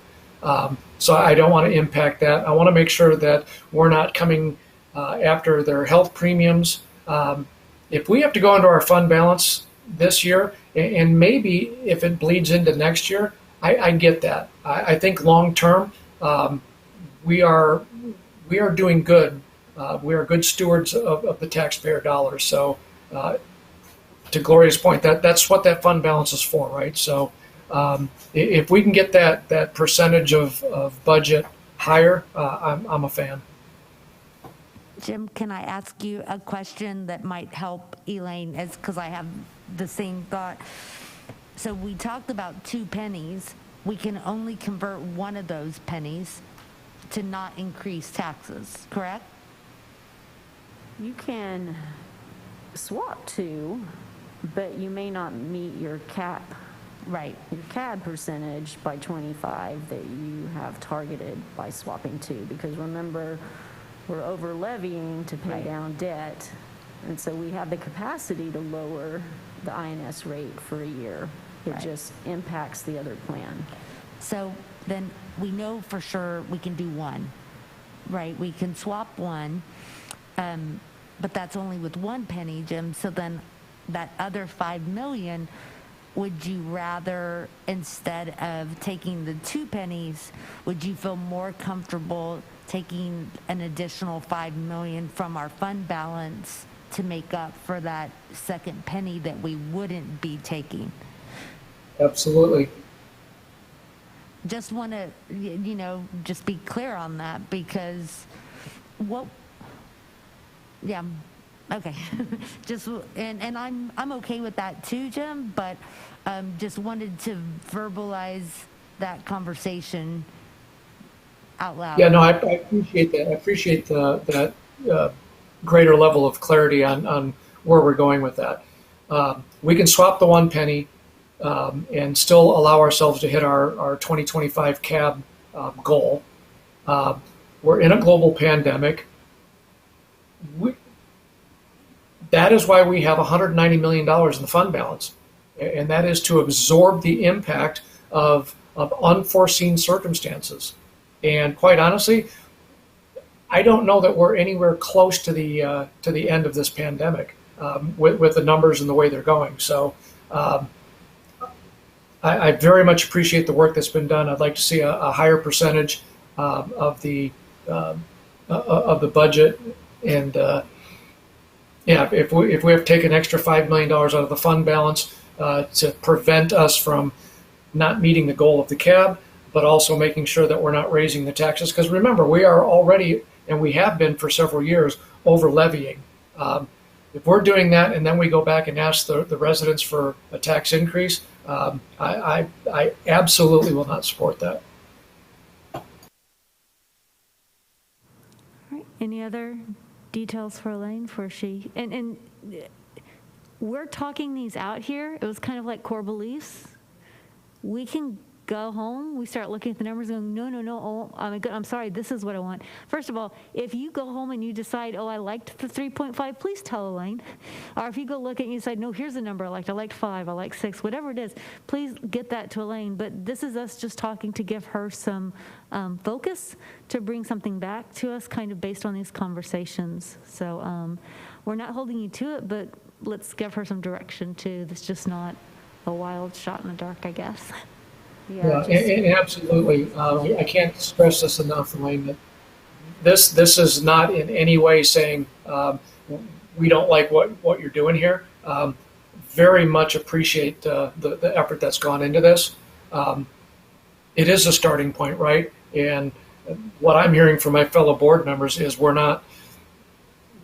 don't know that we feel comfortable with that drastic or that tight of a parameter, given we're in a global pandemic. So 4.5%, 5% for this year, I'm fine with that.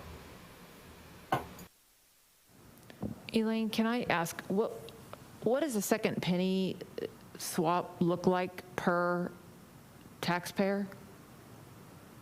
What does that equate to approximately as far as cost goes? I've got a spreadsheet on that I can send to y'all. I want to say, I don't remember if I did it on 2 pennies. There was one model that it was $45 a year more on the average home, but I don't remember which. Okay, so $4 a month for 10 million. Okay.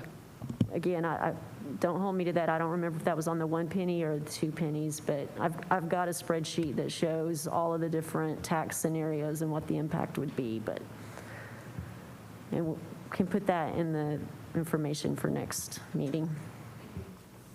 And I know these are challenging discussions. I remember when I was like, I wanted to us, and Jim and I were both talking about this, what was it, the 2016-17 timeframe? 0.25%, right? Or was it a 0.025 on the INS, just lowered a little. And it's like, well, how much does that really equate to taxpayers? And I'm like, it's the principle of it, to show them at least we're gonna try to lower since we're over levying. So, I mean, we're looking at how do we support our community? How do we support our teachers? How do we support the students? There's a lot of needs and resources, and Elaine, I think you've done a tremendous job of really giving us some really good, solid things to wrestle with, and appreciate you kind of letting us talk it out. Board members, any other thoughts? Excellent presentation. Thank you, Elaine. Thank you. So I just wanted to get to the last slide so that y'all understand on the next meeting.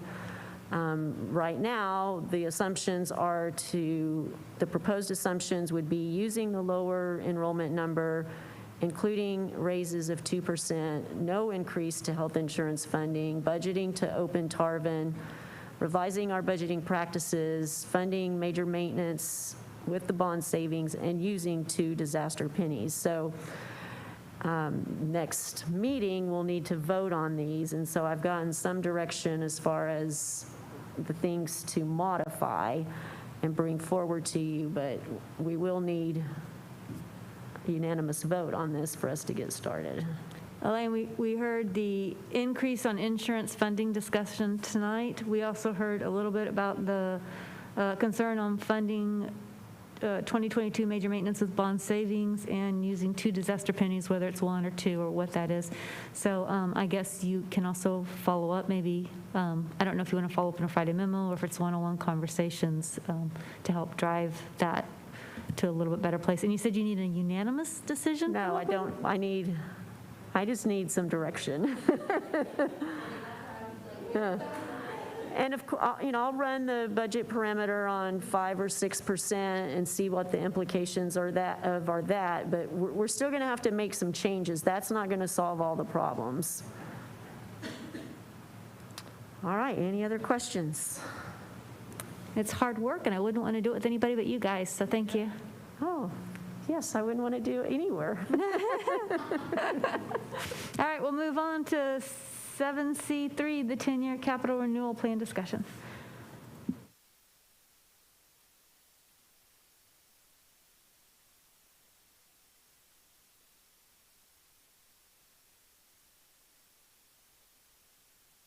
Okay, we're going to go ahead and take a quick 5-minute break, and then so y'all can get ready, and we'll take a break while y'all are doing that.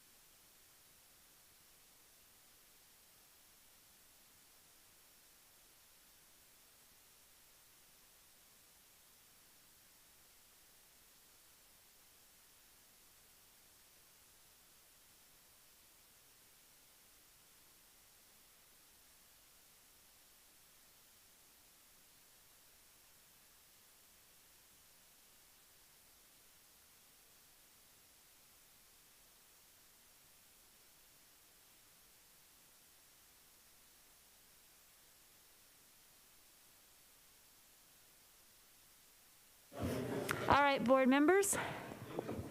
I'm still aiming for my goal before midnight end. We'll see if we can get there. Elaine, though, I'm going to call Elaine back up. We need to have a clarification.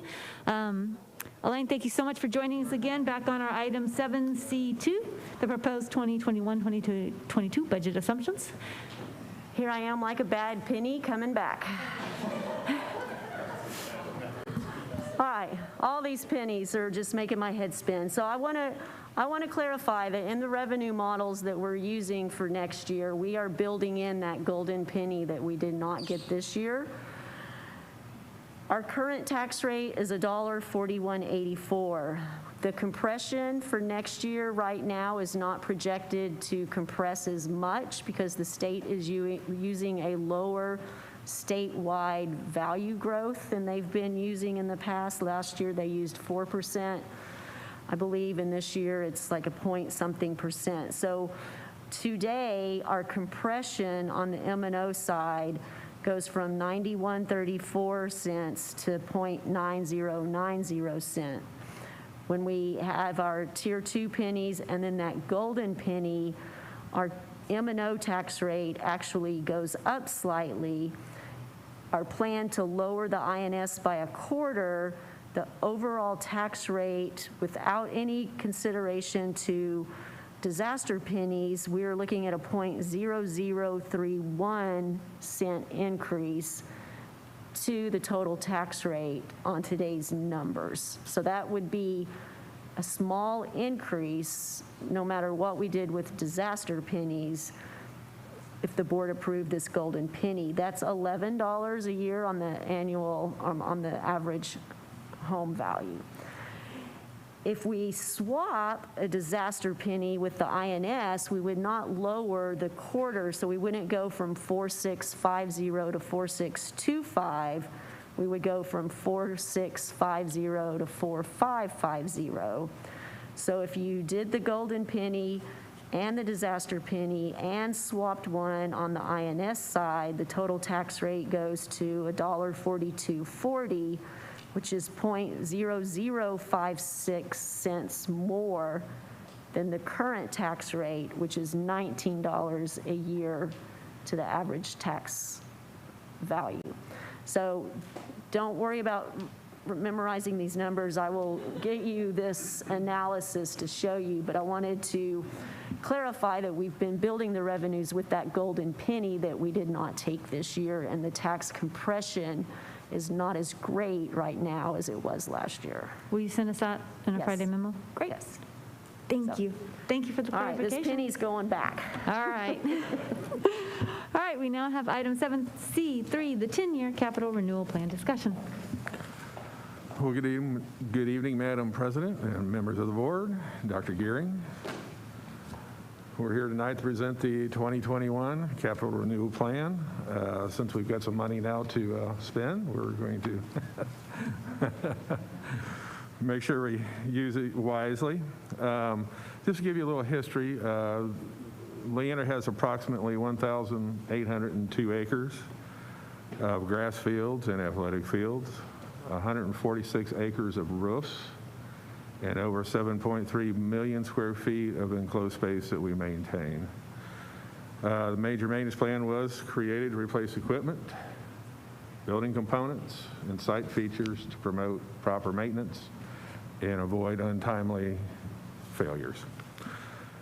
Unfortunately, like we've just been talking about, there's a greater demand on the system and reduced funding, so that's placed us in a conservative mode. It is our intent to maintain the fund as long as possible. Several items have been moved over to bond, and other items have been scaled back in scope to help ensure this will happen. For those who have seen this presentation before, the format of the book has stayed the same. We do have a new program we are using to generate the numbers from.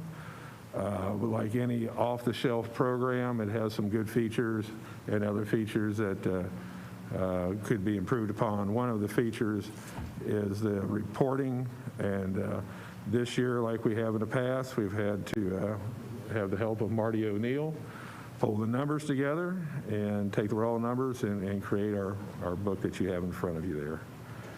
One of the main, I think, questions that have come up over the years is how we handle deferred items, like we talked about tonight a little bit.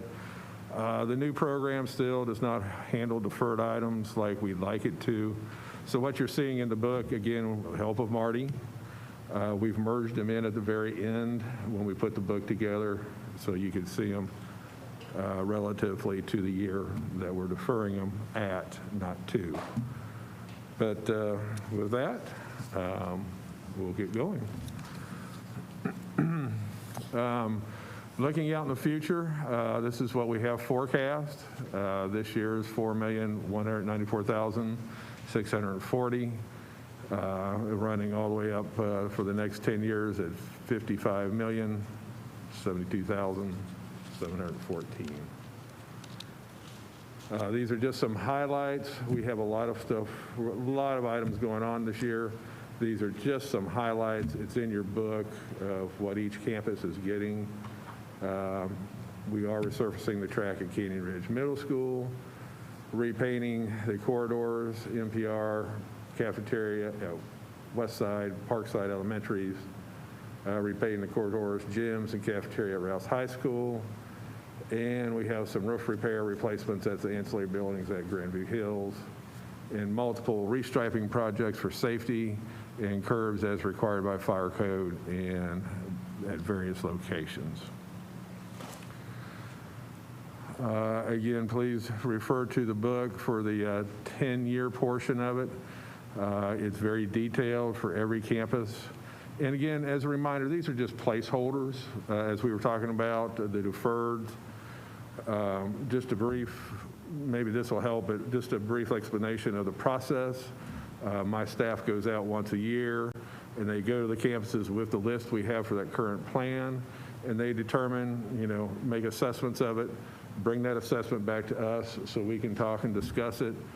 And then myself, Troy, and Joey usually go to the administration level of school and see what they think they might need at their school. So we take all this information, come back, combine it, and that's how we develop our plan. But again, these are placeholders. Sometimes equipment fails sooner. Sometimes we're able to defer it out, which is what we're trying to do, is stretch out every penny we can of that equipment. And this is the 10-year suggested bond summary, mostly from HVAC systems, some roofing projects. We have just a lot of equipment that's getting older that need attention and that will need to be replaced at some point in time. It's a modernization of the campus, HVAC, ceiling, whatever it might need to take it to bring it back up to the level that we would like to keep it at. So. One thing I'd like to interject, Jerry, as you look at the suggested bond summary, 21, 22, and 23, our projects are basically on a 20-year cycle. And so if you go back, this is around the 2000, 2001, 2002, 2003. During that time frame, we had that plus a couple of schools that haven't been brought up to their past 20 years right now.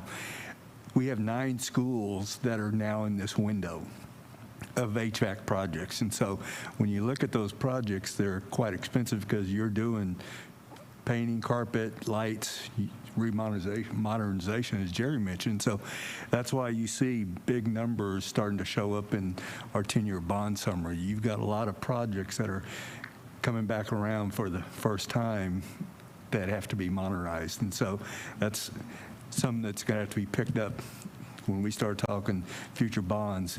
Last time, I know, Alexis, we had a lot of discussions at steering committee level about NOM and Baghdad. And so those were left off that one, but now they're going to be coming up also. So just wanted to point that out as we move forward. Thank you, Jimmy. And these are just some highlights of some of the items we did this year. This is, of course, the track at Leander Middle School, gym floor at Cedar Park High School, some exterior finishes, mostly at Canyon Ridge Middle School, some interior finishes, some parking lot restriping, and some parking lot repairs.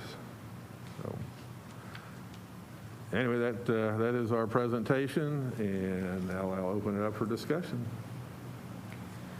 There is still a tremendous amount of kitchen equipment in our items, and I know I've asked about this before, and I thought we had an understanding in our contract that some of that was already coming from a different fund. So can you help me be able to say how much of funding should be on our own for kitchen equipment and how much is being covered in our contract, or are they picking, is our contract with the company picking up?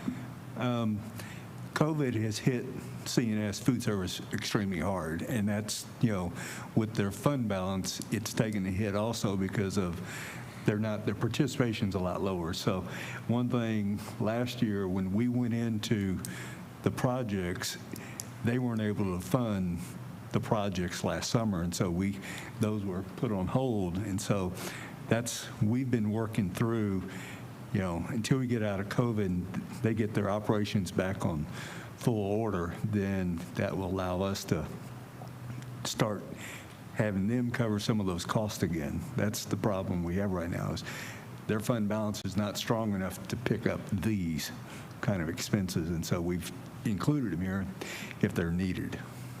But we're including them in like next year and the year after that, when in theory they would be. We always show them here, but the funding side of it will, if they have it, we'll be pulling those items over to their funding side. But we track all the items here. Could you send us in a Friday memo a total of what that might be that they might pick up later that we're looking at, so I know what our numbers are? Sure. I'll get with John and Brandon and Elaine. And one reason why a lot of the kitchen items were deferred this year, if you look at the deferred list, is just because the usage for one has been down. So there are other reasons, but one item I would think would be the usage has been less this year than we would have anticipated. But we are in good shape. We have asked for some stock items to be carried at our shop, and plus a slight contingency for just unexpected items that come up since we are deferring so many items. I love CNS. I'm so thankful for the service, the food that they've delivered to our kids. They worked over the holidays. There's nothing. I'm trying to better understand, though, how we're balancing. So I'm trying to understand the business side of it, of what it is we're expecting them to do. So I don't know from here. I cannot figure out what our expectations are. So I need something to help me understand that better.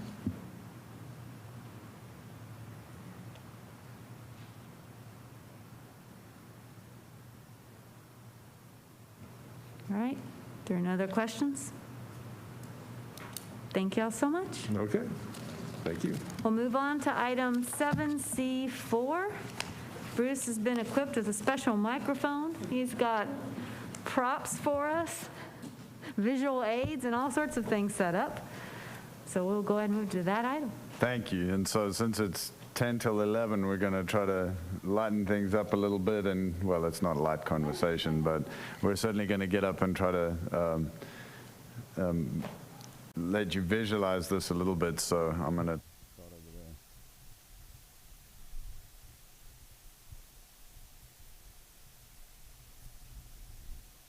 over there. Okay, so can you hear me well? Okay, awesome. All right. Vanna is going to come and help me right here, because we're going to put some things up here. And what I want to do this way because I really want you to see the thinking out loud and live, and I really want to be very transparent. So we've made sure that hopefully the stream will be able to see back here. And also, we're going to have these documents for you. We'll post these in Board Book tomorrow. We wanted to make sure we went over them with you first and that you understand them. They have the opportunity to talk about them. Based on what you do, we'll modify them slightly, and then we're going to let you see several different scenarios. We're not trying to...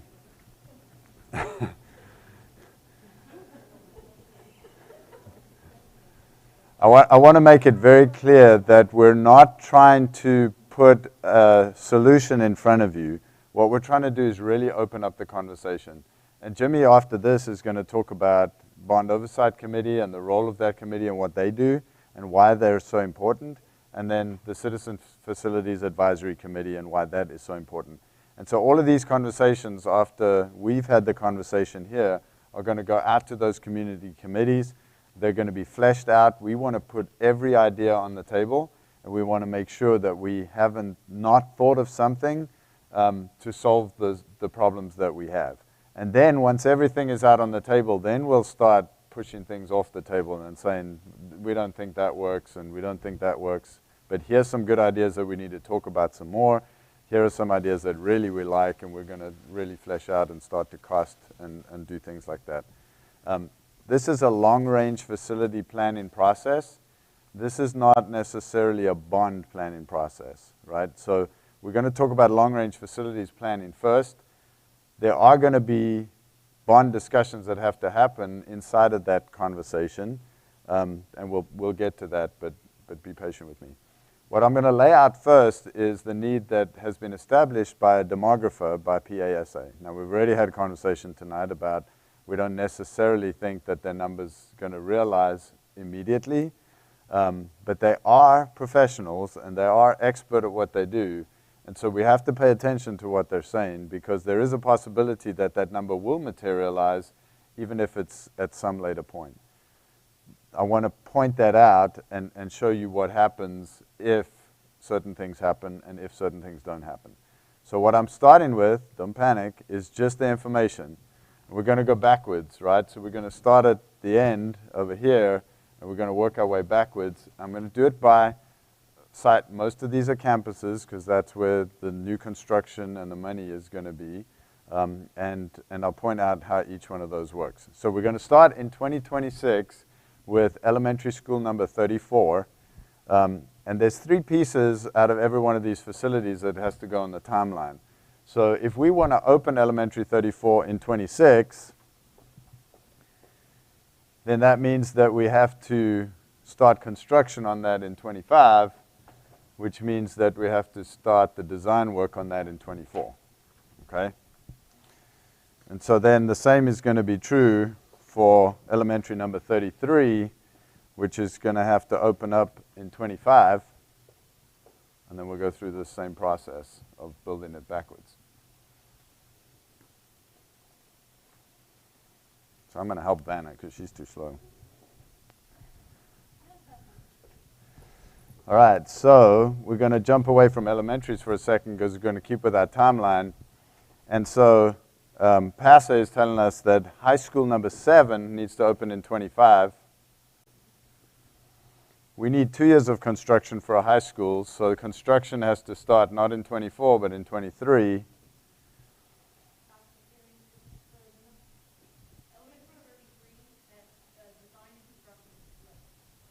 Vanna, come on. Luckily, we prepared for this. All right. See, I was just checking you're paying attention, making sure we got it on thing. Now, high school 7 opens here. The construction starts here, but the design doesn't start here. The design has to start in 21 because that doesn't happen overnight.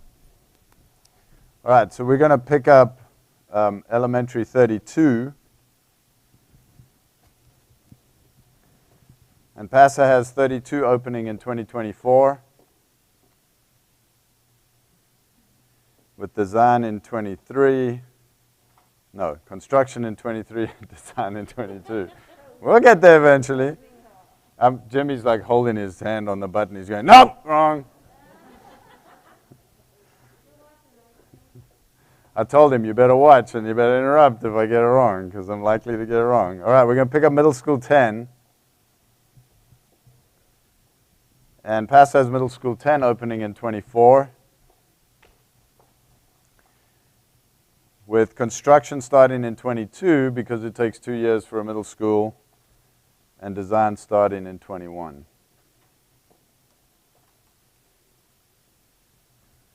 All right, then we have elementaries 30 and 31, both slated to start and open in 23, so she's going to bring both of those, and I'm going to grab one. So we're opening in 23, not 33. Let's kind of just go up here. And so 30 construction has to start here.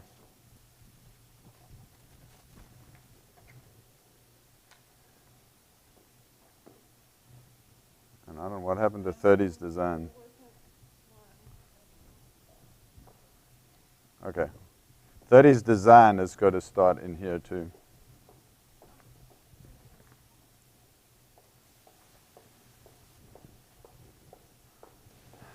So why some purple, mauve, something, whatever that color is, and some green? The green ones that are the ones that are funded in the 2017 bond. These ones are not funded.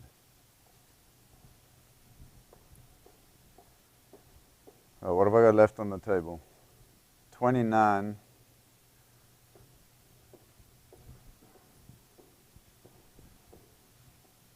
PASS has 29 slated to open in 22.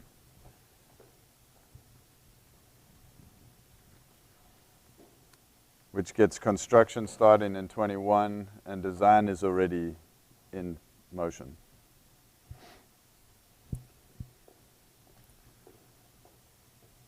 All right, so I'm going to bring the bond elections. All right, any thoughts or questions right now? Good? Okay, so we have potential bond elections in November of 21 is a possibility.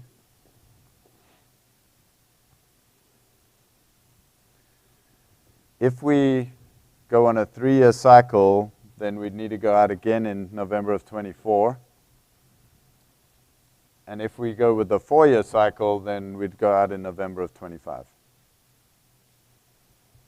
Okay, so Jimmy, I think I've laid out what PASA has projected for us. Okay, so this is what the demographic report said, and this is assuming that 8% of growth happens in between the next year.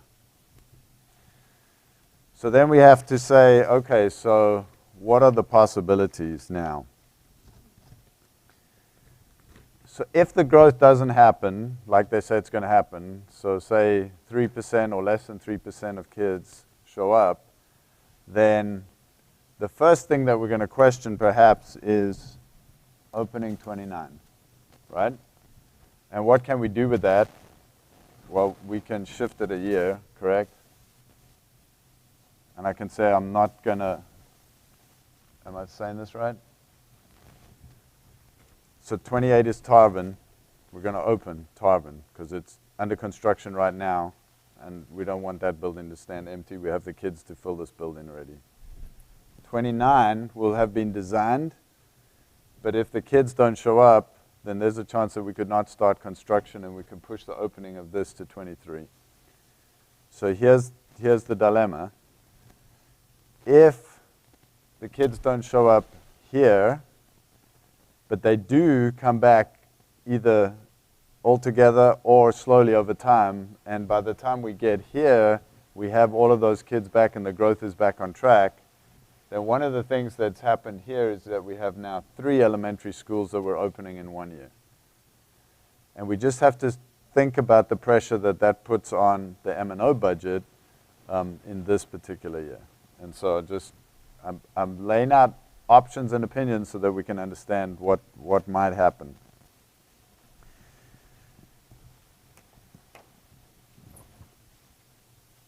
Right, let's say and assume that the growth doesn't happen and actually never happens. Then there is the option and the possibility of us delaying all of this by a year. So now I'm going to put 21 back here, and I'm going to start changing this.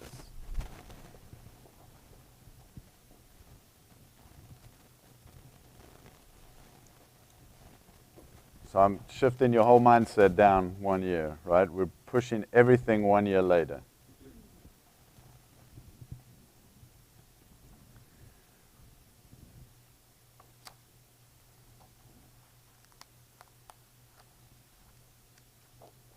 What that does is gives us the opportunity to move this possible bond election from a November of 21 either to a May of 22 or to a November of 22, but somewhere in here. Jimmy's going to talk about Bond Oversight Committee and CFAC, the Citizens Facility Advisory Committee, because if we have to go to bond in November of 2021, then we have to put a certain set of parameters in place to be ready to do that. If we don't, then that forces our hand on the bond being here, and it has to come somewhere either in May of 22 or November of 22. So we have to plan for this possibility, but that doesn't mean that this is going to happen. So we've not got anything set in stone. So I wanted to be very clear that as you hear us talking about this and planning for a November 21 bond, it's to make sure that the board has every option available to them in terms of how to finance all of this building that's got to happen over the long term. So the committees will do their work to prepare this work to bring to the board. They may, if this were going to happen, then the CFAC steering committee would bring a recommendation to the board in June of 21, and the board would then potentially call for a bond election in November by August 16th. So we're going to prepare as if that might happen, but if we get to June and we don't want to do the bond here, then the committee just won't bring a recommendation.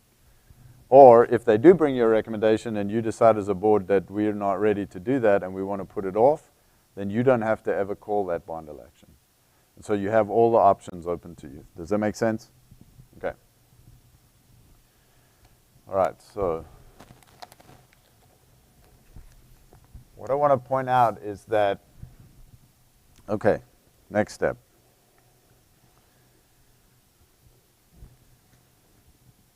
One of the things that we are considering, and you spoke about schools of choice, is the option and the potential that we could delay the opening of comprehensive high school number 7 if we do a certain set of other things. So I'm going to make an assumption just for illustrative purposes to show you what happens.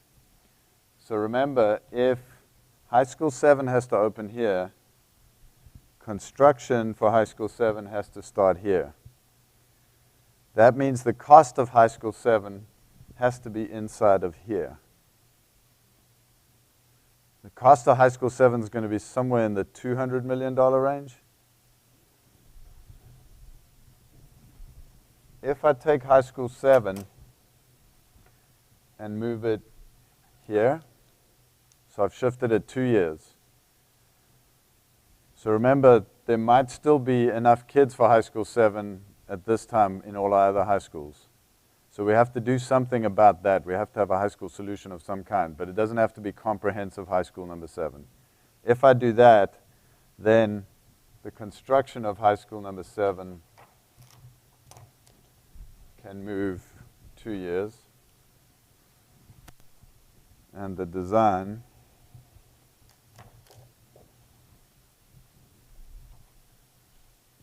can also move 2 years.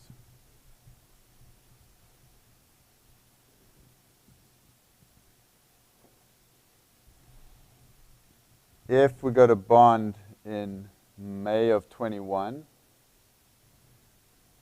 then, so wait, if this is in 22, 1, 2, is this still in the right year?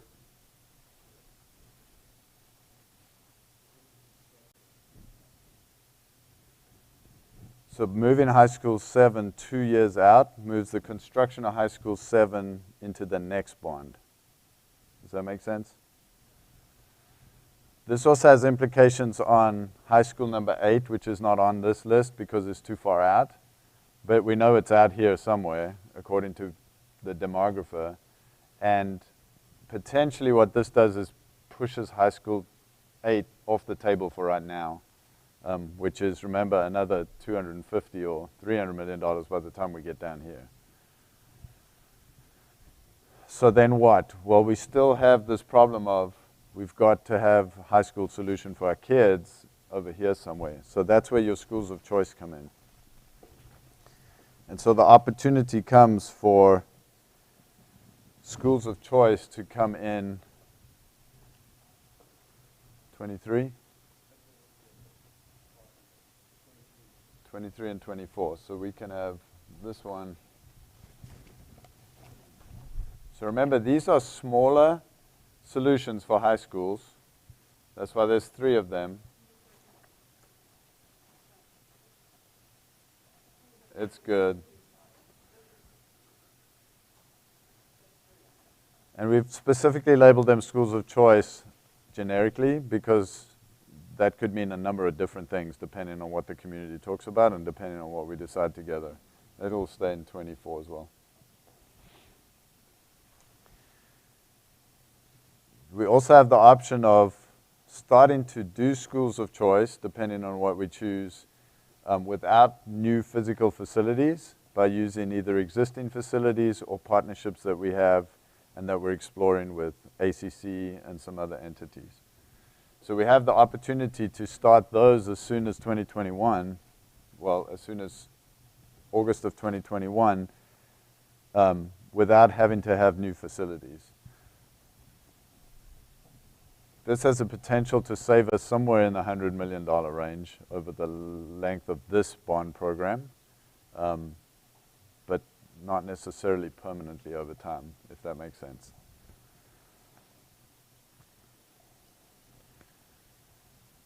So the timing of bond elections is very important.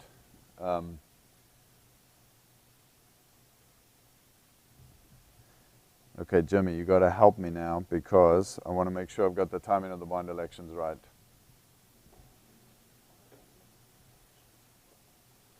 Yeah, that has to move back to 21.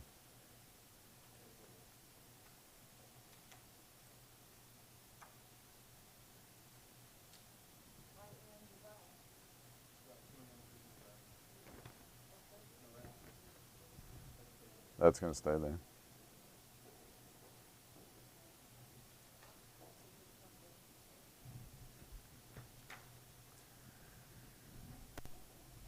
Because High School 7 design gets pushed out and is funded in the 17 bond, there's a possibility of using these funds to fund the design of 31 and 10, which we don't have money for right now.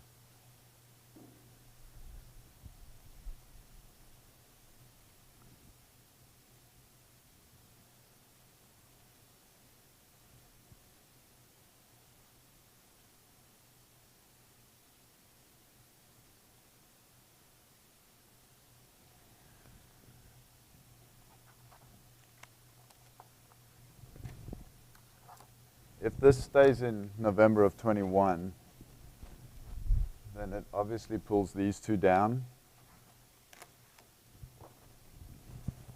This one specifically, if we go with 3 years, and then this one if you go with 4 years. And that has a big influence on how big this number is when we take it to the community. And so that's something that we want to think about carefully as we have this conversation is how many projects have to go into this bond and what happens to that number if we push it out here into May or November of 22. What projects are we adding and how big does that number get and what are we willing to take to the community all at one time? Okay. So this is where Jimmy's going to talk about Bond Advisory Committee in a second and why Bond Oversight Committee is so important. Because of the way we flowed 2007 funds into 2017, and because of what we'll have in 2017 savings in addition, that has a big influence on what happens here. Because you as a board are going to have to make some decisions about how to use that additional money. Bond Oversight Committee's job is to look at that very carefully and make recommendations. And again, there's a number of options with how you can do that. You can decide not to sell that money at all and just leave it on the table. You can decide to use that money to do some of the major maintenance projects that we talked about a second ago. You can decide to take some of these projects that are in a future bond and take care of them now so that they don't have to be in this bond number. There's a lot of different ways that we can skin that cat. And so I just want you to start thinking about what that looks like and how that might be. Remember that major maintenance is coming in here. You saw the list. We have 15 schools coming up that are going to need HVAC replacement and major work, and that's going to be a big part of what has to happen inside these bond elections as we go forward. And then, of course, there are the other needs in the district, the ancillary needs. What are we going to do about central administration? Are we going to try to use existing facilities? Are we going to expand this building? How are we going to make sure that we're housing all of our administrators in the district? The Science Materials Center is out of space and needs attention. If we're going to continue to provide that service to our elementary schools, then we have to make sure that we have a solution for that. Technology is very, very important now as we go forward, more important than ever before. We have to make sure we have the infrastructure, that we have our data center needs taken care of, and that we have end user product that we can use across the district. And how much of that has to play into this planning as we go forward. Okay. I think I have said everything that's on this list. So thoughts, questions, ideas? You want to come up and move some pieces of paper around? Get up, stretch your legs. Otherwise, we're going to turn it over to Jimmy, and he's going to talk a little bit in more detail about long-range facility planning, about a November 2021 bond specifically, and the job of the Bond Oversight Committee and the Citizen Facility Advisory Committee.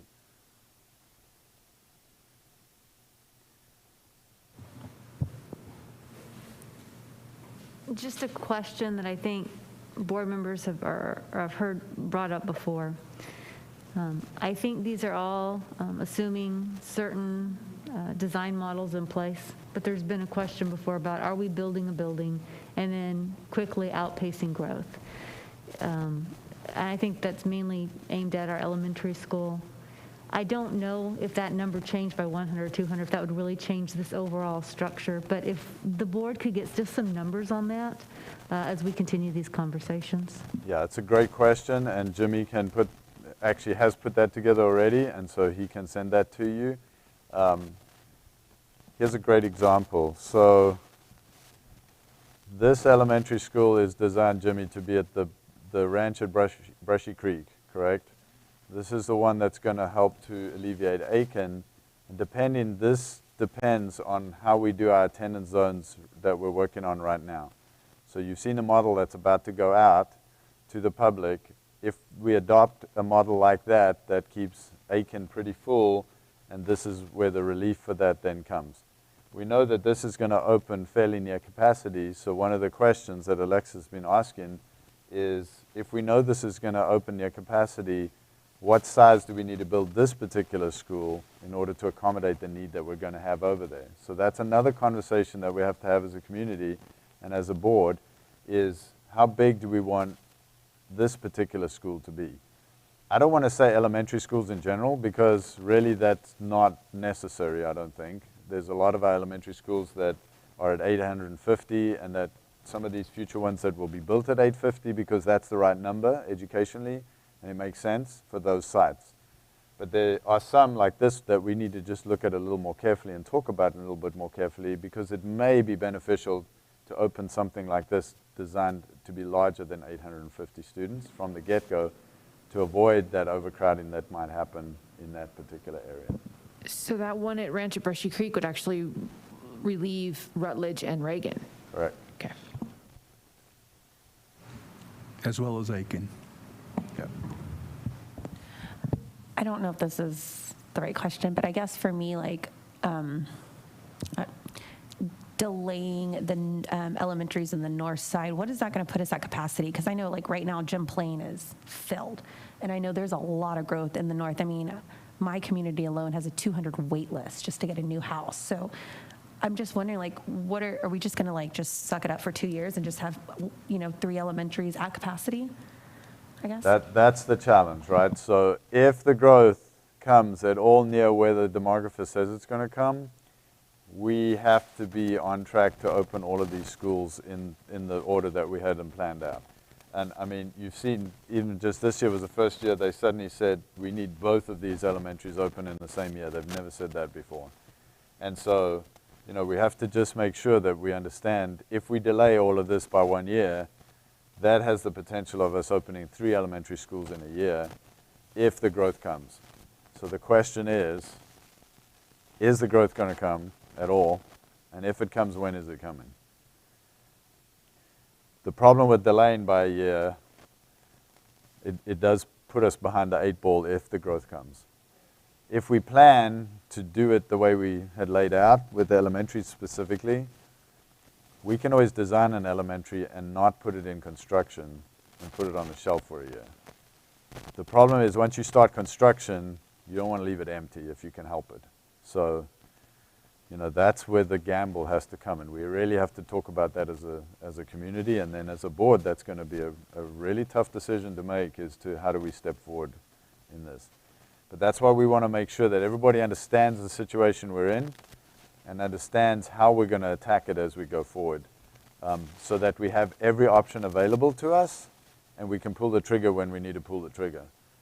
But if we get to that point and we're not quite ready because things haven't shifted like we thought they would, we can also back off and say, okay, we don't need to do this right now.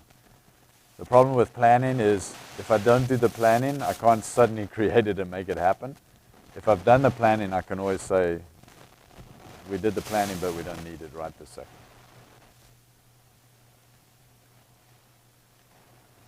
Good? Okay, Jimmy, I think you're up. I'm looking forward to explain how we're going to make these 2 committees do amazing things. That's the goal. Okay, Madam President, members of the board. This evening, as Dr. Gearing said, we're going to talk about the 2 committees under the long-range facility planning, the bond oversight, as well as the Citizen Facility Advisory Committee, or the CFAC. Real quickly on the bond oversight, one thing, we did attach an attachment with the packet on the bond oversight, the actual charter, but I'm going to touch on the highlights basically through the presentation. The bond oversight is set up for 25 members. We currently have 9 members from the 2017 CFAC Steering Committee.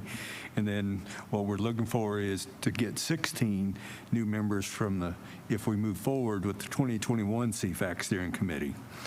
We are planning to have these on quarterly meetings, and sometimes we might have to have sooner, but at least quarterly meetings.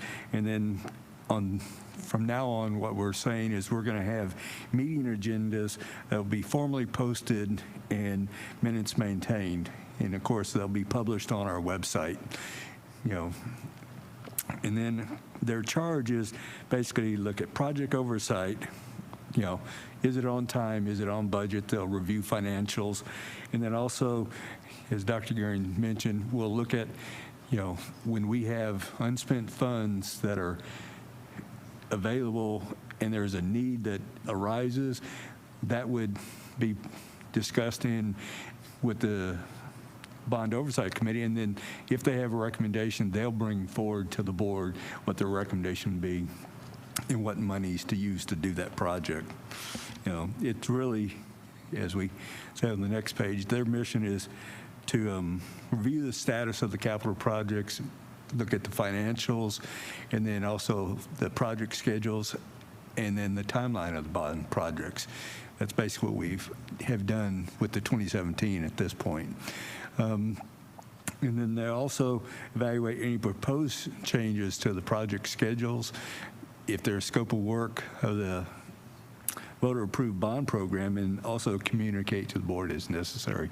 What we really try not to do is change the scope of any of the projects. Once we have gone through and discussed with the community what the project's going to be, we want to complete that project in that phase. If there's a need, of course, it will go to the Bond Oversight Committee.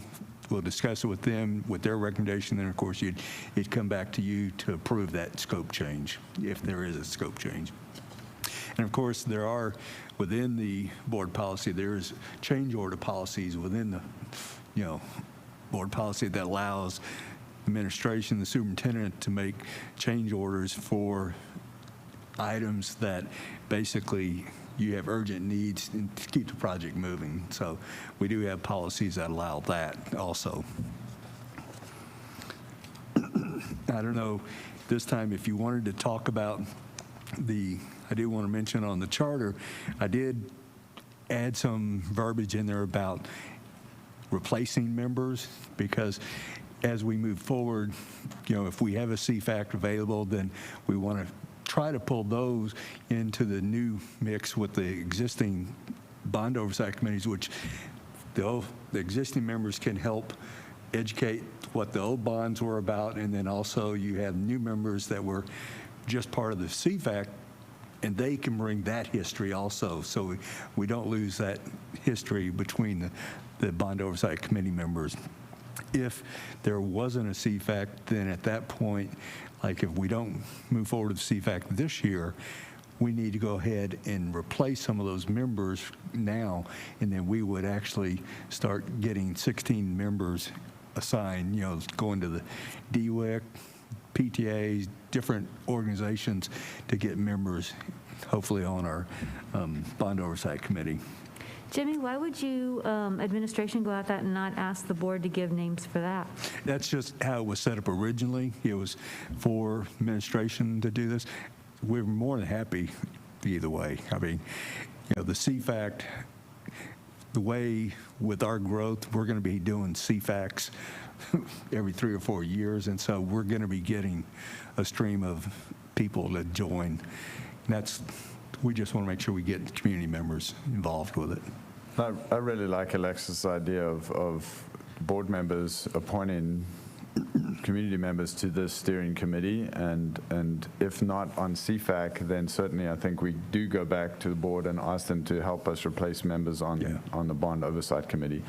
And I like that idea of you having representation, so that when we list the membership, we do what we did with SHAC, which is here's the members, but here's the board member who appointed these ones, or here's who they represent and how they represent.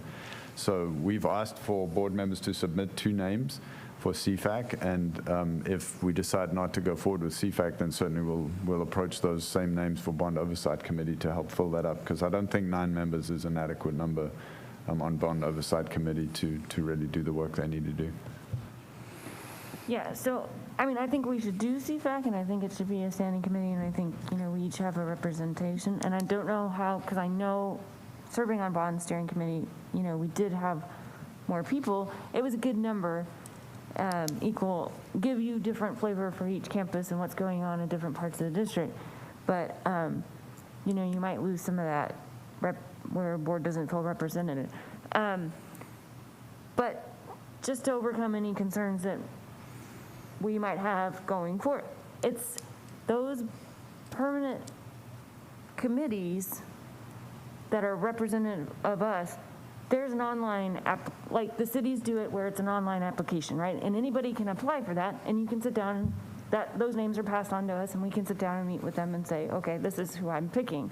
If you feel like eventually you're going to run out of names, it's an open, transparent process where anybody can apply, and we can choose to reach out and interview or whatever. So just to put a pin in, that concern, it's open to anybody who's interested. Yeah, I appreciate that.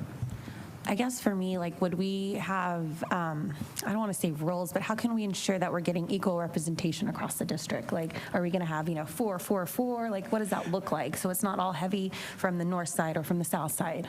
Right. That's when we initially started talking about this with getting the CFAC to move over, that was set up geographically to get representation. Now, if you're doing this, it's more of a challenge, and we'll just have to work. We might have to have nominations and, say we need representation from this area and ask for volunteers. Let the board know we need someone from X, Y, and Z. If y'all have somebody we really need someone from that area. Could this be an opportunity maybe where we get like city officials to sit on this? Because I'm thinking long-term facility planning, right? We live in the city. Like, is this an opportunity for us to have, like a Cedar Park representative, a Leander representative? I know we've talked about this, but like, is that something we could consider? Because for me, I'm thinking the entire community, and we've got to have those conversations because it is their city. So like, is that something we've done in the past? Is there something like required, recommended? On the steering committee, CFAC steering committee, we always invite someone from each city. We try to get them on there, and they're very busy, of course, and so a lot of times we don't get them, but we've had city managers be part of our CFAC steering committee before.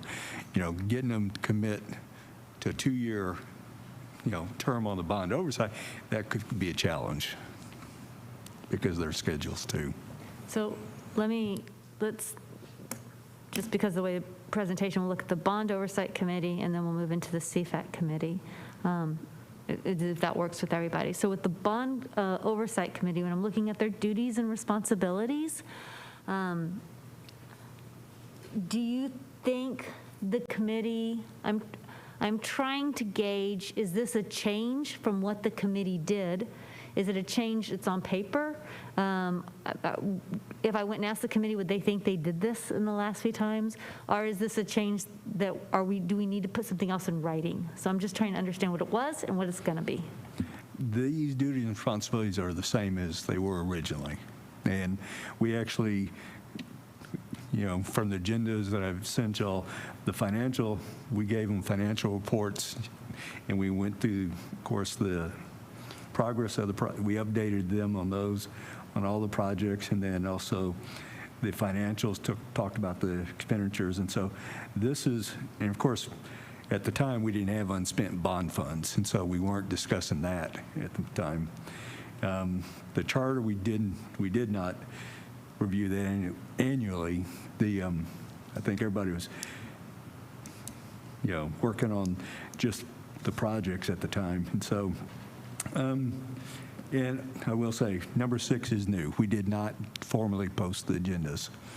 We just informally, we scheduled meetings and we sent agendas to the members. So I just want to clarify, because just remember that the 2017 bond was the first time that LISD put a bond oversight committee in place. And so their charge was 2017 bond funds. We had leftover bond funds from 2007 and 2006. Those were not in the purview of the Bond Oversight Committee. So I just want to be very clear that that was true then. Now that we're moving those bond funds through into 17, what it does is allows the Bond Oversight Committee to have say into what happens to those bond funds, all of those bond funds. So I want to be very clear what we're trying to do and how we're trying to do it, and it is different, right? So it looks very similar in structure and on paper, but the execution of what actually happens and what we're asking them to do, the charge that we're giving them, is a little different. We really are asking them to make sure that they're monitoring projects from 2017. With the sheet that Elaine has developed, it's now much easier for us to track each project and the costs associated with that and how long they are from completion and how much money is either going to be left over or needed. Those are the decisions that then that Bond Oversight Committee are going to consider to say, yes, we recommend that this project is tied up and done. We have X dollars left over, so we're recommending you move that down into the bond savings line. We bring that back to the board and say, here's the Bond Oversight Committee's recommendation. The board says, yes, we agree. We move that down into bond savings. At some point in time, when we get to the point in time where we need to talk about that bond savings line item, we take that back to Bond Oversight Committee and we say, okay, we've got X amount of dollars left over in savings. Let's talk about what we're going to recommend to the board to do with these dollars. Do we want to spend them on other projects? Do we want to not spend them at all because we haven't sold those bonds yet? Do we want to look forward and see are there projects we want to try to knock out from the next bond that then don't have to go on the next bond? Do we want to try to do some major maintenance projects out of here? What do we want to do? And then they make a recommendation. We bring that back to the whole board. The board has that conversation, makes a decision about what we're going to do. And now we've got a clean, open, transparent process where everybody knows where everything is, what has happened.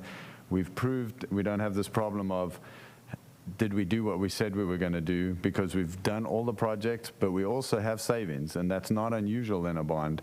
And so now we're making transparent decisions about what do we do with those savings and how are we the best stewards of taxpayer dollars over time.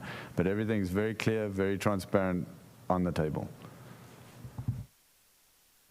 They're going to do that in 4 meetings?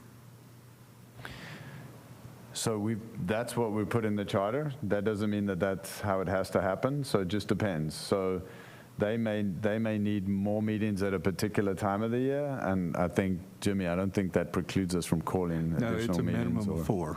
I guess what I'm trying to figure out is if we're going to go ask people we want to be on it, it'd be good to be able to tell them, we really think it'll probably be like a meeting every other month, or I mean, to let them know what the expectations are, because it sounds like what you just described is some heavy lifting, exciting work, and there'll be people, I'm sure, that will be wanting to do it. I just would like to let them know expectations if we're going to be asking for their help on this. Yeah, I think you make a good point.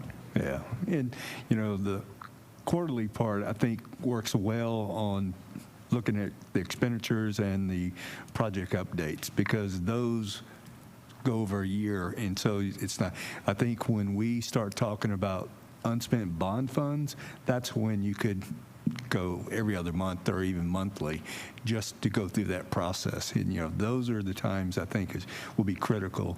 But I think from a project standpoint, quarterly is probably going to be, because if you meet every other month, a lot doesn't happen on a project, and so you'll just be taking their time of repeating yourself. And so I'd rather use their time wisely discussing about projects.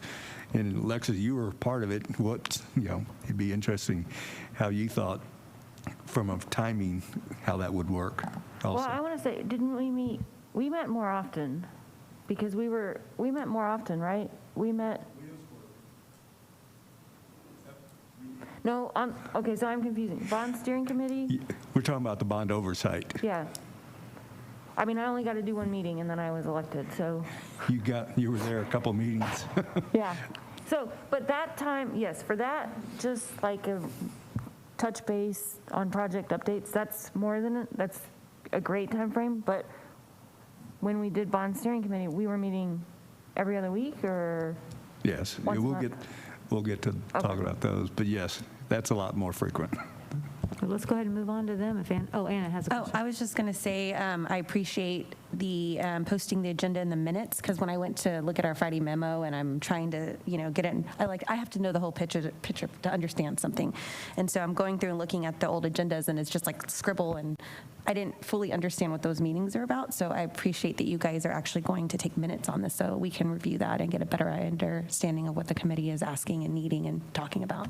It's real important, especially when we start talking about unspent bond funds and recommendations, to have that history and why they recommend it. It'll help the public understand.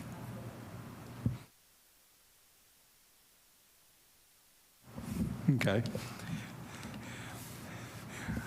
Just to clarify, I will go back and change the language on the charter where the board is always involved in giving us input, and I like the idea of maybe looking at also online application. We'll look into that. So, the Citizens Facility Advisory Committee for the CFAC. This is just, a lot of people have asked, exactly what the structure is. There's more to this, but the actual CFAC structure is made up of the steering committee of 25 members, and then the subcommittees of high school, middle school, elementary, and then the information technology and the ancillary subcommittees also. That's your basic structure of the CFAC. Of course, there's more to it, because now you look at sort of how it reports. All the subcommittees report their progress and their recommendations up to the steering committee, and then the steering committee takes all that and makes a recommendation to the superintendent and then the board. And so you can see how it would flow. And of course, the steering committee is appointed. All the subcommittees are volunteer-based, and we try to, again, look at geographic representation so we don't have an overload of one area of the district on a subcommittee driving specific needs, because we need a district look, because everybody has needs across the district. A CFAC sample meeting timeline, if you look at this, if we were to move forward, then in February you can see all the subcommittees really get started, and the steering committee, for the most part, sits back and waits, because subcommittees are doing all the work, and then those subcommittees will meet through February, March, and April. And then in May, early May, they would make their recommendations to the steering committee. And at that point, the steering committee gets very busy and meets every other week, sometimes weekly, to make a recommendation to the board in June. And so they'll make their recommendation to the board, and our goal would be early to mid-June, and then the board would have approximately 2 months to digest it and make the decision if they want to move forward with a bond election. And of course, that deadline would be August 16th. And this year, if an election was to be held, it would be on November 2nd. Jimmy, to help me illustrate how this is doing that, you propose to take 16 members from the CFAC and put them on the Bond Advisory Committee. And we already have some people right now on the Bond Advisory Committee that are looking at 2017 bonds. So they wouldn't be sitting back, because they've got bond funds from 2017. So they've got I'm still trying to figure out how 2 meetings are working, because then I'm asking, if I ask somebody to be on CFAC, and if that CFAC person's also going to be on the Bond Advisory Committee, then I'm saying, not only do I want you to go almost every month, you're going to have another meeting on top of that. So, I mean, I still am trying to figure out why we're separating them out as 2. So help me understand, is that what we're talking about, is the project load that would be asking somebody? Well, because I think if you have just your CFAC and it's one committee, to get somebody, potentially you'd have to have 2 years, and you're going to have to pull a whole new group in, unless depends how you schedule it. It makes it a little more complicated, in my mind, if you have just one committee that does everything. And it's nice to have a separation because our bond oversight goes forever, and then we've got to have steering committee. Sometimes it's 3 years, sometimes it's 4 years, and the economy goes bad, it's 10 years. And so it keeps us with a live group every month or 2 that we can meet with on the bond oversight. I think it's getting late, so I'm not going to go into this too much, but I'd like to either connect with you or before we vote on this to make sure I understand what this is going to look like in action now, because you're giving me a meeting timeline, but I kind of want to know how the Bond Advisory Committee is going to look like on top of that, so I get an understanding of what all the conversations will be looking like, breadth and depth. Okay. Be happy to. So what our recommendation for the next step would be to, get the board nominees. We did have January 14th, but as we mentioned yesterday or the day before, by next Thursday, if we could get 2 names, and we do have a spreadsheet up there where you can see people have gotten nominees already listed, that would help, get our geographic representation, make it easier for us to get a good representation across the district. And then, of course, if we are moving forward, then we need to start advertising and get volunteers for all the subcommittees, because that'll be a large group. High school, typically we go to 50 on it, and middle school and elementary is 25 to 50 on each of those. And then our information technology and ancillaries are smaller groups, but 15 to 20 on there. And so we need to get those nominations in and get names put on those committees, and then get the meeting scheduled, give some lead time to do that. So the committee charters that we have put in there, they're quite different from last year's or the 2017 bond. We actually added in language to allow consideration of different, let me make sure I get, I can't see that up there, so I've got to pull it up here. Sorry. My eyesight's terrible. What we really wanted to give them flexibility on the subcommittees this time around to consider the School of Choice's optional programs and School of Choices to deal to migrate or manage the growth and also the underutilization of our facilities.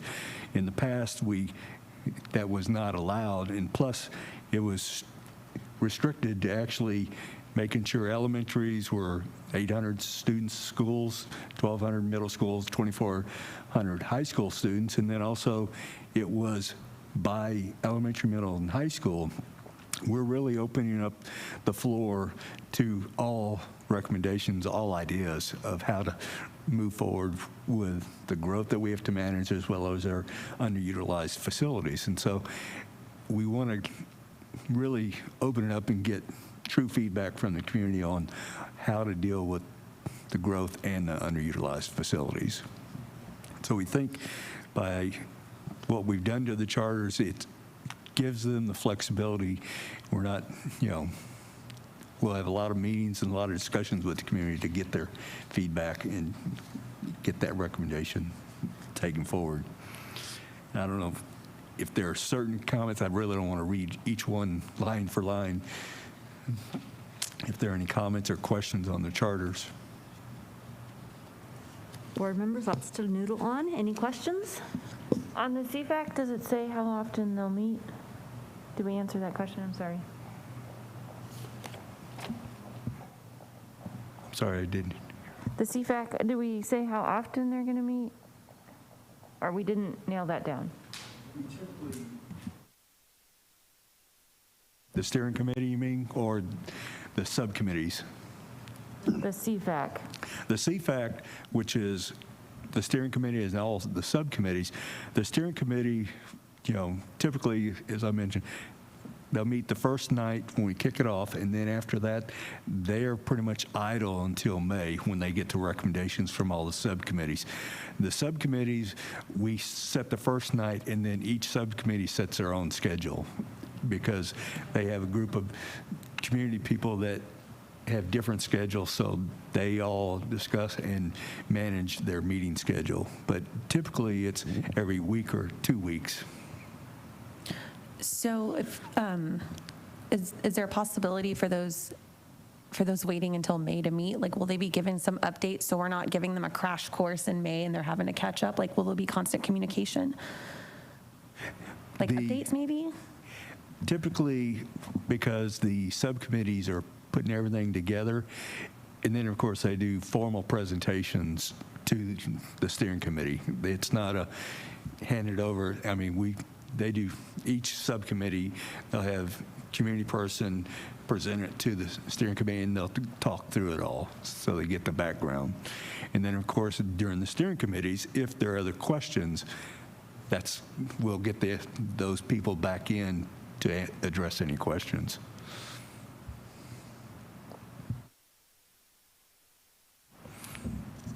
So the steering committee will probably only meet once or twice or something in May and June, which is why if you put them on the board committee, they won't meet as much. The steering committee will potentially meet weekly, if not every other week. They'll be meeting quite a bit in May. Could we get an update, maybe in the Friday memo, on what we're asking people to commit to? And how From many? a timeline? Do we want 2 CFAC members and 2 bond committee members? Or do we tell the 2 CFAC people that we're also you'll be pulled up and go into the bond group? You might be doing it at both times and what their time commitment might be. The nice thing about if we could get from CFAC, they'd have the history of that bond. That helps bring discussions of what was included and what wasn't. But we'll get you timeline. Yeah, because the 9 people that are current have served how many years now, right? So now we're asking them to do even more or stay on longer, which I'm sure, I mean, they've got some buy-in into this, but just as a side note, I told the people that I asked to serve on this, I'm like, it'll probably be once a month, just throwing it out there.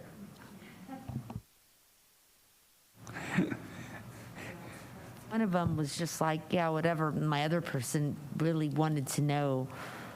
I mean, he said, I really need to know exactly what are the expectations that you're asking of me. And honestly, I want to tell him, go to this meeting and watch from this to this and let me know.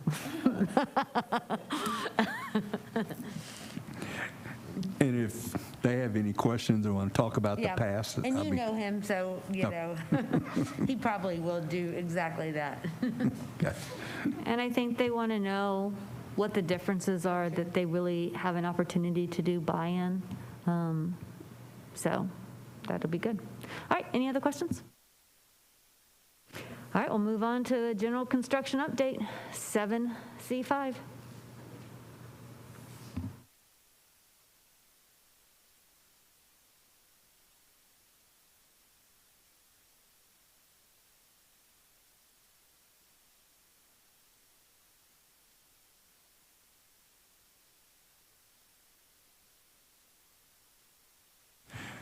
Should be one more presentation up there.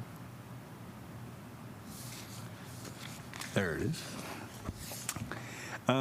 Before I do Tarvin, there are questions about the water fountain, bottled water fountain stations. I do want to update you on that.